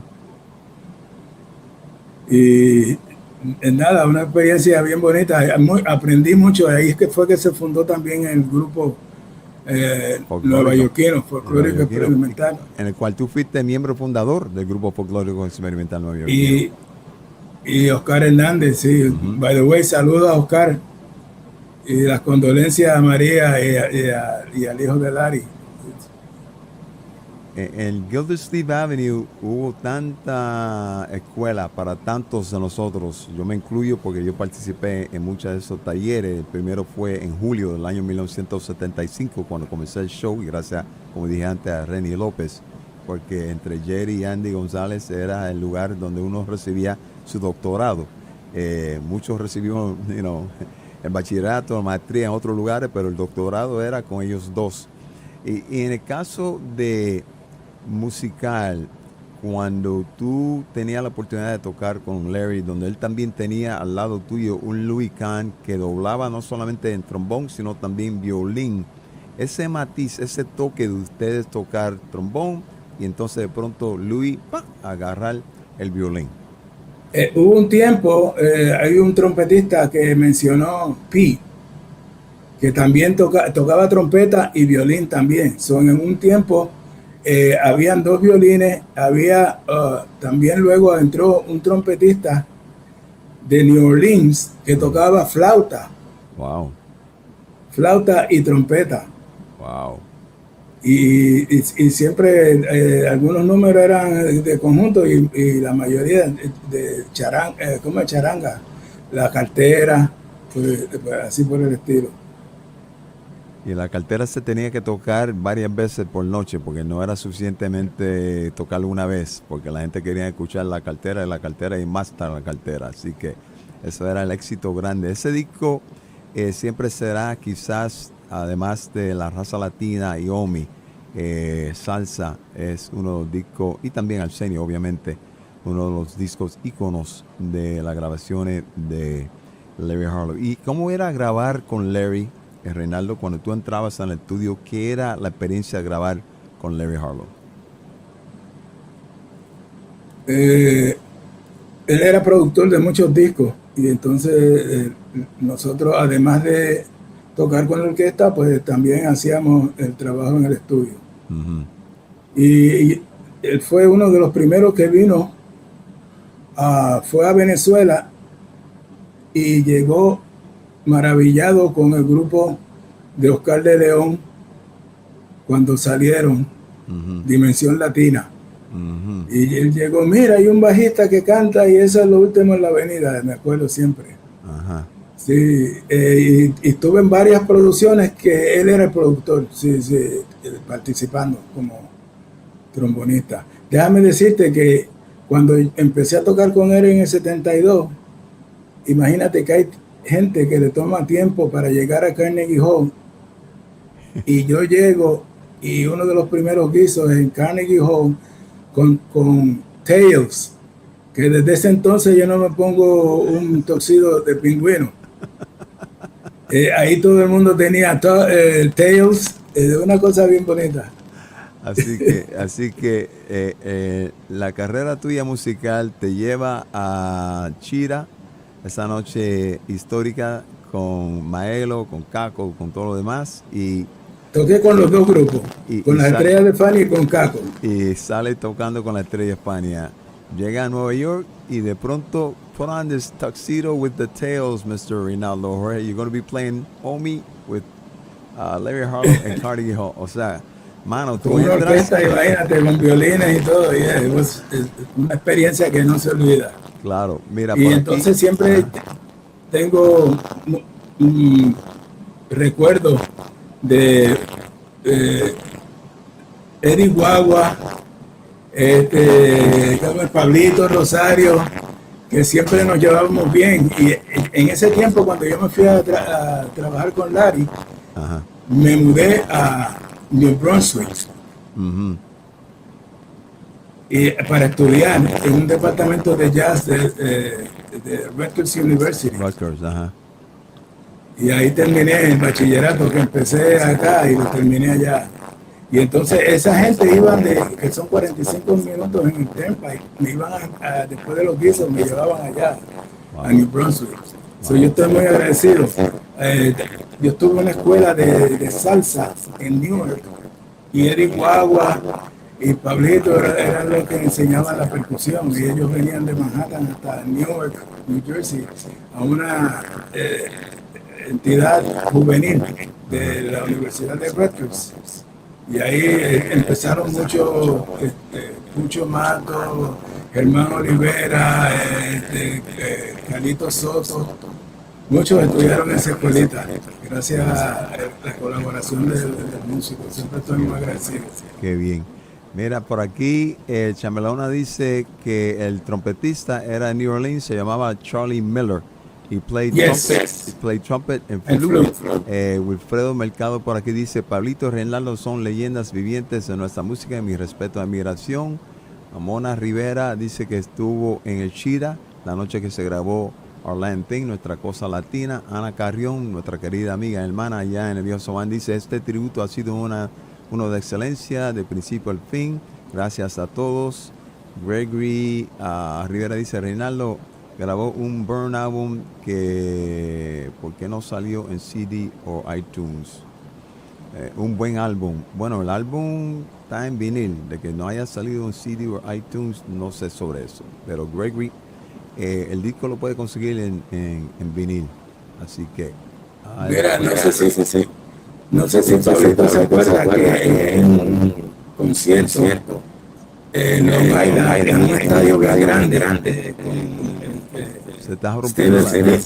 se te está rompiendo la comunicación. Okay. Engancha de nuevo. Sal y entra de nuevo para escucharte bien, Reinaldo, por favor. Para terminar con esta anécdota. We're going to bring Reinaldo back on. I want to make sure that what he's going to share we can hear. Por aquí, Mel Jorge, Reinaldo Jorge is as much a gentleman as his immense talent. Yes, he is. Gregory, going back to your question, the album ¿por qué no salió en CD o iTunes? The album is pretty old, so it'd have to be remastered and put into that kind of format. But here's Reinaldo again. Reinaldo, tú estabas hablando sobre un concierto. Un concierto de Stephen Stills and Nash. Y después del concierto, ellos tenían una carpa para el after party del concierto. Y Larry Harlow y su orquesta era lo que estábamos amenizando, y eso daba a conocer el alcance de la salsa. Tú sabes que le gustaba mucho al público de rockero como Stevie Wonder, como sí. Eso es cierto, nuestra música va más allá de la comunidad latina y el barrio y los países latinoamericanos, sino todos, Europa, Asia, África, obviamente, aquí en los Estados Unidos, el norte y el sur y el centro. Reinaldo, gracias por tu paciencia, gracias por participar en este homenaje y tributo al gran legado musical y de vida del judío maravilloso Larry Harlow. Tú sabes lo mucho que te quiero, Divina y yo, gracias, te admiramos. Gracias. Y tú eres de nuevo uno de los ángeles que está entre nosotros los seres humanos. Gracias por tu contribución a nuestra alegría y nuestra felicidad, y usando tu creatividad y tu talento. Y espero, si Dios permite, cuando Divina y yo estemos en Puerto Rico, pronto tendremos la oportunidad de vernos en persona y darnos el abrazo de hermandad que anhelo tener contigo. ¿Ok, mi hermanito? Gracias por la invitación y seguimos gozando. Ok, mi hermanito. Dios te bendiga. Bien. Adelante. Bien, bye. All right, so that was Reinaldo Jorge. So this is what I'm going to do. Obviously, this has gone over. Divina has cooked a meal upstairs. My kids and grandchildren have come to eat. She made arroz con maíz, amarillos, carne guisada, Tostones, I think, are part of it as well. I'm going to go upstairs and eat after I finish this, but I have one more person because I told him I was going to call him, and I hope he is kind enough to still be willing to share some of his thoughts. That's Rey Perez, who sang on 2 albums with the maestro Larry Harlow. He was on Rey Perez. Saludos, José. ¿Me escucha bien? Te escucho bien, José. Ok, mi hermano. Mira, gracias por tu paciencia, gracias por esperar. Tú estás cerrando. Nada, pero hablar de Larry tomaría una semana completa para que todos pudieran expresarse, ¿sabes? Mira, he tenido varios invitados. Yo creo que tú eres el número 12 y te doy las gracias por tu paciencia y también tu consideración. Antes compartimos la canción que yo te había mencionado de Pueblo Oyente del disco Señor Salsa. Tú también estás en la grabación de él titulada In My Time. Yo creo que era el título, ¿no? My Time es el disco y la canción que yo escribí se llama Mi Error. Mi Error. Así que tú eres parte de la historia musical de Larry. Gracias a Dios. Y, Gracias a Dios. y te doy las gracias por entrar al programa para cerrar, porque son pocas las personas que conocen de ti, tanto de quién tú eres, pero que todavía estás con nosotros, porque... Yo soy una especie de, como me dijo en una ocasión, Rey, tú eres como un fantasma. Todo el mundo sabe de ti, pero no te ve. Rey, para aquellas personas que no te conocen, antes de que hablemos sobre tu participación con Larry, ¿dónde es que nace Rey Pérez? ¿Cuándo nace Rey Pérez? Y entonces, ¿dónde y cómo y cuándo es que Rey, tú entras a la agrupación de Larry y empiezas a grabar con él? Rey Pérez es un jibarito del área norte en Puerto Rico, Vega Baja. A mi comienzo, como cada etapa de cada persona, ¿verdad? Primero gatea, después camina, y yo gateé, caminé y empecé a escuchar música de Harlow. Yo creo que yo tenía llegando 13 o 14 años y no había número de Harlow o Ismael Miranda, que aprovecho, ¿verdad?, para desearle lo mejor a Ismael de recuperación. Y de ese momento, pues como todos, ¿verdad?, me trasladé a Nueva York. Cantaba en una orquesta, conjuntos de mi pueblo en Vega Baja, pero me trasladé a Nueva York a trabajar. Realmente no tenía miras como de cosas de seguir en la música. Y por fortuna, para hacerte un cuento largo, corto, mi cuñado escucharon entre sus amigos, pues sabía que me gustaba cantar y me llevaron un ensayo de Andrea Bradshaw. De Andrea Bradshaw hice la primera grabación. Después de Andrea pasé a la orquesta Charanga Sublime, que en ese tiempo se tocaba mucha charanga en Nueva York. Estaban pegadas las charangas por todos lados. La orquesta Sublime, de la orquesta Sublime pasé a la Charanga América, que también estaban por todos lados. Y de ahí un percusión menor, pero talentoso en todo el sentido de la palabra, de muchas músicas de charanga, el señor Mike Martínez, que no sé, ¿verdad?, si todavía es de nosotros. Y Mike Martínez me dice, hay una audición, Rey, como yo te he escuchado, yo creo que tú puedes ser parte de esa orquesta. Y yo, sí, ¿y de qué es la audición, Mike? Bueno, Harlow está buscando un cantante. Y yo le dije, perdóname, ¿me puedes repetir eso otra vez? ¿Dijiste Harry o Larry Harlow? Yo digo, no, Rey, Larry Harlow, todo oído del Judío Maravilloso. Yo digo, mentira, tú sabes, en shock, porque yo miré a Larry y a Miranda desde mi comienzo de jovencito y eso jamás yo lo pensé, pues imagínate, rápido, sí, dime dónde es, cuál es la hora, empiezo a prepararme ahora o mañana, ¿cuándo? Y ahí fui a la audición y tuve la oportunidad de, entre tanto talento que había, y yo no pensé tener ninguna oportunidad, créeme, porque yo estaba en el estudio que estábamos allá en Manhattan, yo podía escuchar a los otros cantar, y yo decía, olvídate que yo no creo que tenga mucha oportunidad. Y resulta que cuando me tocó mi parte, entiendo que era la canción Mayarí, qué linda mujer tiene Mayarí, y yo ya tú sabes, dejé la garganta ahí, y como Emo, que le envío un saludo, que gracias a Emo que fue el puente, ¿verdad?, para contactarte a ti. Sí. Felicito a él y a todos los muchachos que me antecedieron, que todos son, ¿verdad?, excelentes profesionales. pues hice esta canción hasta que Larry de momento, que fue la única experiencia, riéndome de las cosas que hicimos, por lo menos no fue tan cortante conmigo, simplemente paró la música. Yo dije, fíjate que mi número fue medio fracaso. Imagínate, yo estoy todo nervioso ahí tratando de cantar y eso no es tan fácil. Y con mi ídolo, ¿tú me entiendes? Sí. Yo dije, aunque no me escoja, yo tengo estos 3 minutos de fama en mi memoria. Ajá. Y entonces de ahí salimos afuera, pasado todo el mundo, los que faltábamos por cantar, hasta que Larry me vio afuera en una acera que compartía con Myles Martínez. Me dice, tranquilo, Rey, pararon el libro, quedé quieto, yo caminando como para un lado y para otro. Se acercó Larry hacia mí y me dijo, buen performance, me gusta, creo que tú tienes unas buenas posibilidades. Muchas gracias, un placer, y yo te doy una llamadita. Y nada, pasaron varias horas después que regresé a Brooklyn, que donde vivía para ese entonces, y recibo una llamada de Larry diciéndome, tú eres el cantante que yo quiero. Y imagínate, José, qué honor para mí. De ese entonces nos citamos, me dice, ¿estás listo para ensayar fuerte? Y dije, sí, yo estoy listo, claro que sí, ¿cuándo? Y unos cuantos días después me reuní con él y con mi ropa, un bulto que tenía, porque el ensayo era que me iba a llevar hasta Pensilvania en su casa para ese tiempo. Y prácticamente, José, pues, ¿qué te digo? Estuve un mes completo allá. Yo me sentía como metido de un sueño. Yo me decía a ti mismo, esto realmente está pasando, ¿cuándo voy a despertar?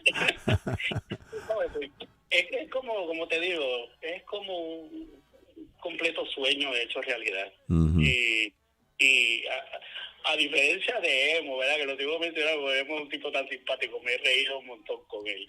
Yo entré de una manera con Larry que eso fue todo tan gentil, aparte de que Larry era tan perfeccionista y todo, pero en la mejor forma que podía expresarle lo que él esperaba de mí. Mientras estuvimos ese mes en su casa, todo como que corría smooth. ¿Me entiendes? Y yo, tú sabes, con los oídos súper abiertos, tú sabes, Harlow me está hablando y estoy con él en su casa. Y Larry con su piano, nosotros, tú sabes, estábamos hasta tarde en la noche. Y absorbiendo todo lo que podía. Larry en ese momento tenía planes de hacer música un poquito más suave de la que ya había grabado. Tú sabes que en ese tiempo estaba lo que se llamaba la música romántica. Y entonces pues estábamos en ese swing, ¿sabes? Lo que, no sé si has podido escuchar de ese disco, lo que era Estar Enamorado y cosas así. Y entonces el señor Salsa, que es una especie de salsa, pero en el nivel como charangueado, ¿tú me entiendes? Con violines y todo el revolú. Y todo eso lo fui observando y escuchando y practicando. Y durante ese mismo mes me dice, Rey, ¿tú puedes escribir algo? Bueno, yo no, de verdad que no. Yo me considero compositor, Larry. Pero escribe algo, chico. Escribe algo, y yo hago el arreglo. Pues no sé qué se me ocurre, pero eso fue para mí súper emocionante. Larry me está pidiendo que escriba un número, que él lo va a arreglar. No, es una broma. ¿Sabes? Siempre yo me mantenía, José, como con los pies sobre la tierra, tú sabes, un poquito tímido y a la misma vez como que quería. Pero imagínate, profesionalmente, ahí es que yo prácticamente fue que empecé a fortalecer mi voz y como Larry sacó lo mejor de mí. Resulta cuenta. Y tan así que ese día me amanecí, y ahí fue que escribí público oyente. Verdad que me amanecí, pero busqué las palabras y lo conseguí. Y lo puse en clave y se lo canté, y yo pensé que me decía, es una porquería, pero digo, está bueno. ¿Cómo es? Bueno, me gusta, vamos a hacerle un arreglo. Pues fantástico, no tenía ni los coros y él me está diciendo que estaba perfecto. En otras palabras, Larry, de verdad que a mí me ha dolido mucho su partida. No es lo mismo que te comentaba temprano en nuestra primera llamada, tener a alguien y uno nunca está preparado para ese momento cuando lo pierde. A propósito, ¿verdad? Le envío mi más sentido pésame a María Del Carmen y a mi hermanito Myles Harlow, porque siempre estuve tratando de estar en contacto para saber de Larry, ¿verdad? No como hubiese querido, pero nada, presente la historia larga. Larry pues miramos el mes allá, aprendí mucho, absorbí, casi los números prácticamente los practiqué, lo que pensábamos grabar y todo eso. Estamos casi listos. ¿Está listo para viajar? Y yo pensé que era un viaje como hacía alrededor de Nueva York, pero no era eso. Era como estamos en un avión y terminamos en París, tú sabes, y dije, rayos, eso era, bájate de un avión y montate en otro. Wow. Y vamos entonces a grabar. En la grabación eso era fantástico porque era solamente Larry y yo. Y Larry, una vez en el estudio, Larry se convertía en ingeniero de sonido, que el estudio es eso, ¿tú me entiendes? Y eso para mí era como una bendición, y yo un poco nervioso, pero además de relajado, lo que era solamente él y yo en el estudio. Y ahí me cochaba. Tengo el pianista ahí, si algo él entendía que no estaba bien, iba a donde mí, lo arreglamos, dale para adelante, eso está bien. Cualquier idea que yo tuviera, Larry, aparte de ser, ¿verdad?, la gran estrella que era, tú sabes, ante mis ojos, que no podía creer que todavía estaba compartiendo con él. Yo por lo menos yo añadía y sugería cosas y él las aceptaba, ¿entiendes? Humildemente, ¿verdad? Pues que tú sabes que hay personas que yo soy fulano de tal y tú sabes, lo que yo diga es lo que va, lo que tú digas, pues posiblemente yo le escuché. No, Larry escuchaba mis sugerencias, eso me hacía sentir maravillado.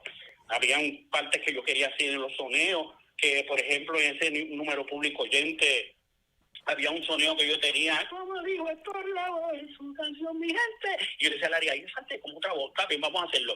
Y cuando llegaba a esta parte, Larry estaba allá en la cabina, ponchaba, venía corriendo, entraba a la cabina conmigo, me dice, mantente en silencio. Claro, le está ponchando, está viendo el micrófono, venía corriendo, y hacía el coro conmigo en esa sección, volvía allá, y ponchaba, ¿sabes? Y eso es, tú sabes, eso también era como una maravilla, porque la gente tenía un control total del estudio de grabación. Y aparte de tener el control, cada número que hacíamos pensado, no era como a lo loco, íbamos por paso, pero él sabía lo que quería. Posiblemente, obviamente, yo un novato, entiendo que él sabía mejor que yo lo que él quería. Yo solamente trataba de ir en condición a lo que yo entendía que él me pedía. Y se disfrutaba cada número que hacía, tú sabes. Nosotros bailábamos en la cabina, las canciones, tú sabes, la música y todo, la yo bailando por allá, yo bailando por acá, tú sabes. Era como yo con mi papá en el estudio, porque se entregaba a lo que hacía, ¿tú me entiendes? Y la verdad que lo voy a extrañar mucho. No. Y Larry, tú sabes, para mí era motivador. Cuando él ponía todos esos arreglos, que te vas a hacer este, yo le decía, Larry, estos son números de Néstor. Sí, exacto. ¿Cuál es el problema? What's the problem, Ray? No, tan fuerte. Yo lo puedo hacer. Me decía, no quiero que me diga que no puede. Tú puedes cantar lo que tenga que cantar, arriba, abajo, tú lo puedes hacer. Así que no quiero oír, no. Esas canciones, tú las vas a hacer, tú vas a quedar bien. Y todo es como un relajo, tú sabes. Qué bien. Y como decía una de tus invitadas al principio de tu entrevista, Larry, porque yo tengo montones de fotos. Recuerda, no había celulares de ese tiempo. Yo me la pasaba con la cámara. En una bolsa tenía las maracas y el güiro, y en otra tenía los rollos de película para las cámaras.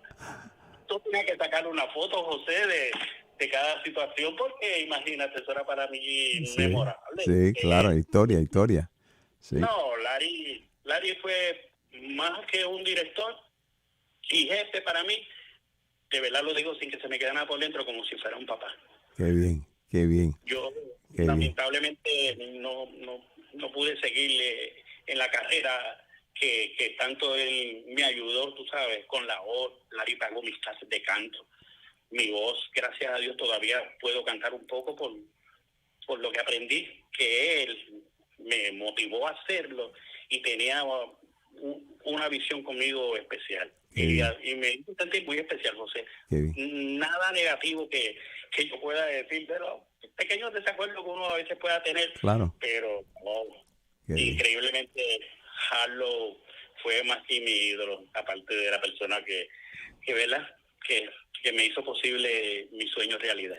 Bueno, Rey, yo te digo una cosa, por aquí hay comentarios para cerrar. Te voy a decir por acá, Angelina Dice, en Perú lo recordamos, hablando de ti mucho también cuando vino como cantante a la orquesta de Eddie Palmieri en 1990, que es otro 20 pesos, como dice Pablo Lindo Rosario, que va a ser que será nuestra próxima conversación sobre tu momento con Palmieri. Y un abrazo a la gente peruana y mi gente colombiana también, que los quiero mucho. Alfredo Valentín te da saludos por aquí desde Alabama. También a Rafael Soto, saludos. José desde Clute, Texas. José Villafano dice, great tribute to Larry Harlow, my first 8-track. Wow, who is the Salsa, la cartera. Welcome back, José, God bless. De nuevo en Perú, Angelina dice, en Perú sonó en las radios locales el tema Señor Salsa y Estaré Enamorado en la voz de Rey Pérez. Por aquí Ronald dice, yo tengo la versión pirata, Larry no sabía que lo habían copiado y con otra carátula. ¿Será hablando sobre el disco de los 7, del disco que había mencionado? Yo creo que será el disco que había mencionado nuestro amigo el Indio, sobre Belmonte y los Land. Me imagino que sí. Entonces, por acá... No sé si sabes que, perdona que te interrumpa, Ajá. no sé si sabes también, y logramos hacer otra grabación que se llamaba Los Tres, que ahí participaron mi gran amigo Orlando Guatuzzi, otra talentosísima joven, Doris Eugenio, hicimos pues tú sabes, música romántica, La Última Noche, Ajá. y numeritos así arreglados por Larry. Larry iba tanto de la mano con Larry, José, que Larry, yo hacía anuncios para la cerveza Miller, perdóname por el anuncio, Ajá, ¿no? pero Larry hacía arreglos musicales para esa compañía de cervezas, ahí yo hacía percusión menor, y la parte vocales también. Larry era De todo. tú sabes, Sí, sí. Larry era un genio, Sí. ¿tú me entiendes? Él Y hacía tenía una visión futurística, diría yo, porque en esa grabación de My Time Is Now, Ajá. si tú tocas eso y oye, de la forma que eso está mezclado y con toda esa instrumentación tan genial, eso suena como un disco que lo grabaron ayer, tú sabes, musicalmente hablando, ¿verdad? Pero Larry fue, tú sabes, se merecía ese apodo de maravilloso, ¿verdad? Maravilloso. Bueno, Rey, ya sabes, tú y yo tenemos entonces un compromiso de compartir un programa especial para ti, hablando sobre tu persona, tu trayectoria, tu vida como músico y como persona desde el principio hasta el presente. Así que gracias por aceptar este momento de estar con nosotros y espero que entonces en un futuro bien cercano podamos hacer este programa muy especial para que la gente sepan todo de ti, no solamente lo que tú has hecho con un Larry Harlow, sino toda tu trayectoria musical. Y por aquí Angelina dice, Los Tres con Doris Eugenio y Orlando Guatuzzi, el concepto era boleros en salsa, dice ella, que era lo que tú tenías en mente y estaba hablando de hacer con él. Te agradezco la oportunidad, perdóname. No. Te agradezco la oportunidad. Para mí, como te dije, yo me siento tan orgulloso de ser parte de esta historia de, para mí, el mejor en todos los aspectos de la música se refiere, el señor Larry Harlow. De verdad, yo soy muy orgulloso de haber sido parte, un pedacito de parte de esa fabulosa orquesta, de verdad, y verdad, tratamos de recuperarlo de la triste pérdida. Bueno, mi hermano, se te quiere, un placer. Gracias de nuevo a Imo Luciano por la oportunidad de conectarnos y ya sabes, estaremos en comunicación. Que Dios te bendiga. Eres uno de los ángeles y espero tener la oportunidad de verte en persona para que podamos pasar un tiempo agradable hablando y conversando y gozando de la buena vida. Así que mi hermanito, que Dios te bendiga y para adelante siempre. Y gracias por tu aportación al programa de hoy y también por la música que dejaste plasmada con el gran Larry Harlow. Muchas gracias, José, a ti, a toda tu audiencia y desde acá de la Isla del Encanto, Dios me los bendiga a todos. Muchas gracias, mi hermanito. Cuídate. Un placer. Gracias. Bye, bye. Bueno, mi gente, entonces ya como se dan de cuenta, hemos pasado, son 4 horas y 29 minutos. Yo creo que ya YouTube y Facebook me van a cerrar. Por aquí, Mona Rivera dice, awesome program, thank you.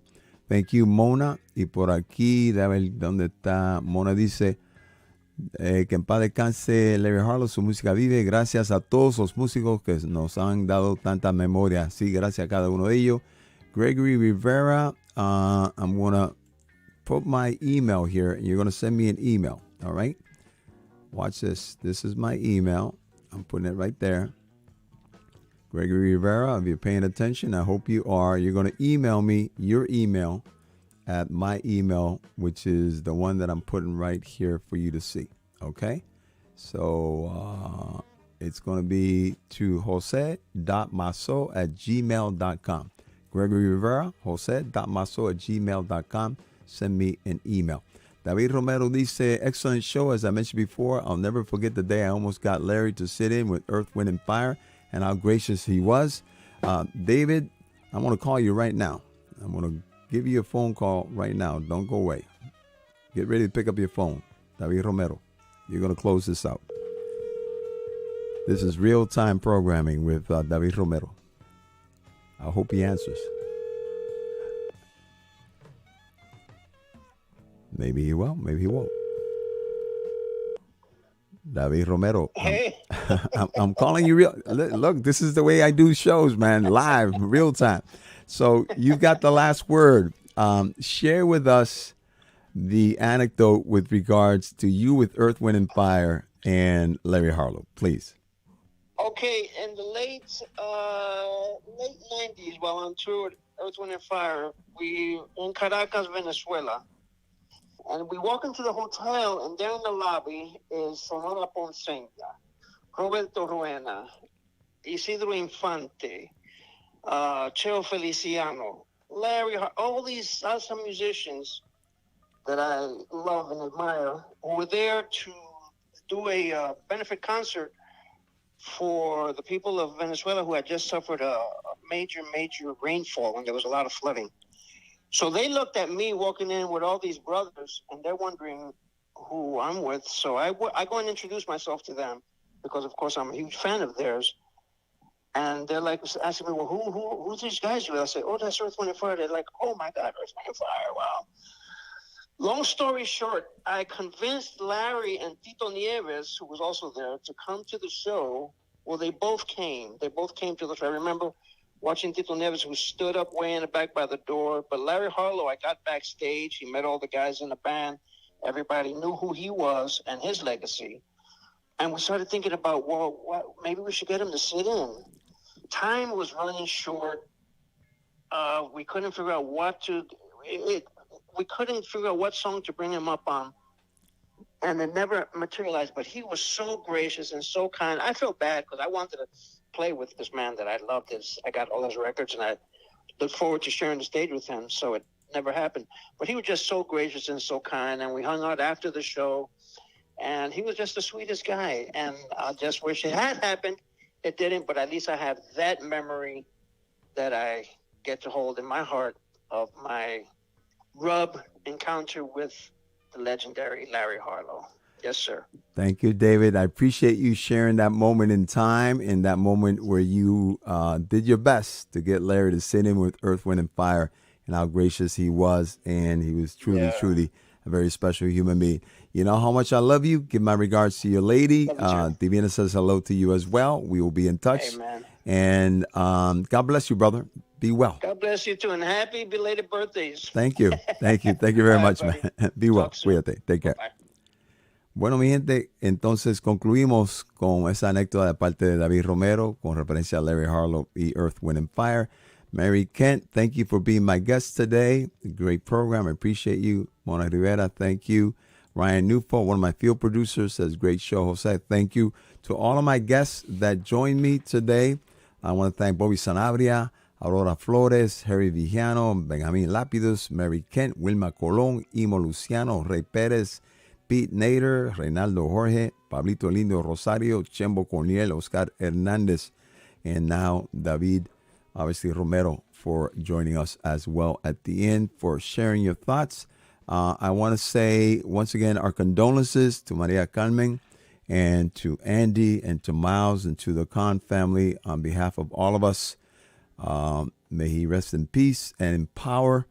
It is a heartbreak for all of us whenever we lose one of our angels, but the good side of it is that their memory will live on because of all of us who continue to be part of this ecosystem of life that includes music. And those of us who are in this field of communications will make sure that his music will live on And those musicians who you heard and others will make sure that his music will live on through their execution of those songs. And as I mentioned before, today's program we also dedicate to the memory of Doña Juanita, to the memory of Bobby Sanabria's mother, who passed away recently as well. May she rest in peace and in power. So to all of you, thank you. God bless you. I appreciate you. I love you. And that photo, yes, esa foto una de mis favoritas con gran Larry Harlow back in the dressing room at Berkeley Performance Center at Berkeley College of Music. I want to thank Divina for her patience upstairs and for my family as well, that I miss socializing with them this afternoon, but they understand. And to all of you out there, God bless you. Please be safe. Remember to continue wearing your mask. It's not over yet. We're still combating that. And Pablo Lindo Rosario, te quiero mucho. Cuídate. Bobby Sanabria, Aurora, muchas gracias también. Angelina, te quiero mucho. Que Dios te bendiga, como siempre. Y gracias por quien tú eres y lo que haces por nuestra música. Y que viva Larry Harlow y que viva nuestra música afroantillana. Hasta la próxima vez. Until next time, thank you so much for tuning in for 4 hours, 36 minutes of programming. God bless you. I love you. Dios los bendiga. Latino, defienda lo tuyo con orgullo. Todos unidos entre uno, uno para todos y todos para uno. El nombre mío es José Mazó. Hasta la próxima vez. Que Dios los bendiga y los quiero mucho. Chao.